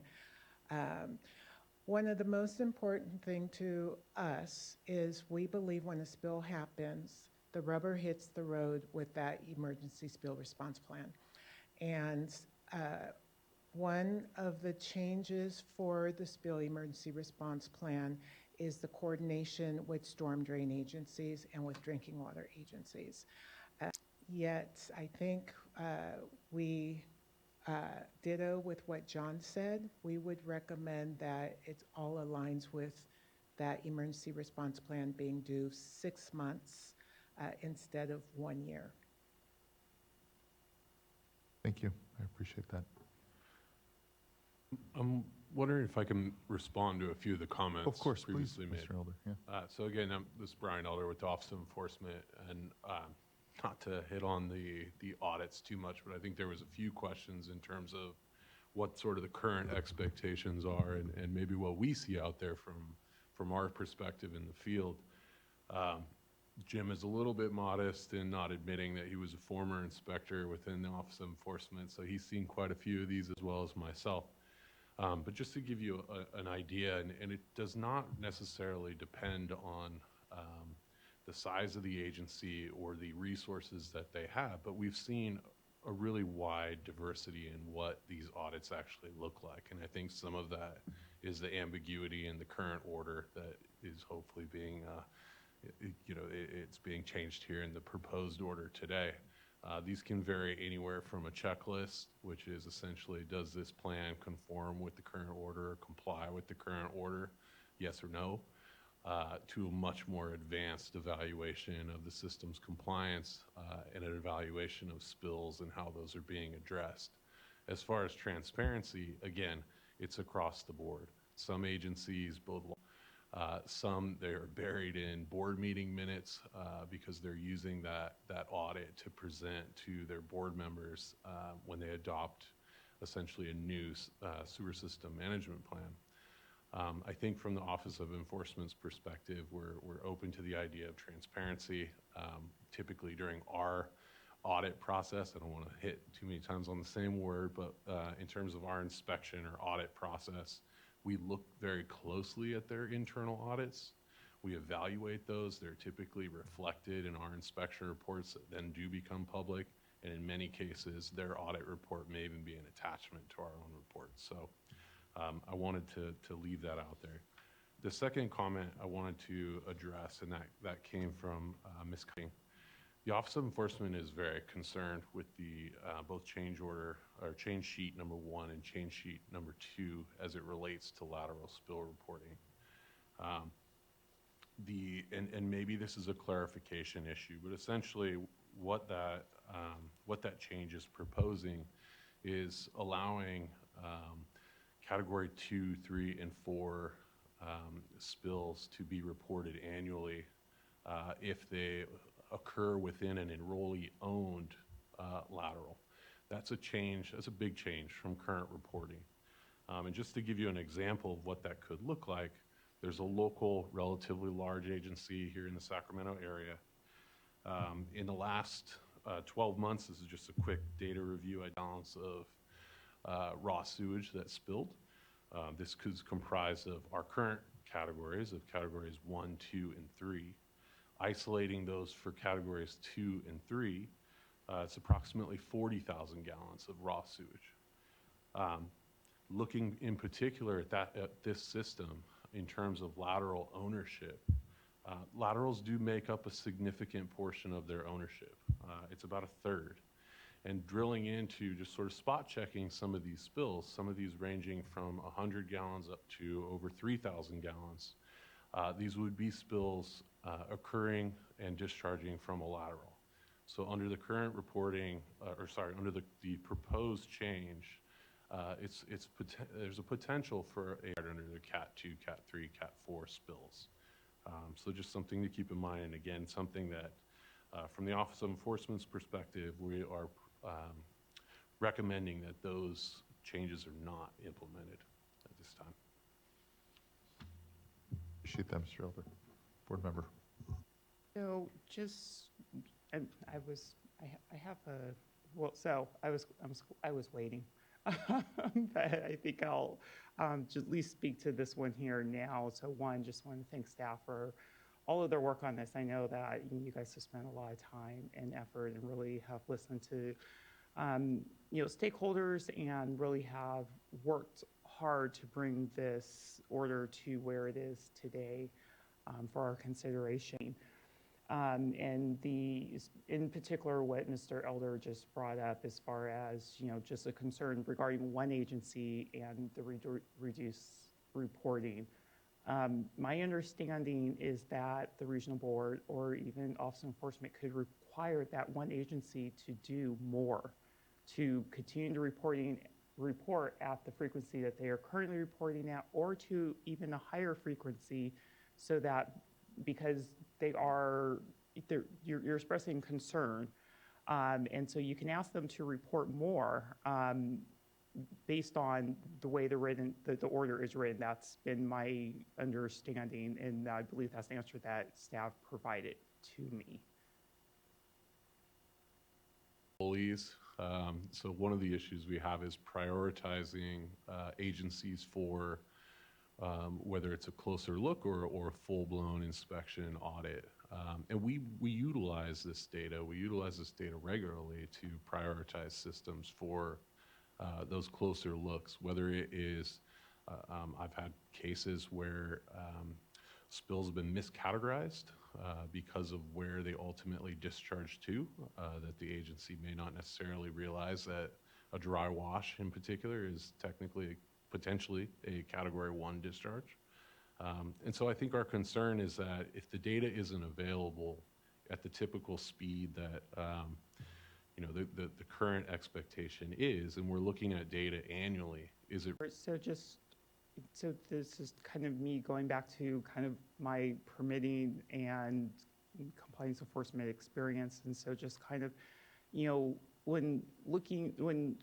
is also a question for staff, it's just looking at a permit, you would look at kind of the data that came in and kind of not just a one size fits all, but hey, what is the value of that data and what is the cost of providing that data? And so if yeah, and I can remember apologies, just blanked on how many enrollees there are here, but so if there are a smaller number of enrollees that need that higher amount, that frequency, then the cost benefit of having all enrollees go in, have them, spend their time and effort on other items under the permit. And so then you would kind of do that evaluation each time you would renew a permit, do that evaluation of what is that cost benefit of that data and that frequency of the monitoring and that data coming in. And so just with this order, is that kind of the same type of process of taking a look at, what is the benefit of the continued higher frequency monitoring and reporting for everyone. And then, was that taken a look at as far as, with looking at reduced, monitor, with some of the changes on, the frequency of the monitoring? I can answer that. So yes, Board Member Morgan, the cost of compliance was on the top of our list. In fact, the existing order went through a cost of compliance evaluation back when we started implementing the cost of compliance resolution. And I believe that from all of the stakeholders, cost was number one. So every place that we did reduce the reporting, and with laterals, especially when we talk to some agencies that do go above and beyond through their local ordinances to take care of the laterals, their statement was that their operators are spending more time fully understand our Office of Enforcement, and we look to the Office of Enforcement for guiding us. And in fact, I told Brian, please speak up because this needs discussion. But I just want to assure you, at the top of our list was the cost for our sanitation agencies, especially now after COVID. Thank you. I just wanted to make sure that I was understanding of, I guess just where, I'm seeing kind of right now on this is I would rather them spend time on the training or the repairs of or maintenance of the system versus submitting a report that's not actually providing us any information if they're just going to report. So that they have a way of having reduced monitoring if they are a system that's doing well. That way they can spend their time and effort somewhere else. Now, those systems that need more reporting, then yeah, I definitely want a way that we are getting the reporting at the frequency that we need it so that we can work with those systems to have better compliance with the systems that need that, whether we're working hand in hand with them on that compliance, working to get them additional training, want to make sure that we're focusing our efforts on those systems and also,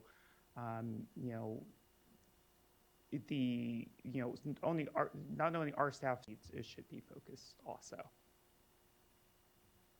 Thank you, Board Member. Yep, Board Member Firestone. May I add just one more thing, please? I'm so Please. sorry to interrupt. Yeah, no, Ms. Messina. I do want to say that we arrived to the reduced lateral reporting, and we discussed it with our regional board subcommittee. They were 50-50 down the line. Some of the enforcement managers said, we don't have time to look at this, and when we do, we will put on the extra reporting requirements on them. Other enforcement managers at the regional boards were stating exactly like Brian's stating is, no, we'd like to have the information available to us to use. So I just want to And definitely it's a balance here amongst it, as always, among Yeah, that's Board Member Firestone. really helpful discussion. And just in that vein, I have to say the idea of submitting PDFs in this day and age is just pretty frustrating. I really think, in everything we do, we're trying to go to data that can be used and not have to have staff sort of dig into the nitty gritty to be able to, also have them be able to focus on where there's issues. So, not knowing, not having experience doing any of this reporting myself, one of the requests, this was not related to laterals, but for, I think, category 4 was just to put in like cumulative numbers and volume in electronic format on a more monthly basis rather than entering all of the things in. This was not related to laterals, but I'm wondering for laterals, is something, would having something where it's actual data reporting that would allow you to, or regional board staff and Office of Enforcement, to be able to more efficiently scan and identify where there's systems that need more frequent reporting requirements, but may not have any problems? I mean, again, I can only speak from OE's perspective, or Office of Enforcement's perspective, and its location is huge, because if we can identify perhaps that lateral releases are prevalent in a particular area, for example, again, these might be low volume, but maybe very frequent. We can help agencies identify that maybe a lateral replacement program in a particular area may be something they should be looking at. Maybe there are certain types of laterals that are consistently sort of bad news for that agency. I know down in the Region 3 area, very small collection system that has a large pool. They have a backwash system on it, and it has caused SSOs. Now, those weren't necessarily lateral overflows, but it was from what would probably be deemed as a lateral for that particular agency, a lateral from essentially a business, a private college. So I do think it's relevant to get that information in somewhat real time. Category 2s and 3s, it's not as immediate as a category 1, but it's much better than an annual or an as needed type of basis. So, or sorry, as requested. And I guess just relatedly for staff, can we do a little better than a PDF, like for annual, accept data on that we could utilize more than what would be reported annually in a PDF? You are correct, Board Member Firestone. The PDF reporting takes away our ability to map and understand the location, and actually the combined reporting for the combined number of spills and combined volume takes away our opportunity for even more different characterizations. We added PDF because that was the next step to record keeping. They had asked if they could conduct record keeping, and then at the end of the year, they could submit their record keeping. 1 or 2 of their staff entering in all the small category 4 spills that happened at the very end of the year. We chose to propose just convert your record keeping to a PDF. We are losing the progress that we are trying to make with open data and having data that we can use and analyze and map. Yeah, and I'll just say, as we discuss more, I think that's something I feel really strongly about in terms of, we need to collect data that's useful, and not, people are wasting their time if we can't use it. And so figuring out how we are collecting data that especially in this day and age, I think is really important. And I guess similarly, I think for transparency, and that also goes to the separate audit discussion that I also feel strongly about transparency for. Here, Board Member. Mr. Bishop. I just want to circle us back. The proposal in the change sheet requires the data be put into the database on a monthly basis, not into a PDF. And I think that's not for laterals though, is it? no, that's for, I'm sorry, that's for the category 4 spills. I was I thought we got, Confused. No, and I Confused. think the question and proposal is to do that for category 4, but I think we're still in this proposal seeing to do a PDF for laterals. that's correct if the lateral is the cause of the spill. So if the lateral happens to be the location of the spill, but the cause is in the main sewer system, it doesn't fall into that category. That's the compromise proposal that staff came up with. And if you want us to think about that, there's actually a very simple change. Vice Chair. Yeah, I don't, this may not be popular because I always favor an open dialogue.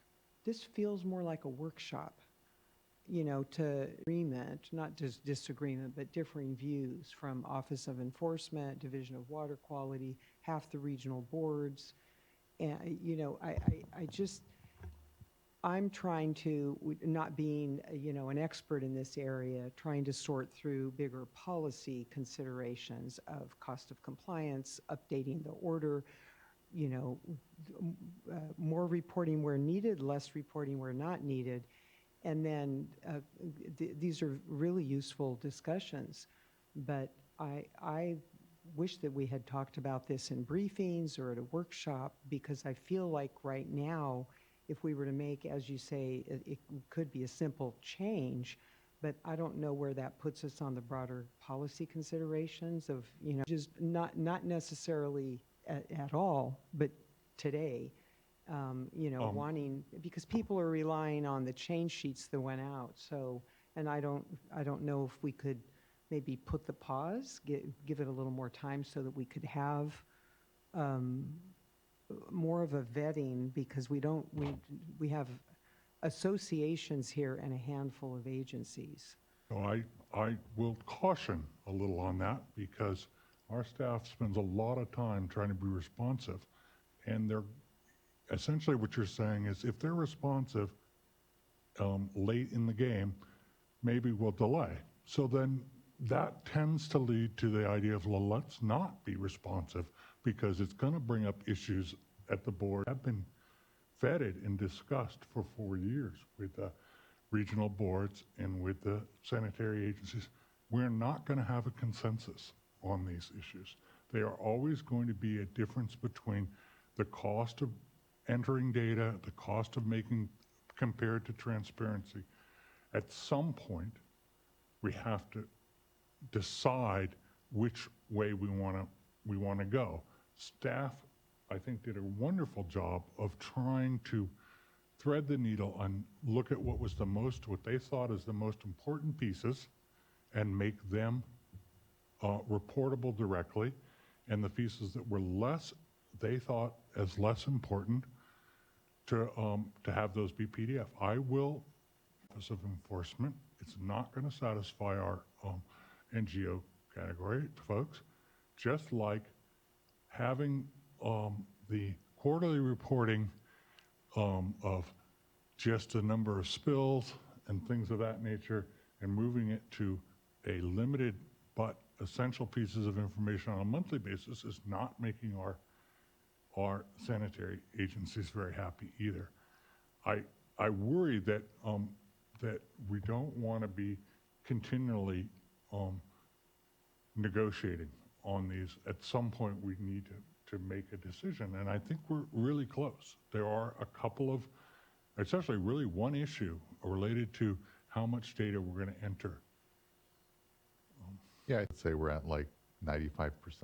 And usually I hear, you know, our threshold is like 80% agreement. And so I think we're really good and close. But what this is a product of is, I mean, we've been a very open board on, look back at our processes these last couple of years. And when people bring things to us, we take it at face value. And you see a lot of engagement up here. I think, to John's point, it is relatively limited, the space that we're likely thinking about.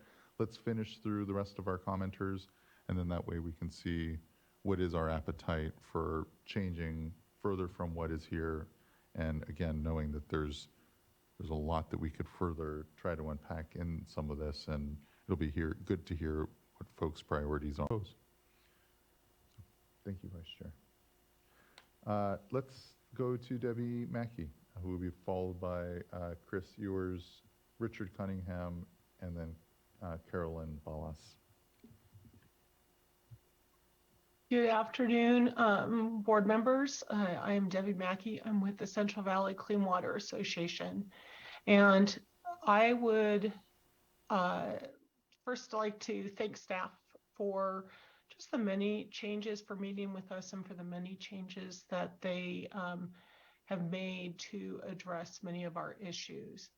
But I also want to apologize to many of you on the board and to staff for not really being able to engage since the Thanksgiving break.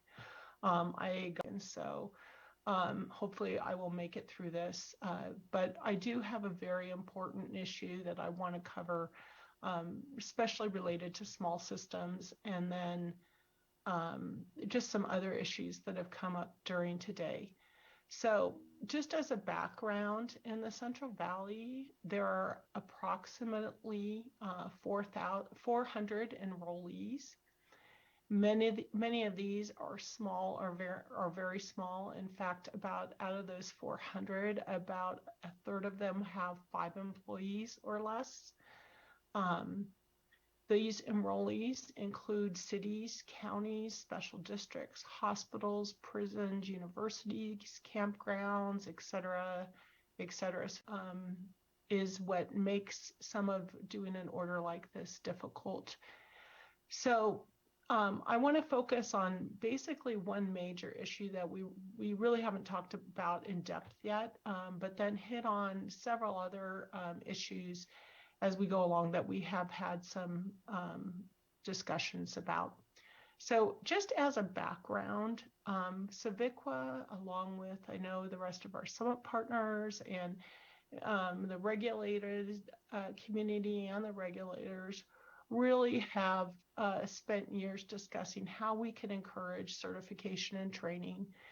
There's training requirements that are included in the current WDR. There, many ACEs or other incentives. Usually those are the larger systems to have certified employees that are certified through CWEA. But as we started our discussion several years ago, the certification and training really started as a carrot. How can we use that to encourage more collection system workers to get certified? But what has evolved and what we see has happened, it evolved to a recommendation that the legally responsible officer have either a certification or license, and now now a lot more specific as the highly qualified, highly desired employee area. And the reason I want to bring this to your attention is because it is very problematic for our small systems, and that they would make it, and there are quite a few of them. So in the 2006 order, the LRO, legally responsible official, was required to meet 2 requirements. Basically, they had to be designated or duly authorized, and then they had to have responsibility over the overall operation of the regulated facility or activity. But now the tentative order, and if you want that, because it's page 18 or 19, depending upon what version that you're looking at, but now they're required to, and these are ands, be designated and duly authorized as before. They must have responsibility over the management of the enrollee's entire sewer system, and have appropriate knowledge and expertise of the enrolled sanitary sewer system, and must be authorized to make managerial decisions that govern the operation of the sanitary sewer system, and have the explicit or implicit duty of making major capital improvement recommendations to ensure long-term compliance. And in this, recognized degree or certificate related to operation and maintenance of the sanitary sewer system, or have professional training and experience related to the management of the sanitary sewer system demonstrated through extensive knowledge, training, and experience. So this bar that has been changed is really problematic. So I looked at in SWRCB at the flat files of the well, I guess it's mainly the annual report, and looking at what we saw. And in the Central Valley, remember I percent of, I think it's no, I'm sorry, that 100 plus agency or 137 agencies that I was able to see, but only 28% of those with 5 employees or less have some sort of certification. So we're talking about almost 75% or 3/4 of those systems not having someone that has a certified degree. I can't tell you whether or not they have someone that has a degree or professional license, but with small systems, a lot of times those issues are outsourced. And so when they're outsourced, they may not have the managerial decisions. So for example, if they do the engineering, they may not have the duty of making capital improvement projects.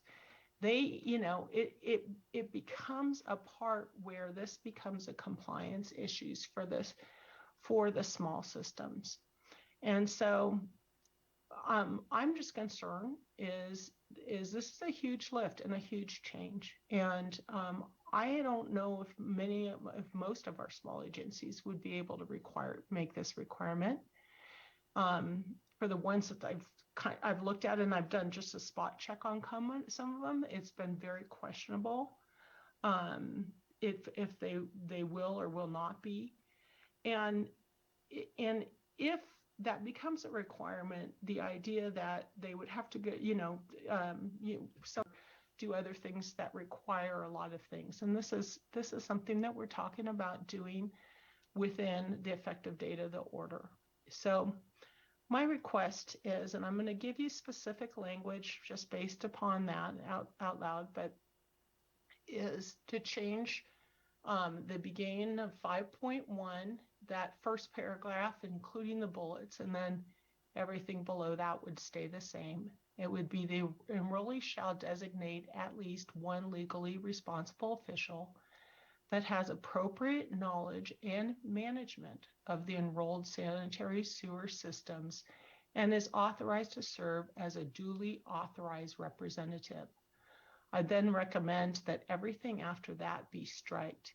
What I want you to hear me say is not that these are bad things or they're not good qualifications. SWRCB highly supports that our operators get certified, but to make it a requirement and make it a compliance issue is a huge deal.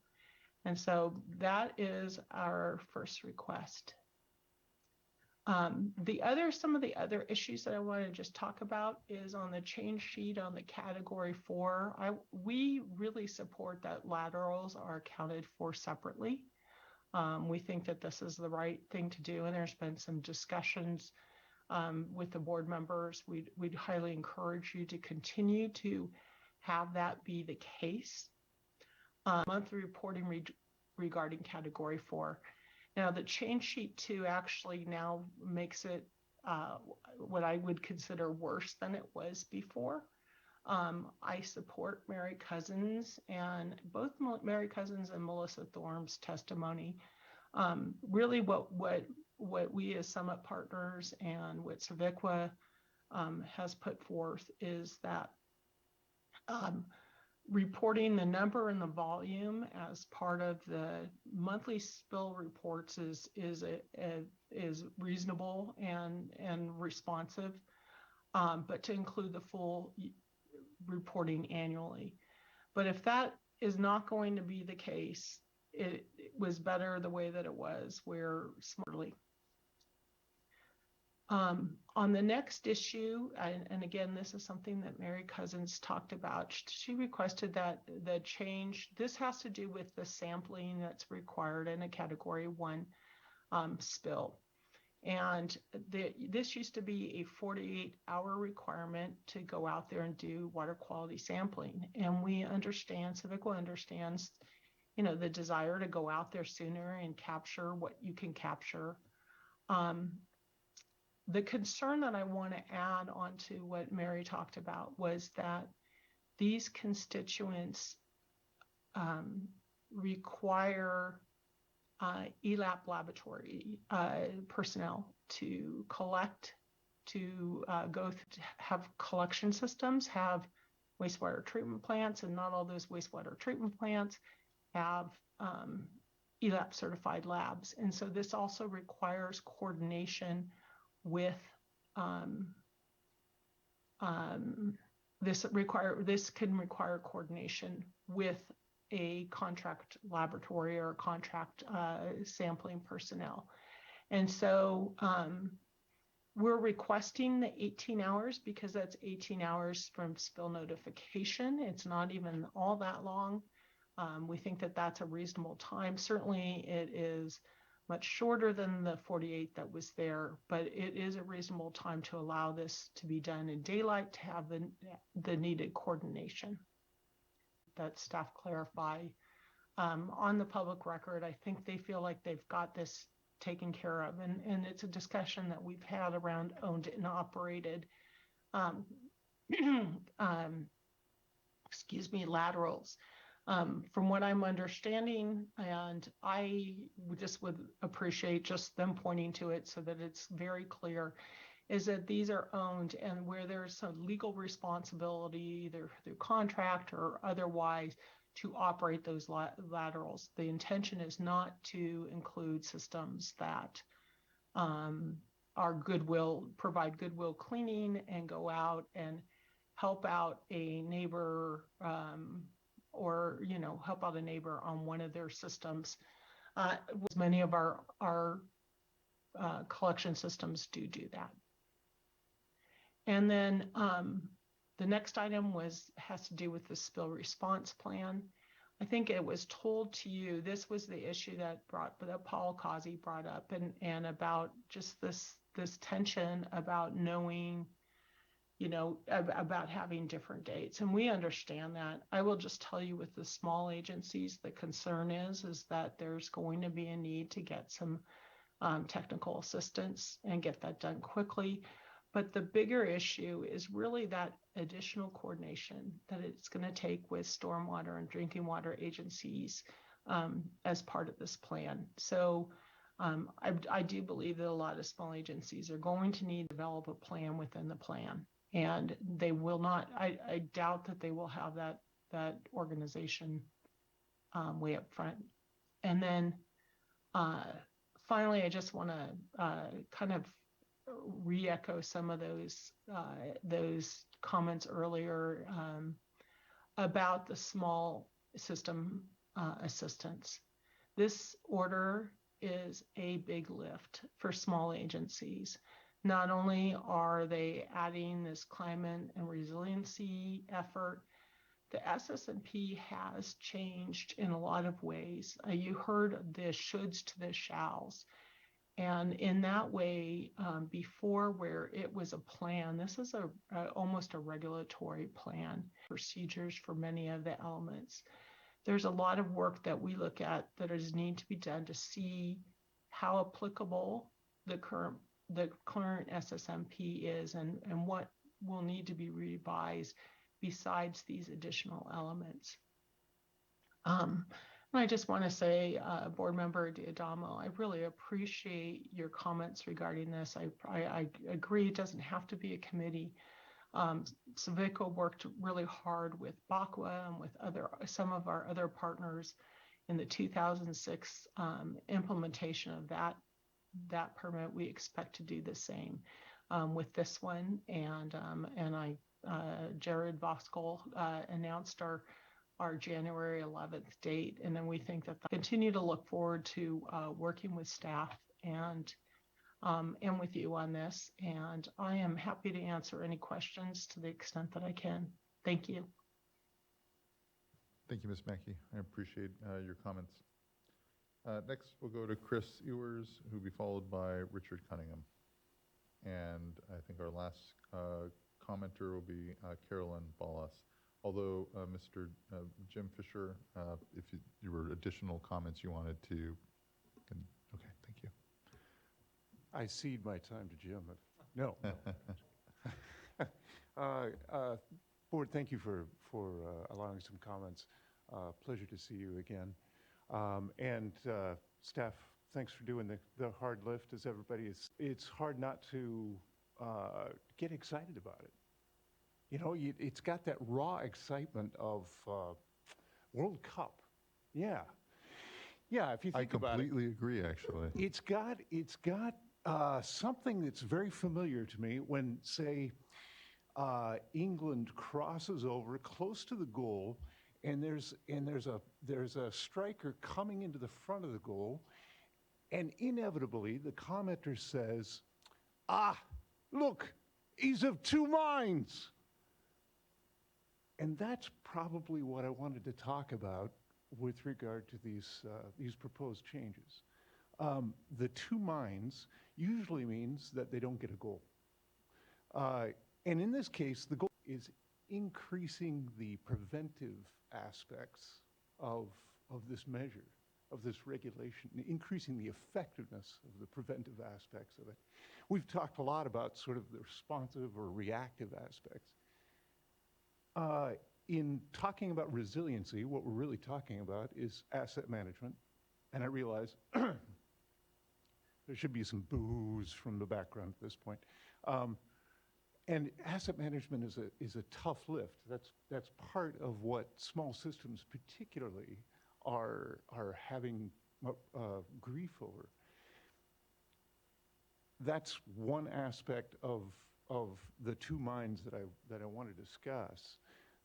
That's a hard lift, getting resilient. Yet, small systems and large systems, if you can get all these systems to do a preventive aspect, then you can lower the cost of their operations long term, reduce those big emergencies, and see those big spills that we're talking about shrink. That's the idea. So there's value to that, and that's why resilience is included. Got it. But I need to throw in that you need a little sympathy with Brian over there and his staff, because really, the way it's written right now, if in my admittedly poor reading, is that it's a checkbox. Yeah, we did resilience. So that would now, we'll do it. Those who don't, won't. No change. And that's not really what you're after, right? You're after some fine-tuning on a terrific regulation. So just one small fine-tune that I would add to it, a structural aspect to resilience, and it's a small one. It's saying, do a risk assessment to drive that resilience planning. For small systems, we know how to do risk assessments that are not hugely burdensome. But there's something that structurally, Brian, a general manager, an operator, can take a look at and say, did we actually reduce the risk of something terrible happening to our system? That's what I would suggest, or what I would beg for. As a civil engineer, that's the kind of stuff that we often see missing in the after effect when we check it out later. I welcome any questions you might have. Thank you so much for your comments, Mr. Ewers. Much appreciated. Thank you. Next, I'd like to call up Richard Cunningham.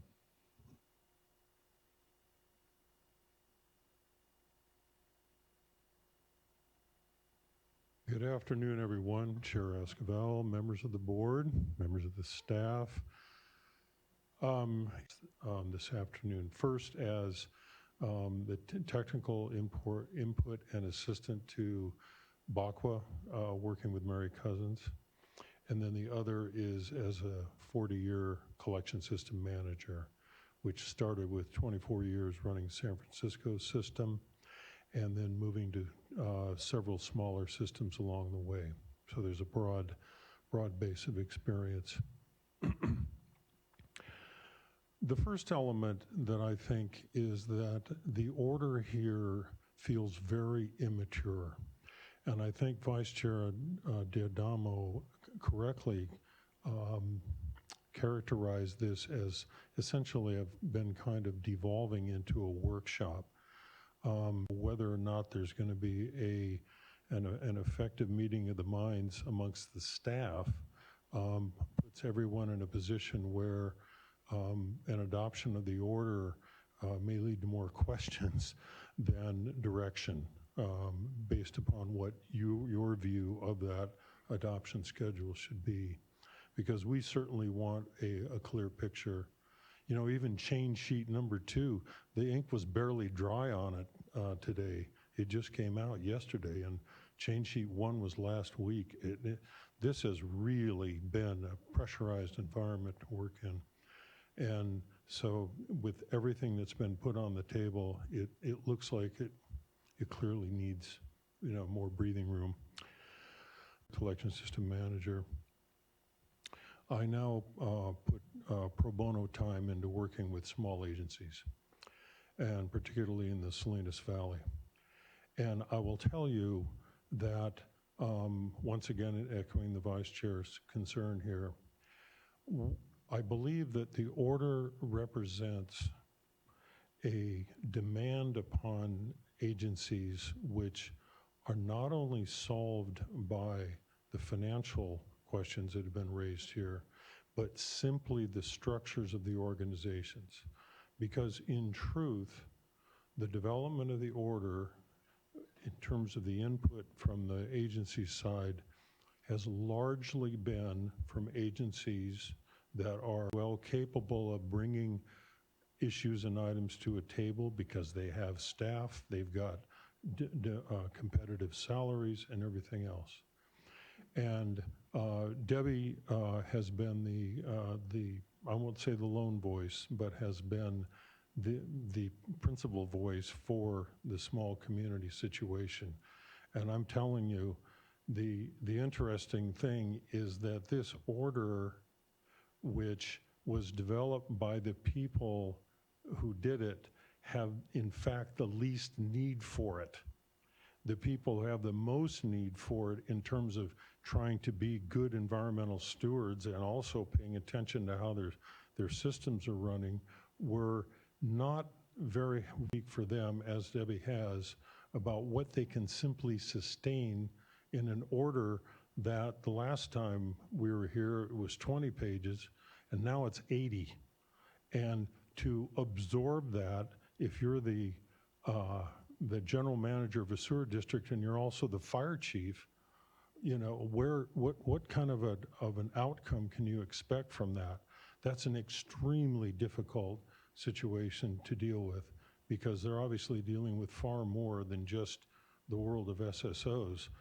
So in that regard, I would ask that the board consider a way in which to integrate some of the elements that Debbie was speaking about and which have been ordered in such a way that it matches the needs of a far broader playing field because they really need it out there. They've got to have help.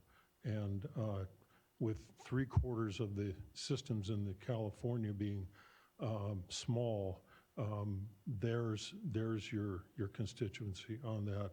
And since we are stewards of the environment, and you're the chief stewards of the environment, we're in a position where what comes out of the order is the things that matter for the environment and what will offer the most practical and implementable help on the behalf of small agencies. Thank you very much. Thank you, Mr. Cunningham. I think that brings us to our final commenter, Carolyn Ballas.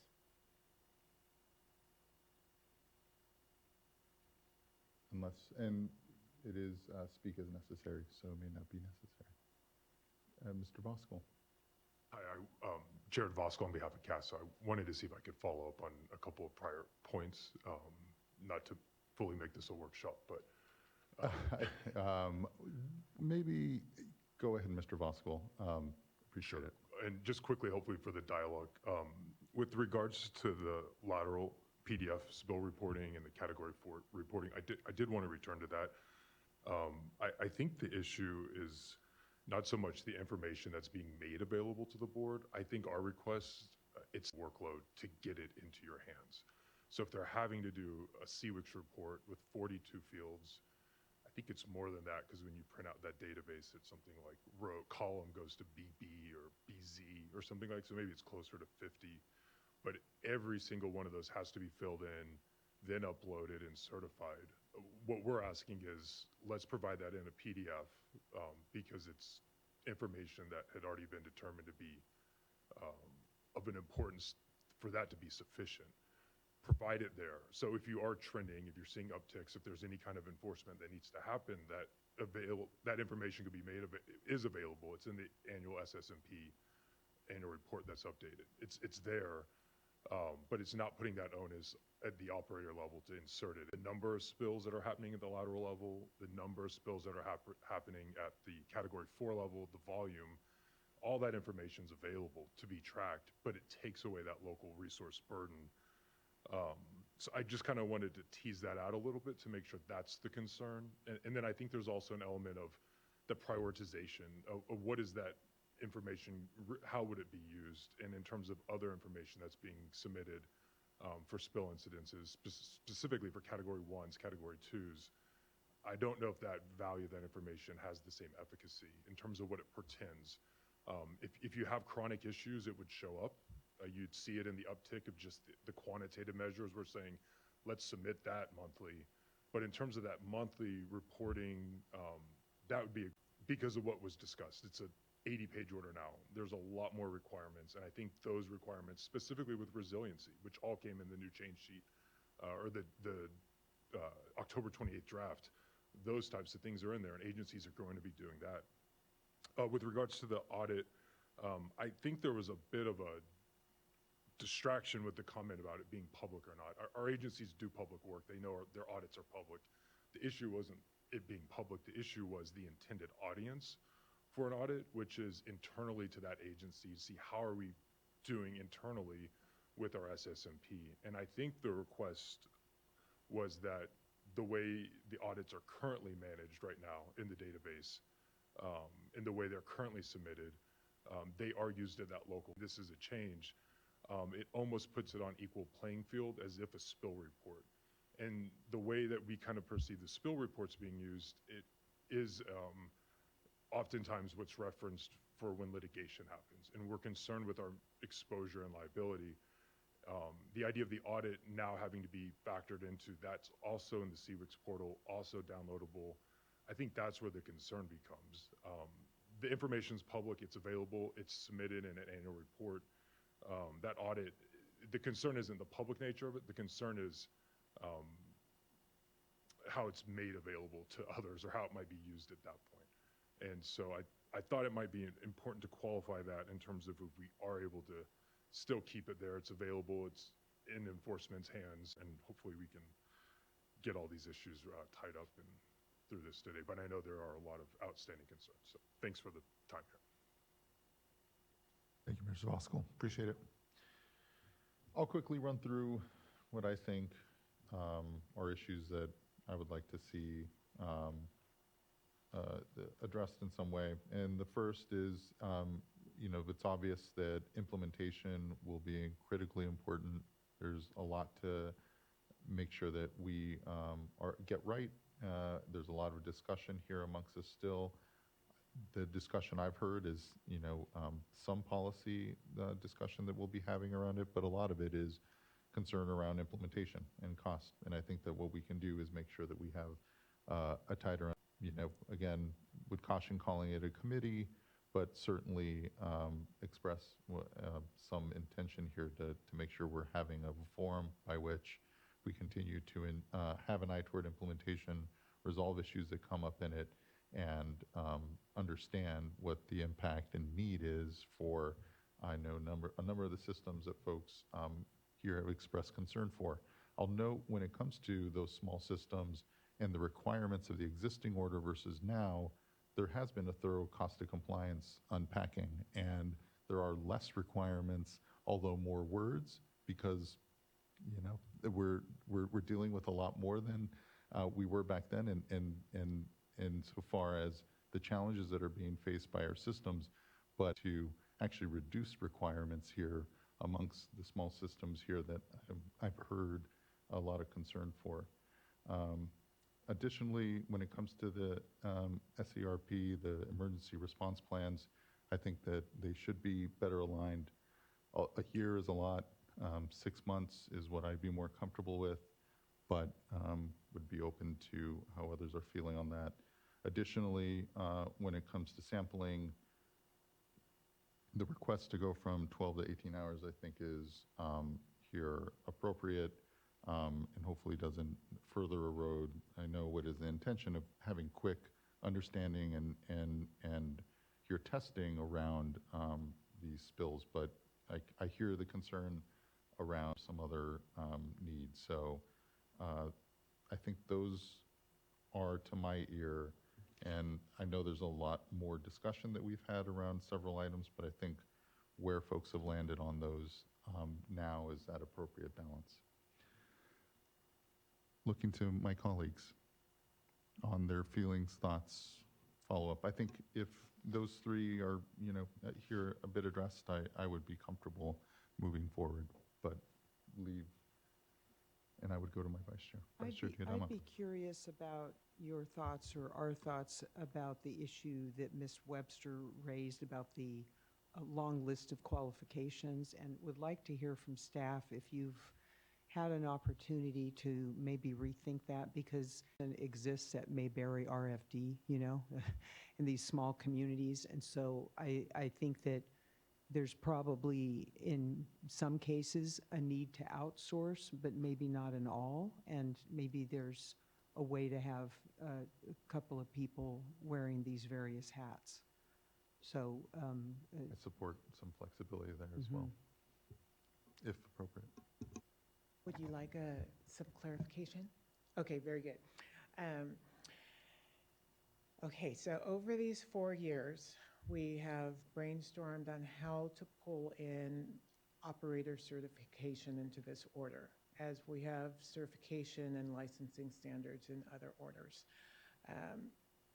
One of the reasons we not include it is because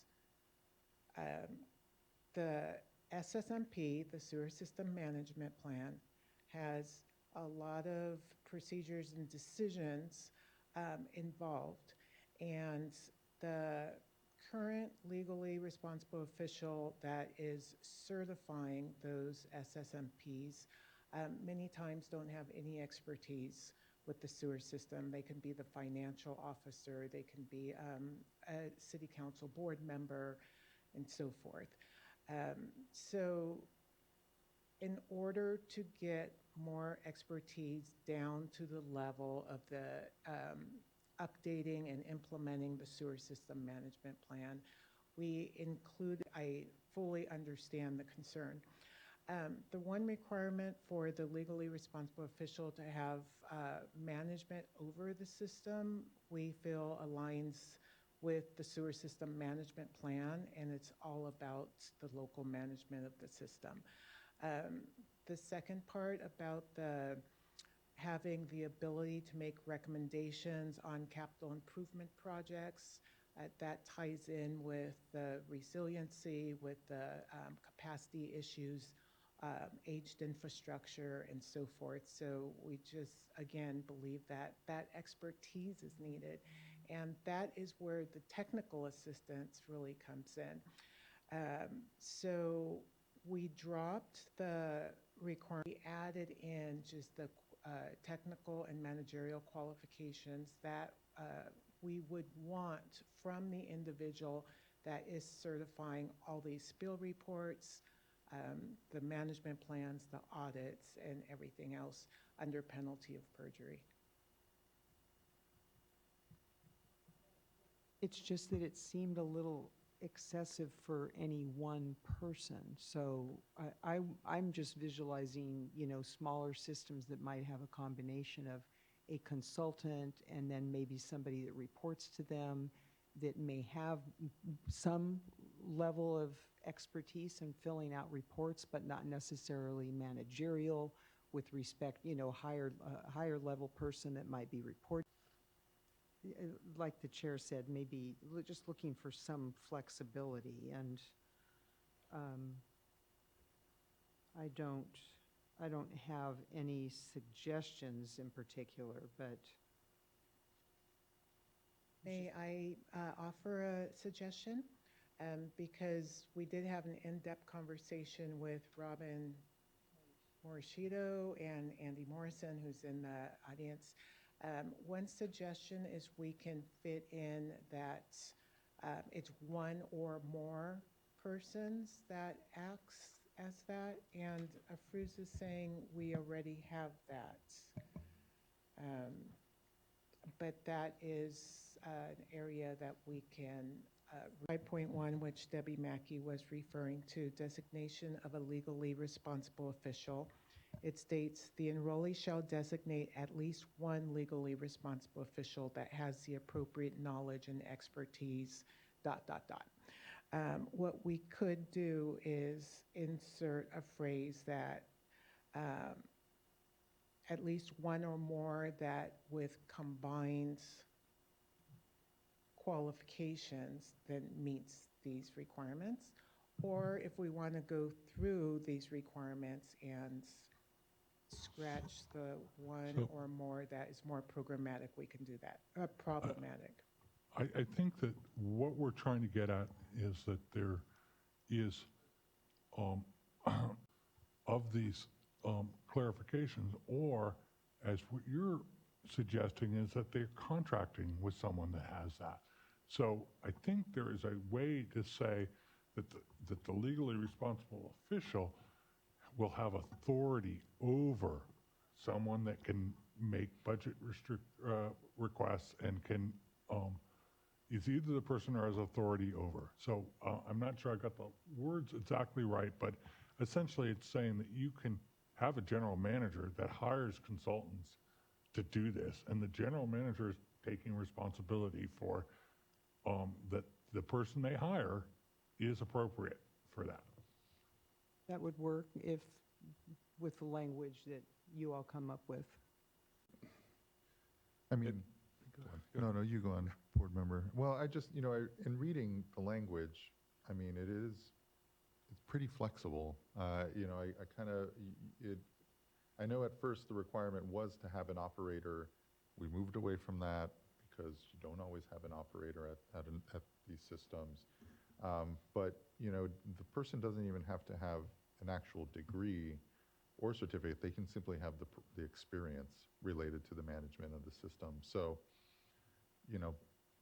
that seems pretty, the bar is flexible, I feel. So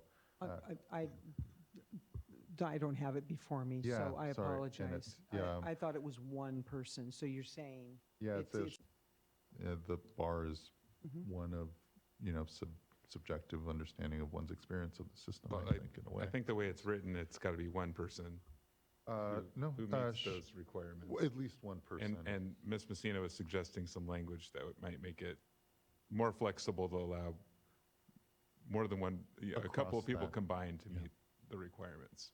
Correct? Before she does that, I think there is a problem of naming a legally responsible person as more than one person. I think that control over multiple people would work, but I would need OCC to weigh in before we head down that path. Well, and, just looking at the current language, it shall designate at least one legally responsible official, so you can. I had that same reaction to it. I think if the board is so inclined, I think it might be preferable to simplify the requirements rather than split them amongst two people, or craft it in some way that it's one person has oversight and can certainly through agents or employees, get the expertise needed to round out the. I think that's right. Thank you, Vice Chair. Are there any other items that everyone wants to flag or have further work or discussion? Yeah, Board Member Morgan, please. Okay, no, thank you.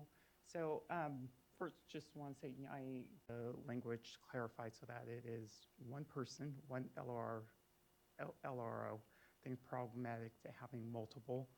And so someone who, as Mr. Bishop was indicating, I think it's the right direction for us to go in there. And then, so the other items just wanted to take a look at, just additional information from staff.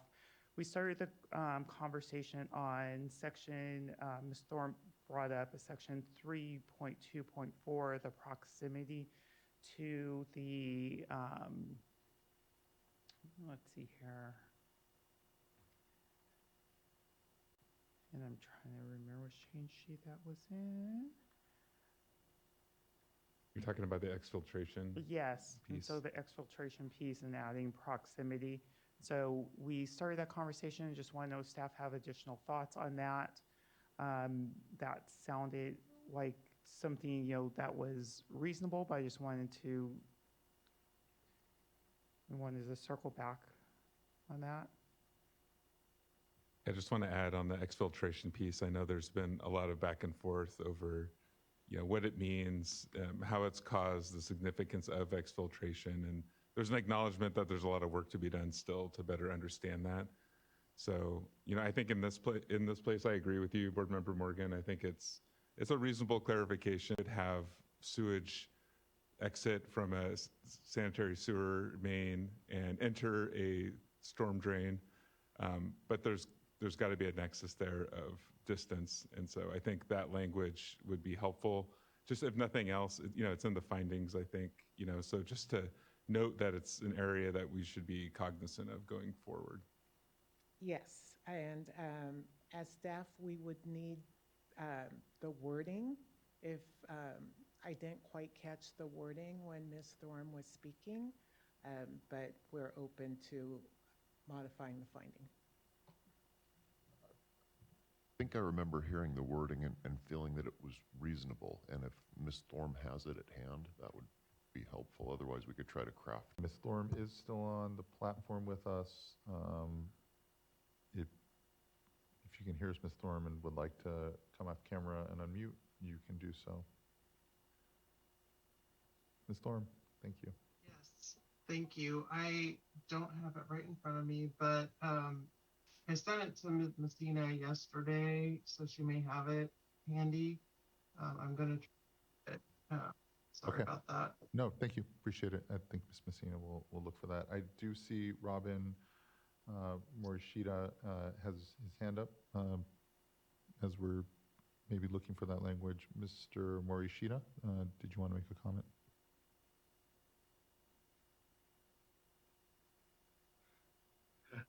Yes, thank you, and the discussion. Yes, we did have input for that LRO specific language for that. We were asking that maybe a comment be put in there as or as authorized or assigned by the legally by the governing board, in the sense that we're assuming that like a city council can assign or say you're authorized as a legally responsible officer, and have that governing board be responsible for who they assign to that position. And they may. I appreciate that. I'll flow agency to do just that. Designate who they'd like to be the RLO. But they have to meet all these requirements as Ms. They're pretty McCabe? light, I mean, if you read through the requirements, I mean, you'd Okay. want it to be someone that has experience with the system and/or, doesn't have to have a certificate. So I don't think the requirements are actually that Okay. onerous. Thank you for your time. No, thank you. I appreciate you circling back on that. Ms. Thorne? Yes, I found the language. So it was in section 3.2.4 in the second paragraph, and that the sentence starts additionally, and the added words would be if in close enough proximity, comma. Yeah, if it starts to, there's a lot In of words. close, yeah, in close proximity, that would be fine. Close proximity. Yeah, okay. If we feel comfortable with that, I'm okay with that. Proximity is. Okay, thank you, works. Board Member Morgan, then. And so the next one also brought up by Ms. Thorne, section 3.3.2. And so it's just the sources of drinking water policy, and I believe we also brought up there it would be directed. And so just wanted to circle back on that one. Yeah, and I did believe Mr. Regan did have some comment earlier, and just on that again. Yeah, just instead of authorizing as suggested, maybe directing or some other stronger word like that. The feeling for making that correction and I'd be supportive. I think it's appropriate. Okay. It's definitely Okay. appropriate. And so just wanted to circle back just to make sure there. And then let's see here, and so just to say that I am very much so in support of changing the time frame to 18 hours from 12 to make sure that we can work with laboratories and collect the samples, in the day. Make sure everyone's safe, we get good samples and get them to the lab timely. And then also with the spill emergency response plans, that one there is a difficult one, but just making, want to streamline the order as much as possible and erase as much. And so perhaps aligning the dates so that way the order is as clear as possible. There's a lot of pages, a lot to go through. And I know we removed acronyms for a reason, but there's times, you start talking in acronyms, and so just reading through, I mean, that's also an added layer of, just making sure that we can clearly read it, understand, and the more places that we can make sure that we are being clear. That just also goes along with continuing to provide support in understanding why the industry is saying committee, but just making sure that staff are being able to still be supportive and answer.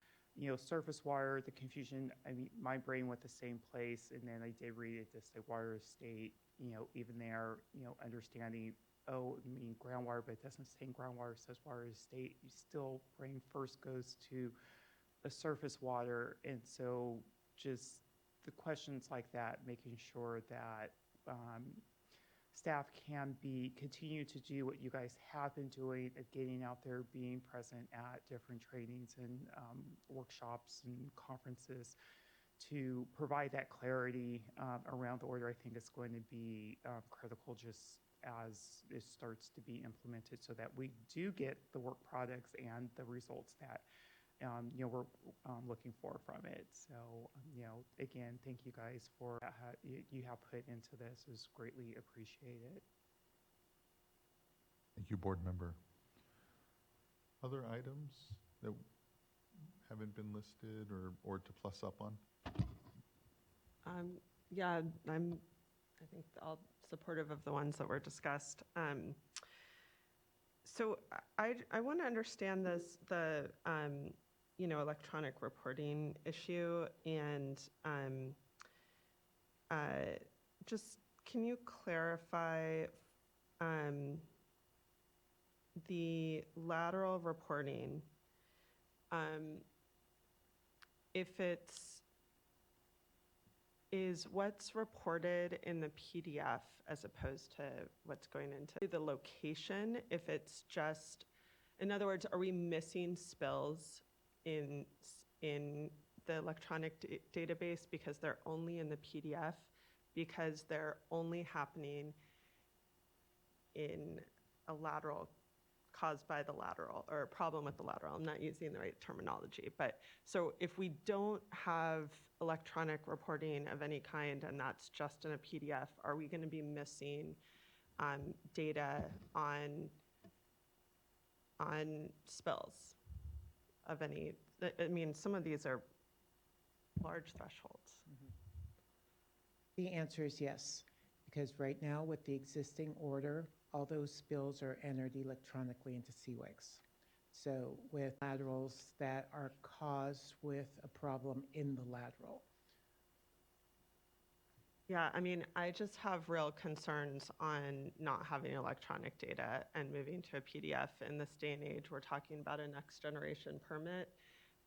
We're talking about trying to move forward access to sanitation and doing kind of a needs assessment in the state to be able to target technical assistance, target infrastructure, support resilience. And I think being able to have data on outcomes, on spills, like that's part of this entire point of this permit, is to be able to support more efficient and effective, I think, enforcement, in addition to, you know, reducing compliance costs.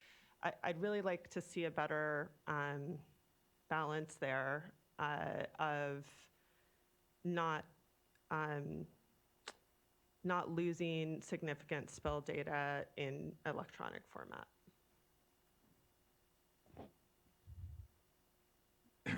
Well, I appreciate your concerns, but I guess what you're saying is significant spill data in terms of number of spills versus volume. Well, so the laterals can be different volumes. Yeah, it could be Certainly. significant volumes, I guess, right? I yeah. mean, it's pretty large numbers potentially. So I keep hearkening back to your comments, Vice Chair Diatamo, and the fact that, we're here today. This has been a 4-year process. I even think about the Category 4 reporting, which at one point was a proposal to have an incentive-based program where high-performing collection systems wouldn't, have that burden of having to report the small spills. So, clearly we ended up here today with a recommendation from staff as to what they're proposing, and obviously that's up for discussion. But I would struggle with making a change here at this late hour without really understanding what those implications are, because I am sensitive to kind of the diminishing returns of data. Do we need absolutely everything reported in real time? In this case, when I know we have overwork at the Office of Enforcement, in our Division of Water Quality, and at the regional boards. So is this truly important data that we need reported and uploaded into CWICS, on a monthly basis? Or, as staff have already proposed, is it, in this case, workable? It's not like no information will be submitted. So I'm trying to see both sides here. Yeah. And obviously this is the recommendation we have. And I know Office of Enforcement feels differently about it. But I'm struggling with making a change here on the fly. Sorry. Go ahead. I just want to clarify that the information that, and I know we're talking about Category 4 as well as these sort of spills from laterals, and it gets a little bit in the weeds here, but are to provide that PDF that would include locations, it would include information. I think the issue is it shifts the burden that currently they're reporting those spills into CWICS. There's no increase in costs with these changes to the agents. In fact, it's maybe a reduction in cost. It shifts that burden to staff here at the water boards to then, on an annual basis in these lateral situations, which I think is where OE is most concerned, it shifts that burden to our staff to then, on either an agency by agency basis, because this information is not queryable as it is currently in CWICS. So we would have to essentially do that on an agency by agency basis.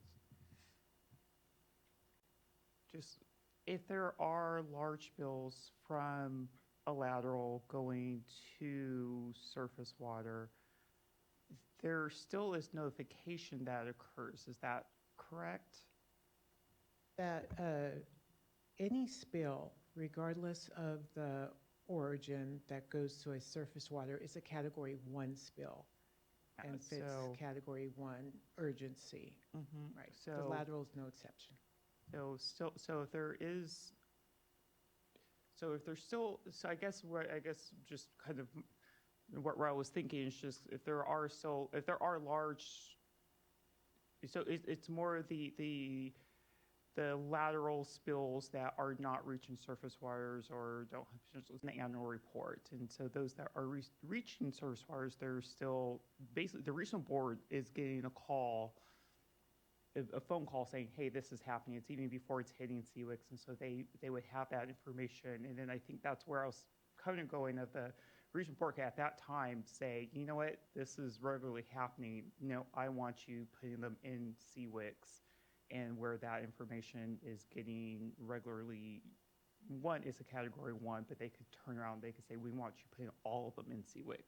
So then that information is there. So for those agencies that need that additional reporting and, where we need that additional information.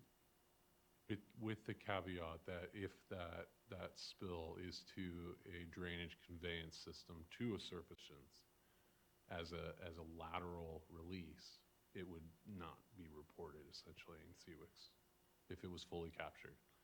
And I'll just, again, my own personal opinion on full capture is we've had issues with agencies reporting what we would deem as a Category 1 spill as a Category 2 because of low flow diversions in place in a flood control system, for example. So it's a concern of OE. I support Board Member Firestone's concern in this. It's one that I often have amongst this, which is the usability of the data and the work and information that we're given. Maybe here, but I imagine whatever it is that the agencies have is likely in some sort of spreadsheet format, is already digitally machine readable, and to give us a PDF, which is an image of your tables, is not very helpful. So what if we just remove the word PDF and we say, digital format and, leave it at that? And so they're submitting to us what actually may be a little more in here. Maybe we construct a template, I don't know, but then we're getting back into maybe some of the same space where people feel it's too much work. But there must be a way. I'm concerned about that because what are we going to do? An electronic spreadsheet that I know it's going to be all. It's not. It isn't data that is going to be data set. Everyone's going to give us whatever. But I mean I can't help but feel here in this moment. At least the compromise is to not force it to be a PDF, and let us explore how we might do better amongst how that data usability comes to us. I think we should step back for a minute. This was a attempt by our staff to reduce costs because they've been asked to do that in every instance that they can, and they saw this as a lower priority out of laterals because that's normally lower number and volume when you put it all together. But right now, they're reporting all of these because they're owned and operated by the sewer system. So they're essentially, I'm saying it wrong, is they were saying, well, the smaller pipes are less likely to have a big spill, so we can get some relief there. Is that relief warranted is the question that you all should be considering. Not, I don't think, should we have it in PDF or should we have it in electronic? Is that relief from doing reporting warranted? And because right now they're doing it. We're not adding costs with this. I think we, just as the regional boards have differing views and one division has differing view, it seems that we may as well. And, we come at this from different life experiences. Chair and Board Member Firestone, your focus on data and improvement. And I understand where you're coming from, but I have in my career, had such a focus on reducing cost of compliance where we can, where, you know, it's not going to significantly impact water quality. And so I'm just leaning in a different direction, and maybe we just take it to a vote.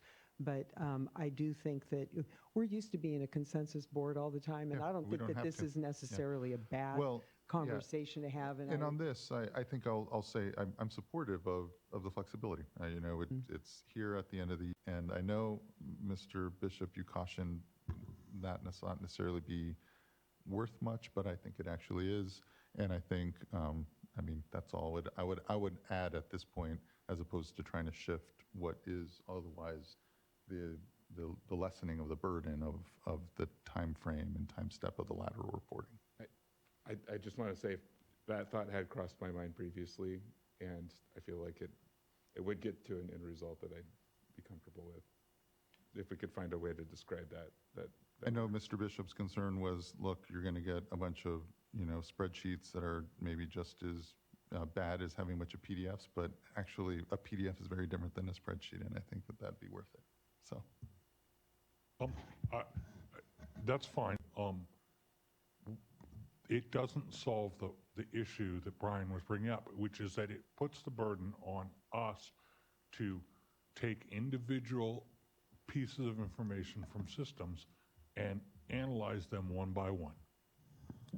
Yeah, Well, though to board member, I'm sorry, to board member Morgan's point, though, you know, where there are records that are problematic of systems that are struggling, that are having a high degree of these conditions with the lateral spills or what have you, the regional boards can then go and request, you know, further information from them.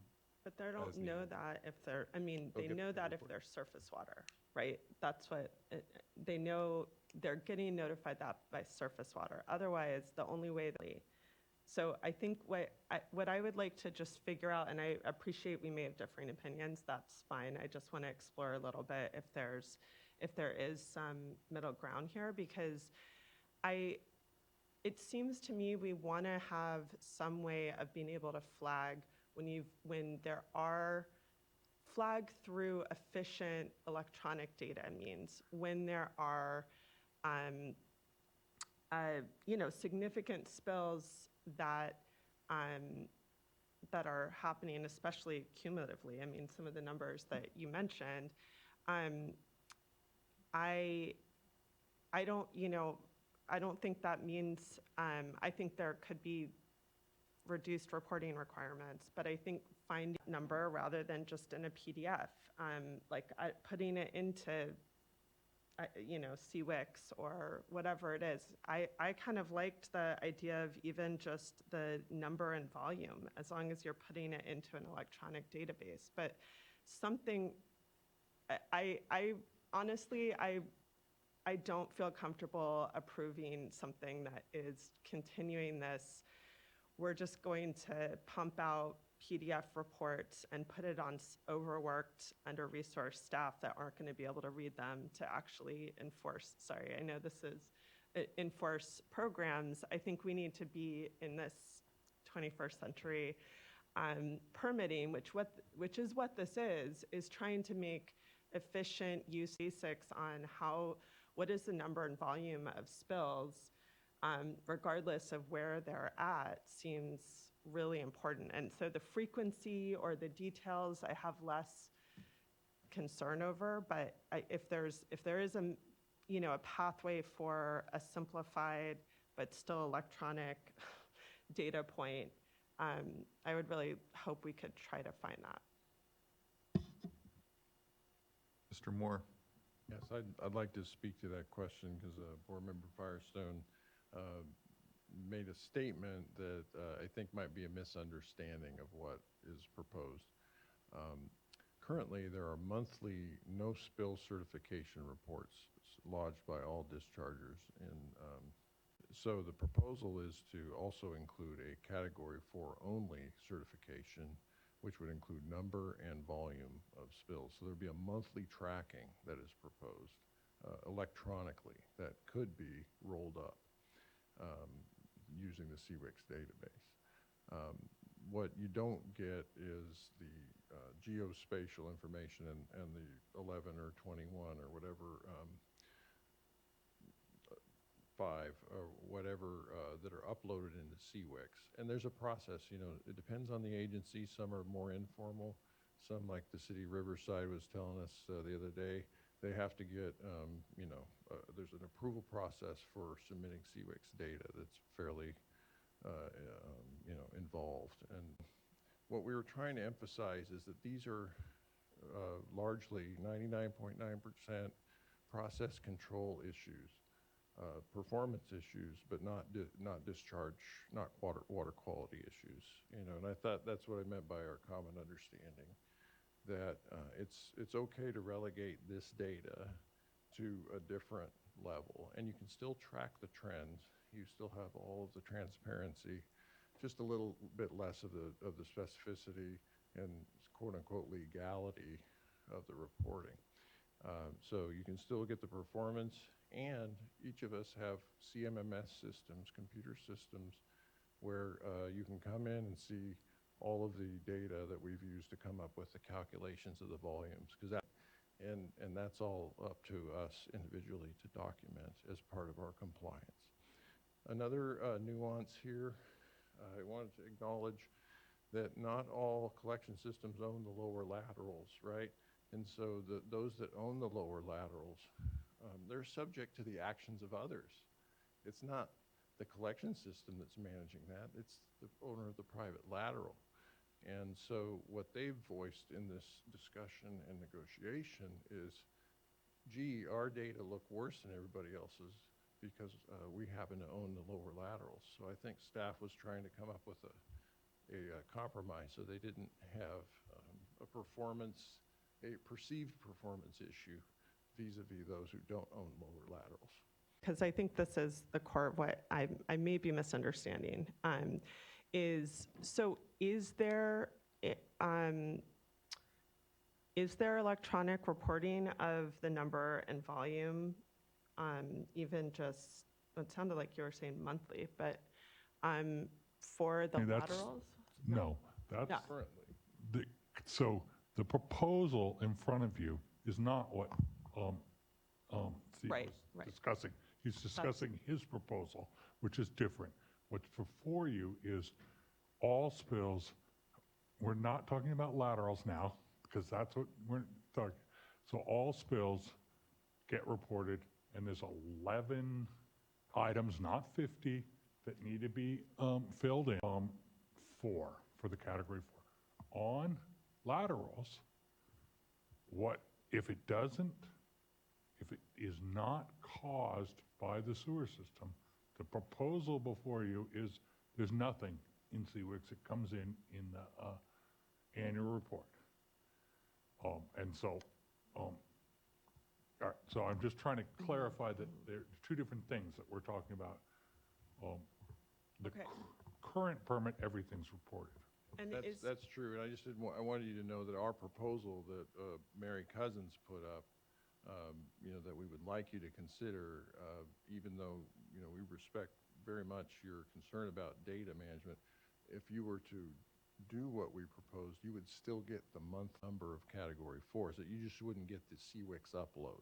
That's, so sorry about confusing that. But, you know, there are a lot of things here at play. But just wanted you to know that the proposal from the sanitary agencies would still be trackable from a data standpoint.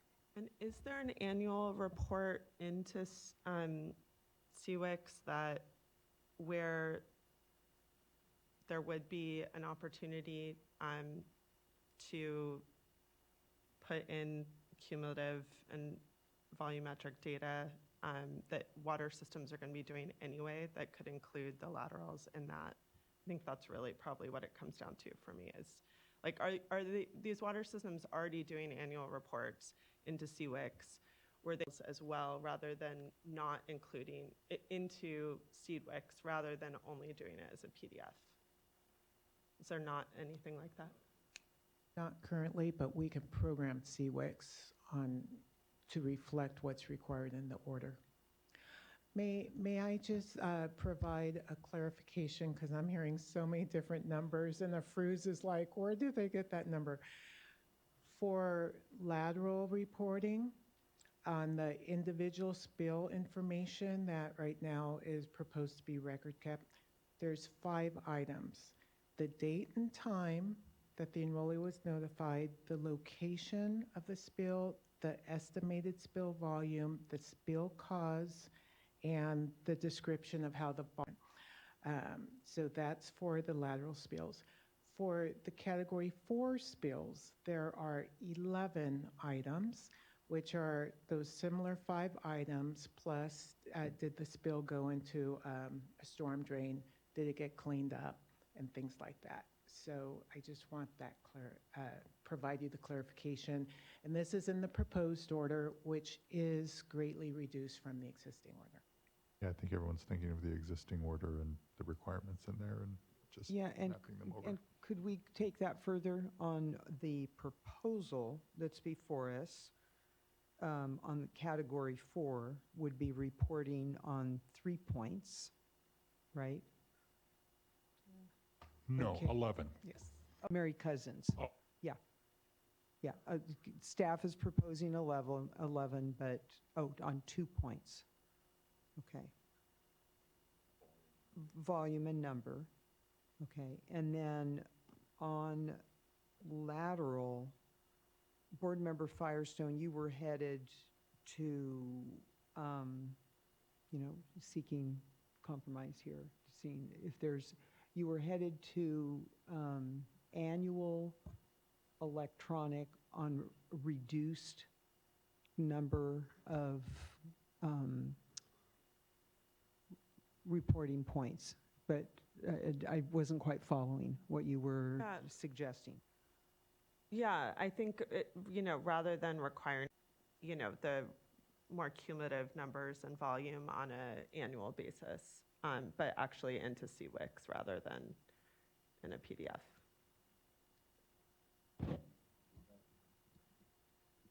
There How do you feel about that, Vice Chair? reactions from stakeholders on that. Yeah. Just the method of reporting. Yeah. Yeah.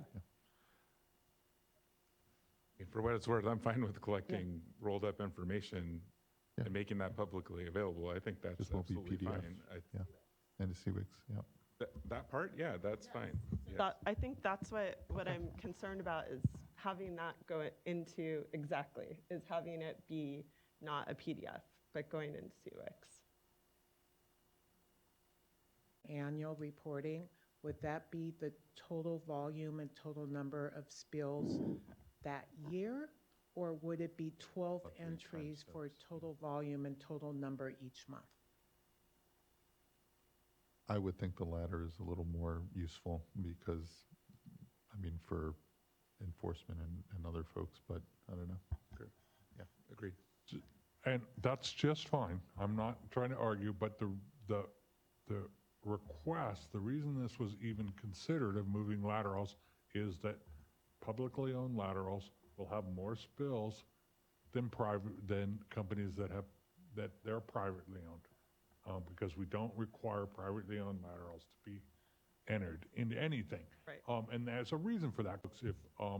If it makes them any happier to do it 12 entries in one time of the year or do them monthly, because you're really asking for monthly information at the end of the year. And it would be much better for us, I think, to have it entered on a monthly basis than once at the end of the year. But, if they don't care, that's what I'd suggest. Well, looking at it from a cost of compliance perspective, and I agree that asking those that are filling out the reports.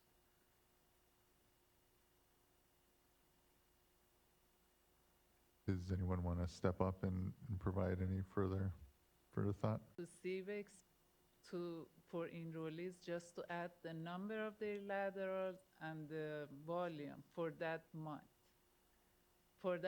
And then at the end of the year, they submit their PDF report with details of every those five, because they already keep records of those items, and the regional board can just send an email to the enrollee or a phone call and ask for the records. Yeah, I'm seeing some nods in the room, and I think, board member, I think it's a good compromise. I think that works for us. If I could just throw my last Oh, opinion please, out there. please, Mr. Elder.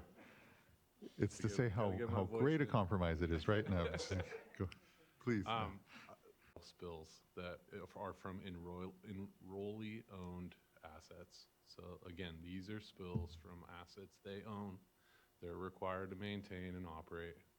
We want to see that spill data as it occurs. And again, I realize that most lateral spills are likely in that small volume, possibly high frequency or high number category, but it's possible that with some of these laterals that are coming from high rises, that are coming from, I mean, that spill may occur in the lower lateral that's owned by the agency, and it could be significant volume. And I think the agency that I brought up today, and again, I didn't fully vet that data, but in reality, a significant number of their spills are like the routine reporting that's currently happening now because they own those laterals. And at least from my spot check, every one that I looked at was a lateral spill, lateral cause.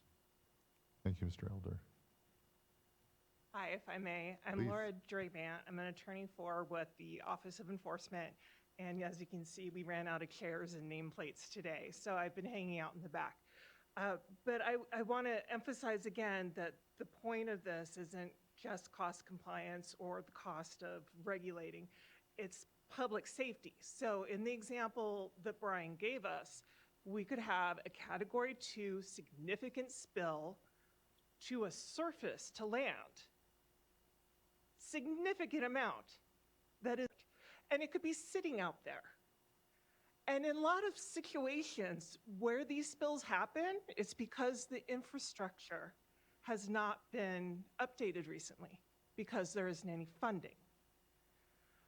So please take a look at it in that way. The public health is an issue. It's of utmost importance here. And so these lateral spills, which are a very big concern for us because they happen so often, can subject public people and dogs and kids and everyone you can think of to raw sewage sitting out in the open because it didn't get reported to the water board in a timely manner. Thank you. And I think, yeah, is a good compromise, and it gets us that data on a more monthly time base. Okay, well, are there any other? I just have one more. Oh, please. Yes. No, Okay. this is good. Well, and Mr. Causey said that the adoption in 2013 was way worse in items that were brought before the board for this. So we're good. No, We're still good. I No, think thank you, we're Vice there, Chair, please. but my read, I did pull up the language, and I'm still a little unclear on the system operator. And Mr. Loeffler, have you had a chance to take a look at it? Talking about the LORO, Yes. the legally responsible officer issue. It's an issue that I'd like to discuss with the staff. I have language, but I want to make sure that the team has had a chance to think about it. And Okay. they haven't seen the items that You mean you haven't been live? Just kidding. No, kidding. Before we do that, were there any other items that have not been ticked off, gone through at this point? I don't know that it's out there, but I don't know that we opined on the category for the, going from what staff is proposing at 11 to the Mary Cousins proposal of 2 reporting points. And I'm comfortable with the stakeholder proposal.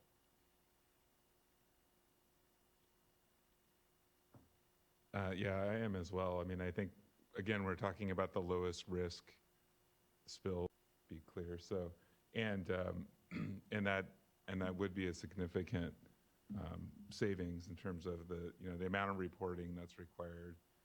So for me, that resonated, and actually aligning it in this way would now make it match up perfectly with what we just agreed to in terms of the lateral reporting. So actually, it would actually make it even simpler for the enrollees to understand what they need to report. I'm inclined to support it as well. Yeah, I'm comfortable. And I think looking at other board members, Board Member Morgan, I'm comfortable, but now I'm confused. So was the proposal for, was it Here's my understanding, and for then, each? yeah, sorry, the proposal that was presented by stakeholders that Vice Chair and Board Member McGuire just suggested, or they would be comfortable with, was specific to Category 4 spills. And then we just had discussed the laterals, right? So I think the idea is consistent with both of those would be reporting monthly into CWICS, I think. The cumulative, the number and the volume monthly for Category 4 spills and then for laterals. And then that would get rolled out, but it would be cumulative.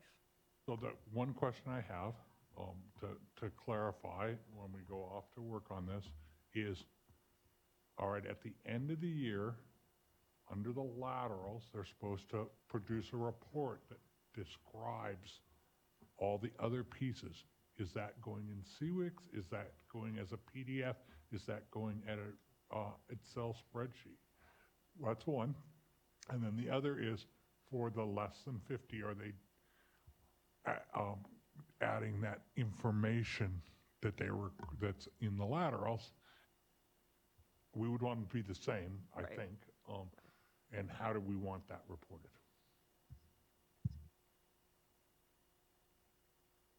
I'm going to go on. I would say digital format. Yes. Some sort of digital format, but not necessarily in CWICS, because I thought the thought was we're going to remove the requirement to enter in all the detailed information into CWICS on these. Okay, so we are going to reduce their requirement from 11 to 9 entries on each of these spills. 11 to 2, excuse me. Right. On the but- monthly, yes. Well, It's actually quite a bit less than that. So each month was in the volume. And then at the end of the year, they would provide, I think, the 11 data points in a spreadsheet table or some digital format. yeah, digital format. Okay, got it. So actually, all the information will still be provided, all of the information, just in that table at the end of the year. Did I get that right? For the low threat. Wait, so, but at the end of the year, it would go into CWICS, not just be a random spreadsheet? It'd be a random spreadsheet. Is there a way that we can at least be trying to facilitate that going into CWICS rather than going into, going into a random spreadsheet? If they're going to be reporting it anyway. We can have DIT design CWICS so that at the end of the year, they enter in for Category 4, the 11 elements for each individual spill, which they have done the record keeping. I think Walter, can you CWICS would confirm? be, yeah. We can design CWICS that way, Correct. right? Thank you. So, I saw a huddle over there yeah, I'm not wondering if sure you they're all, going to find that to be any benefit. let me see the, A clarification acceptability. on terminology is that CWICS, the word CWICS doesn't imply tabular format. CWICS can take PDF files too.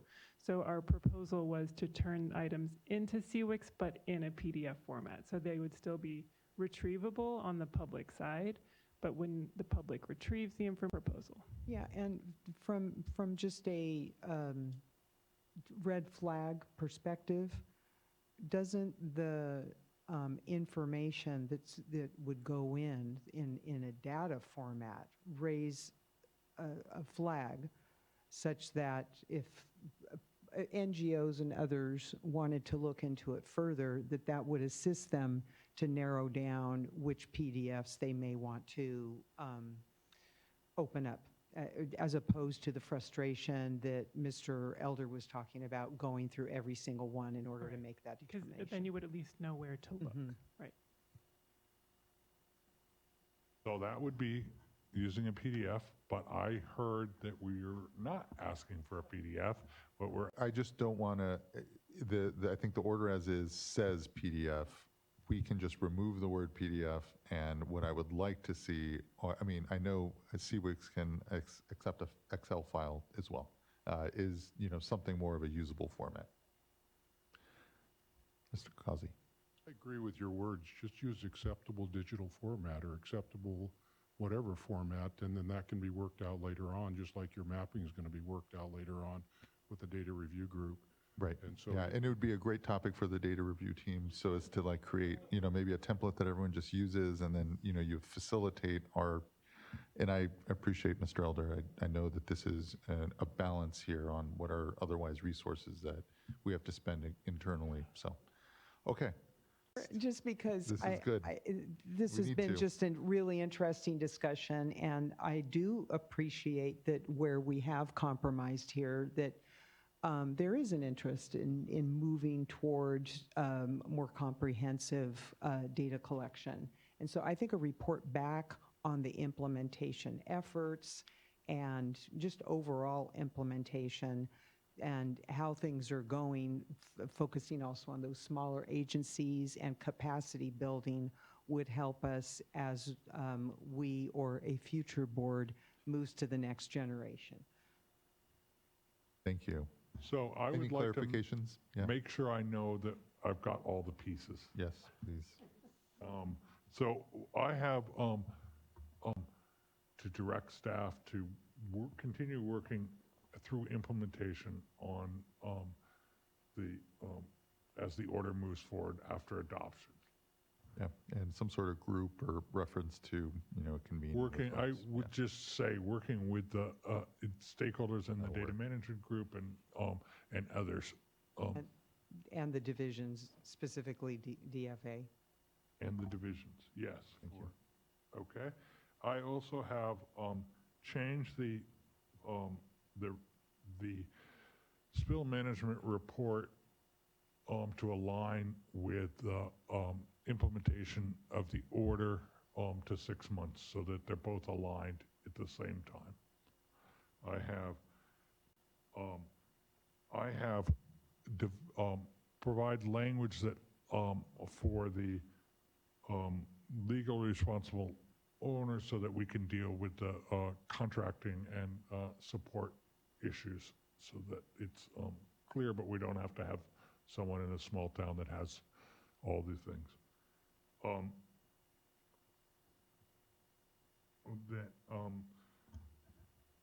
In section 3.3.2, Tim Regan is got some a change in the wording that I just don't remember what it is right now, but that's what I wrote down. Exfiltration. And then Proximity. the main issue is on agency-owned laterals. We are going to require an individual entry for the number of spills that are less than 50 gallons in the total gallons, and an entry that is the number of spills and the total volume from publicly owned laterals. The end of the year, they will submit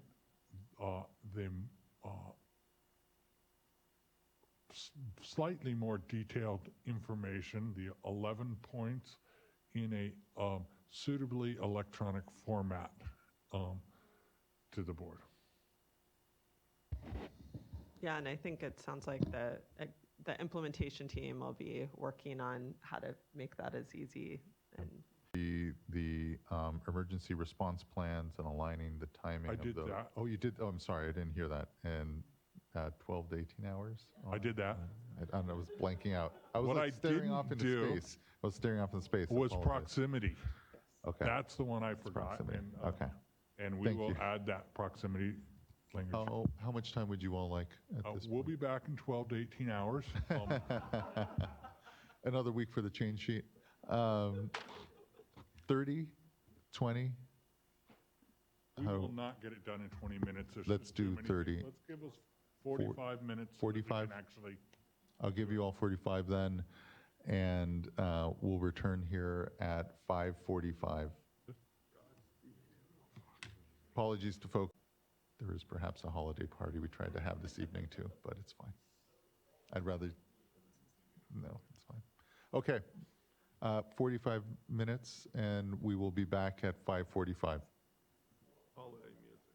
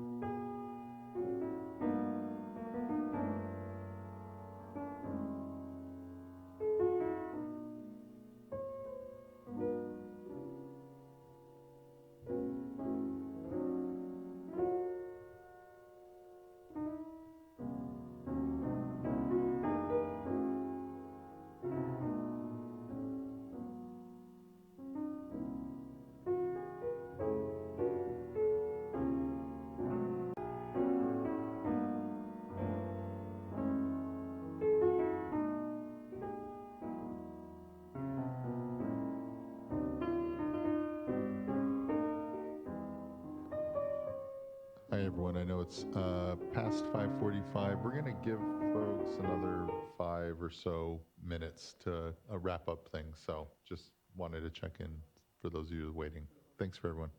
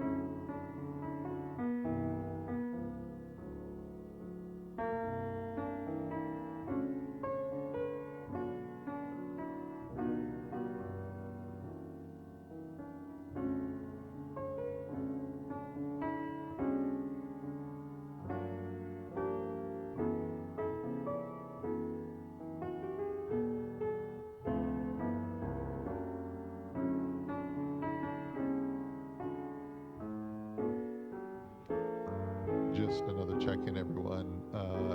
It'll be another 10 minutes, I'm hearing. So, sorry for it going longer still. Thanks, everyone, for the patience.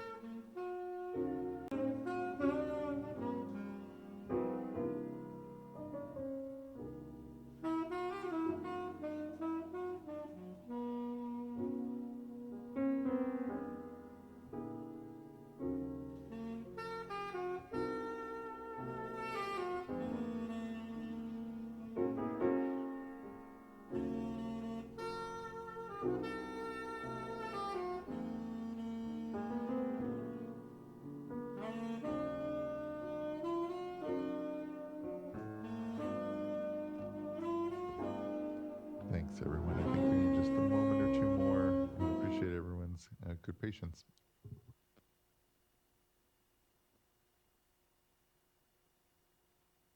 To take a look at headers.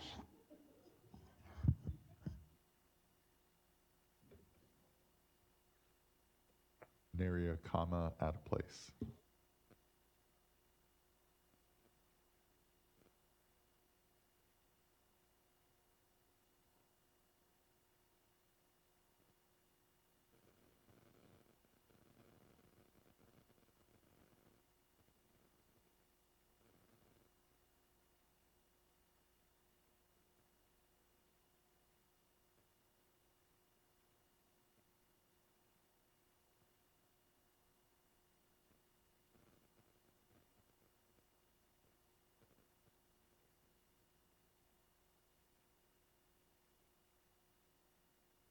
Ending time. 2:30? I think that's what you said. No, I said if we start by 2:30 Oh. this item, we might get by 5.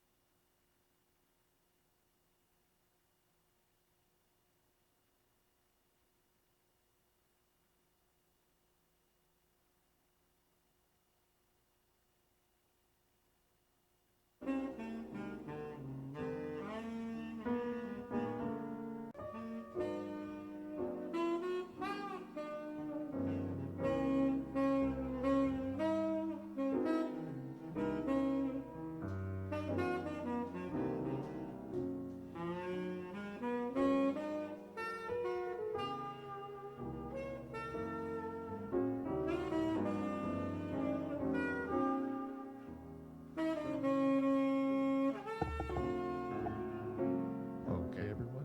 Appreciate your patience, and more importantly, everyone's just really great work synthesizing what I know was a lot of discussion and a lot of points. And I know in some of our requests, a lot of references throughout the document for these changes. So just thanks, everyone, and I'll kick things over to Mr. Lawfer.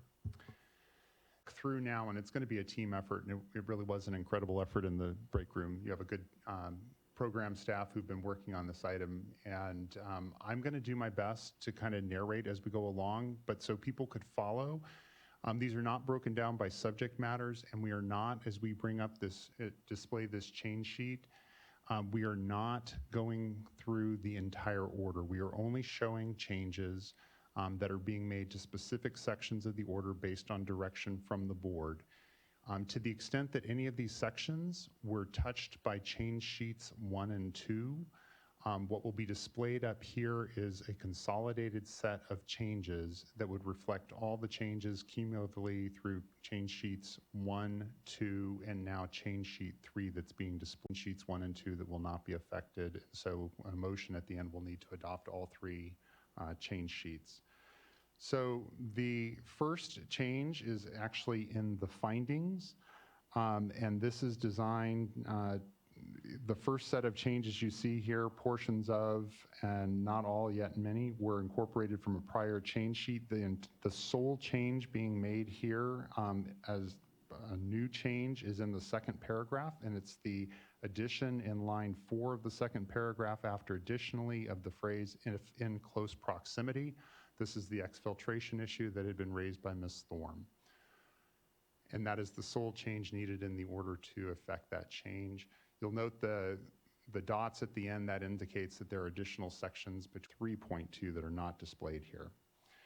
The next edit is to another edit triggered by comments from Ms. Thorne. It's to section 3.3.2, and it's in the second line, we strike, or the third line strikes designates, and then continues all waters of the state with certain exceptions, comma, and then inserts as, or strikes as and inserts are suitable for potentials or potentially suitable for municipal or domestic supply. This is the sources of drinking water issue and making clear that the sources of drinking water policy did not actually make the designations. The next edits are in section 5 of the order itself. I will read them into the record in their entirety, but let me explain what they're doing. First of all, they're making clear that there is one legally responsible official, and some of the language has been contracted so that it's clear that they have overall authority, even if they may not necessarily have the expertise themselves. And so what we would do is modify the first sentence. It will read, the enrollee shall designate, and then strike at least, and essentially just pick up the A from at least so that it's a legally responsible official that has, and then strike the appropriate knowledge and expertise of, and insert authority to ensure, and then resume with the enrolled sanitary sewer system complies, and then in sentence remains the same and is authorized to serve as a duly authorized representative. That just makes it clear there's one person who's got overall responsibility for compliance. Then when we get to the end of that paragraph, it previously enumerated a number of authorities that the expertise and that the legally responsible official must have. And instead, we have it read, the legally responsible official must, and then insert have or have direct authority over individuals. And then we pick up with the enumerated skill sets that were in the original order. You'll note again, there is some additional language that appeared below that that's not replicated here. That's just those asterisks that are converted automatically to dots indicate that it picks. Next section that was edited was 5.12, which is the spill response plan. This is an area where what we are essentially doing was undoing a number of edits from one of the change sheets so that we could align so that everything would be 6 months after adoption. And then, so the only changes that are actually picked up are if you go through here in the first paragraph for existing enrollees, you'll see in the third line there was a period that was struck after section 6. That was a cleanup from one of the change sheets that still needed to be maintained. But what we've done is we've removed some of the language from the change sheet that made it 6 months after the effect.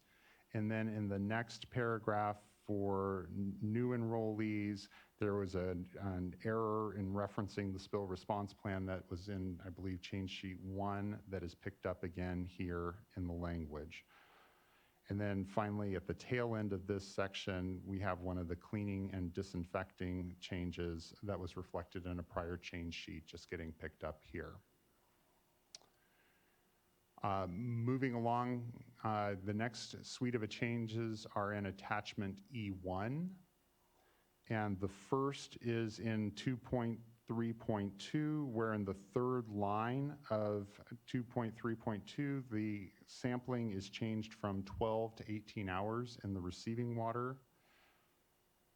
Right here, the next change is in section 3.4. And this is the first of a series of changes that are designed to deal with the monthly reporting of total spills and spill volumes. So, and this change sheet also incorporates a number of edits from prior change sheets. So you see a lot of red line going on here that are not actually new changes, but they're just picking up changes from the prior change sheets. So in 3.4 in the heading, we specify instead of quarterly, we're talking about monthly. And then in the first sentence, the most important additions are to pick up the monthly and the total spills and volume. So it reads, the enrollee shall report and certify, and then insert the estimated, the total number of, and then we pick up with all category 4 spills to the online SWRCB sanitary sewer database. And then pick up with strikes from quarter, we strike quarterly within 15 days after the end of the calendar quarter in which the spills occurred, and then insert new within 30 calendar days after the end of the month in which the spills occurred. Again, all the next changes are designed to deal with the move from the deletion of the tables, which I think are from a prior change sheet. Is that correct? Or just removing the quarterly references.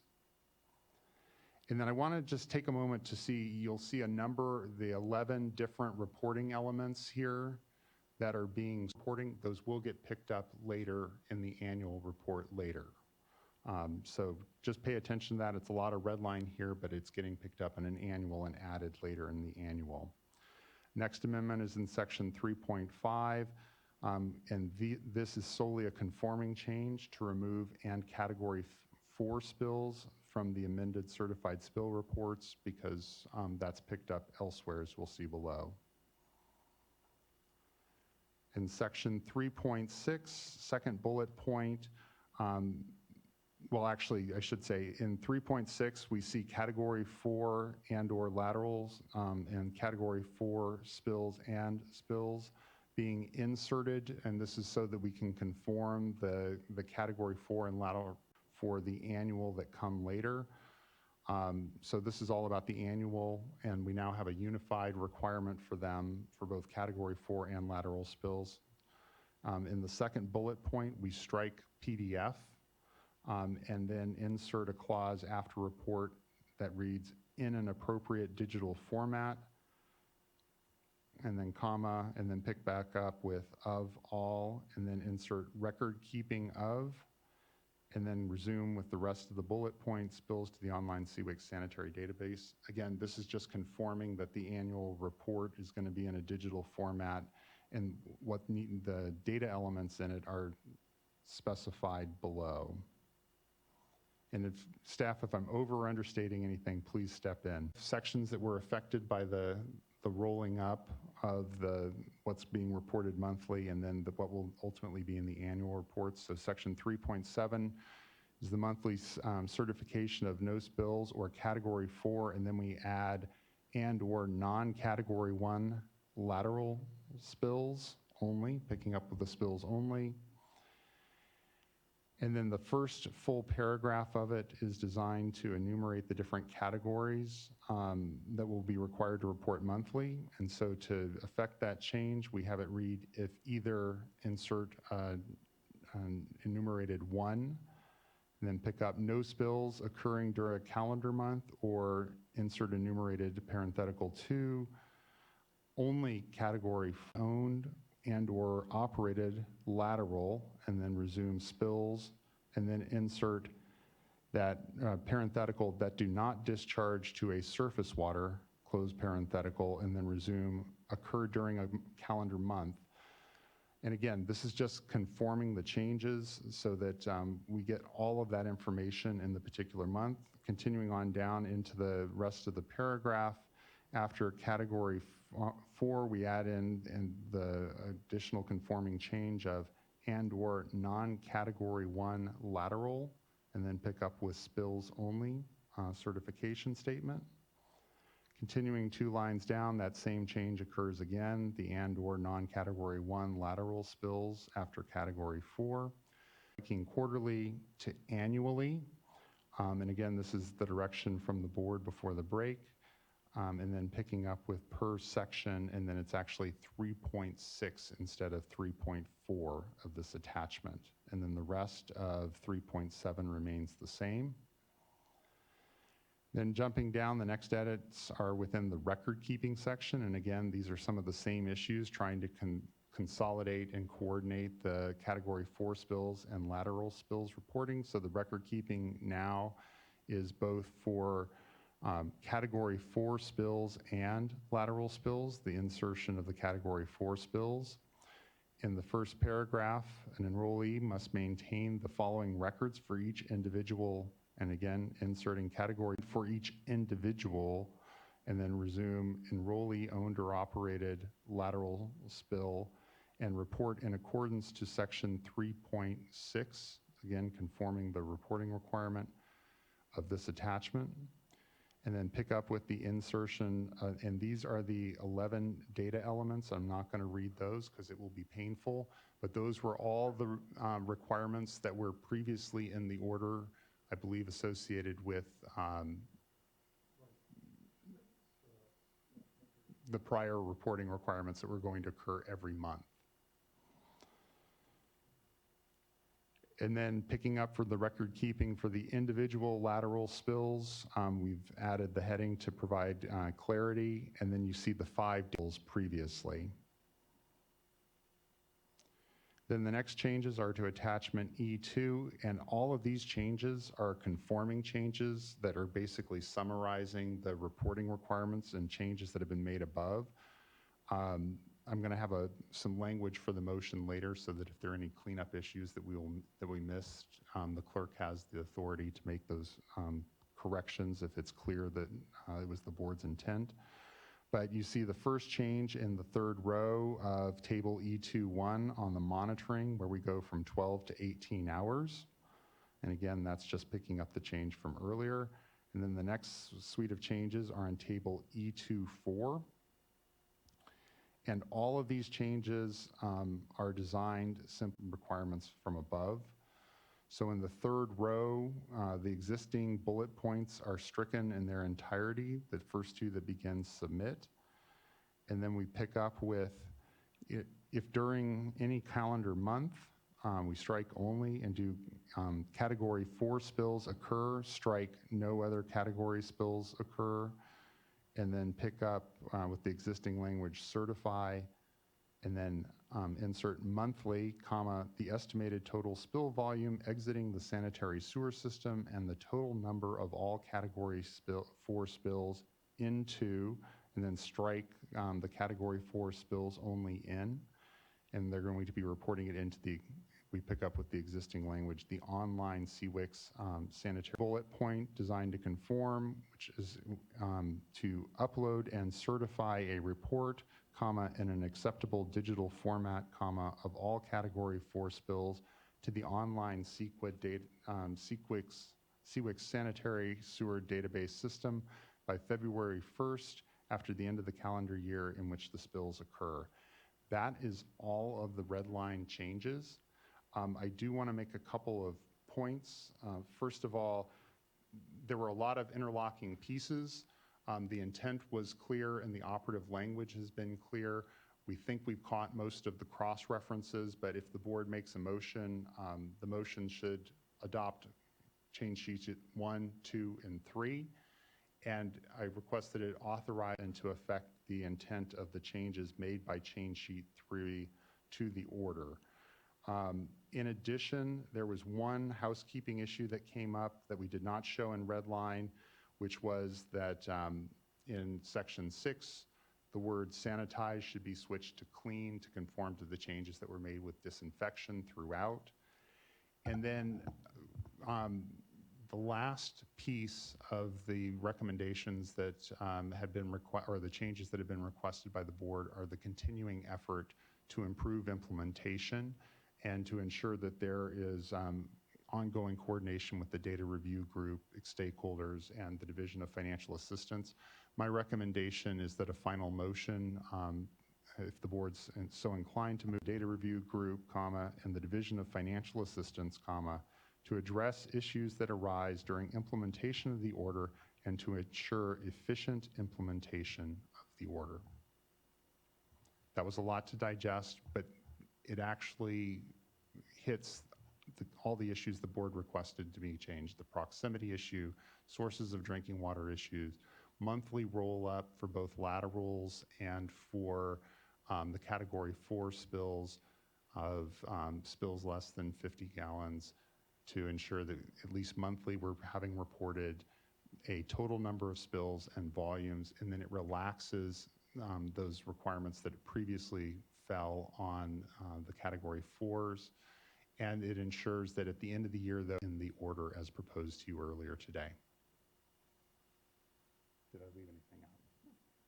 I don't believe you left anything out. I was paying attention. We all were, and incredibly impressed for, again, the effort that you all did in really synthesizing what was a lot of discussion before us, and just incredibly appreciative. I look to my colleagues, though, to see if Board Member Morgan, please. Can we bring up the section for LRO? I had perhaps one.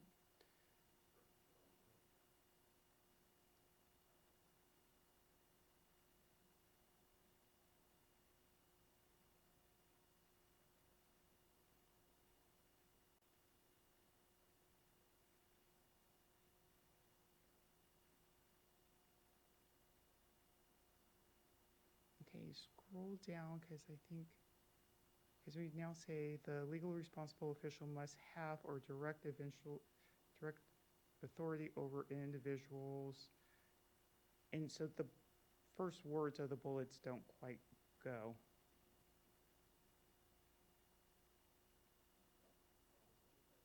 Yes, I think if we change after individuals and put that, I think that Yes. covers it. Thank you very much. That was it. Thank you.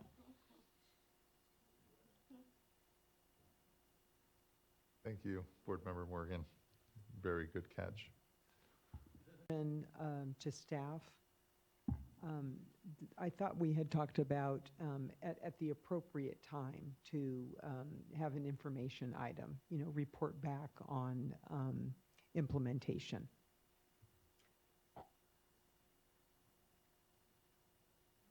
Thank you, Vice Chair.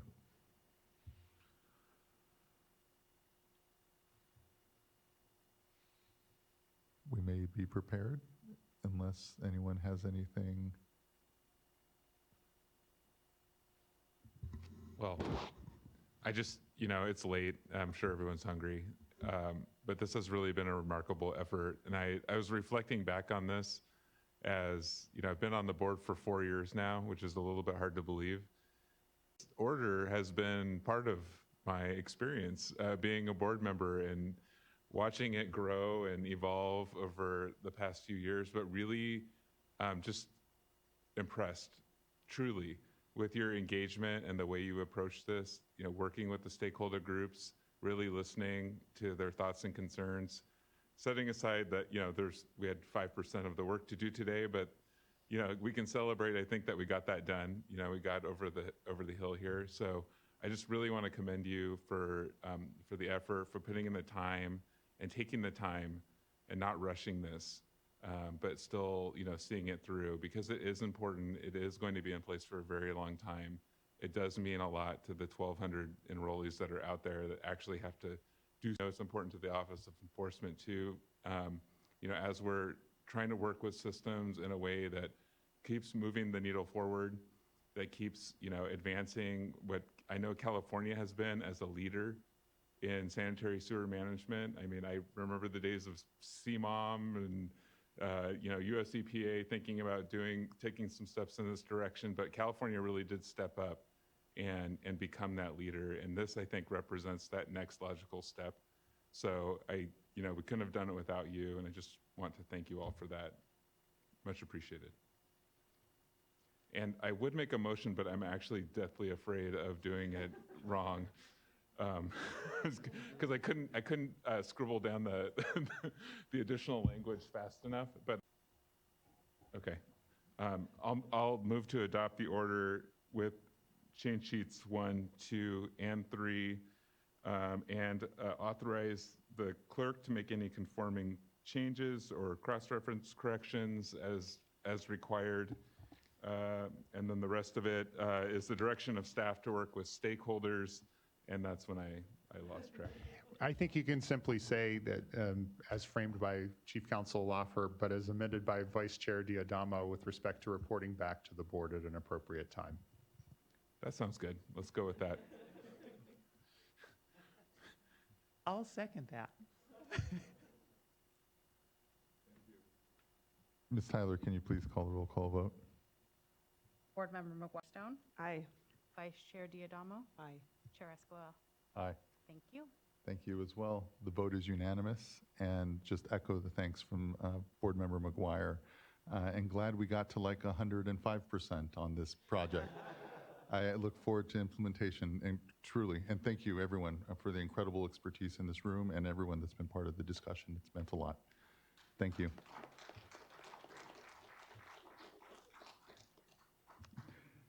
And with that, it brings us to the end of today's board meeting. We still have items for tomorrow, so stay tuned.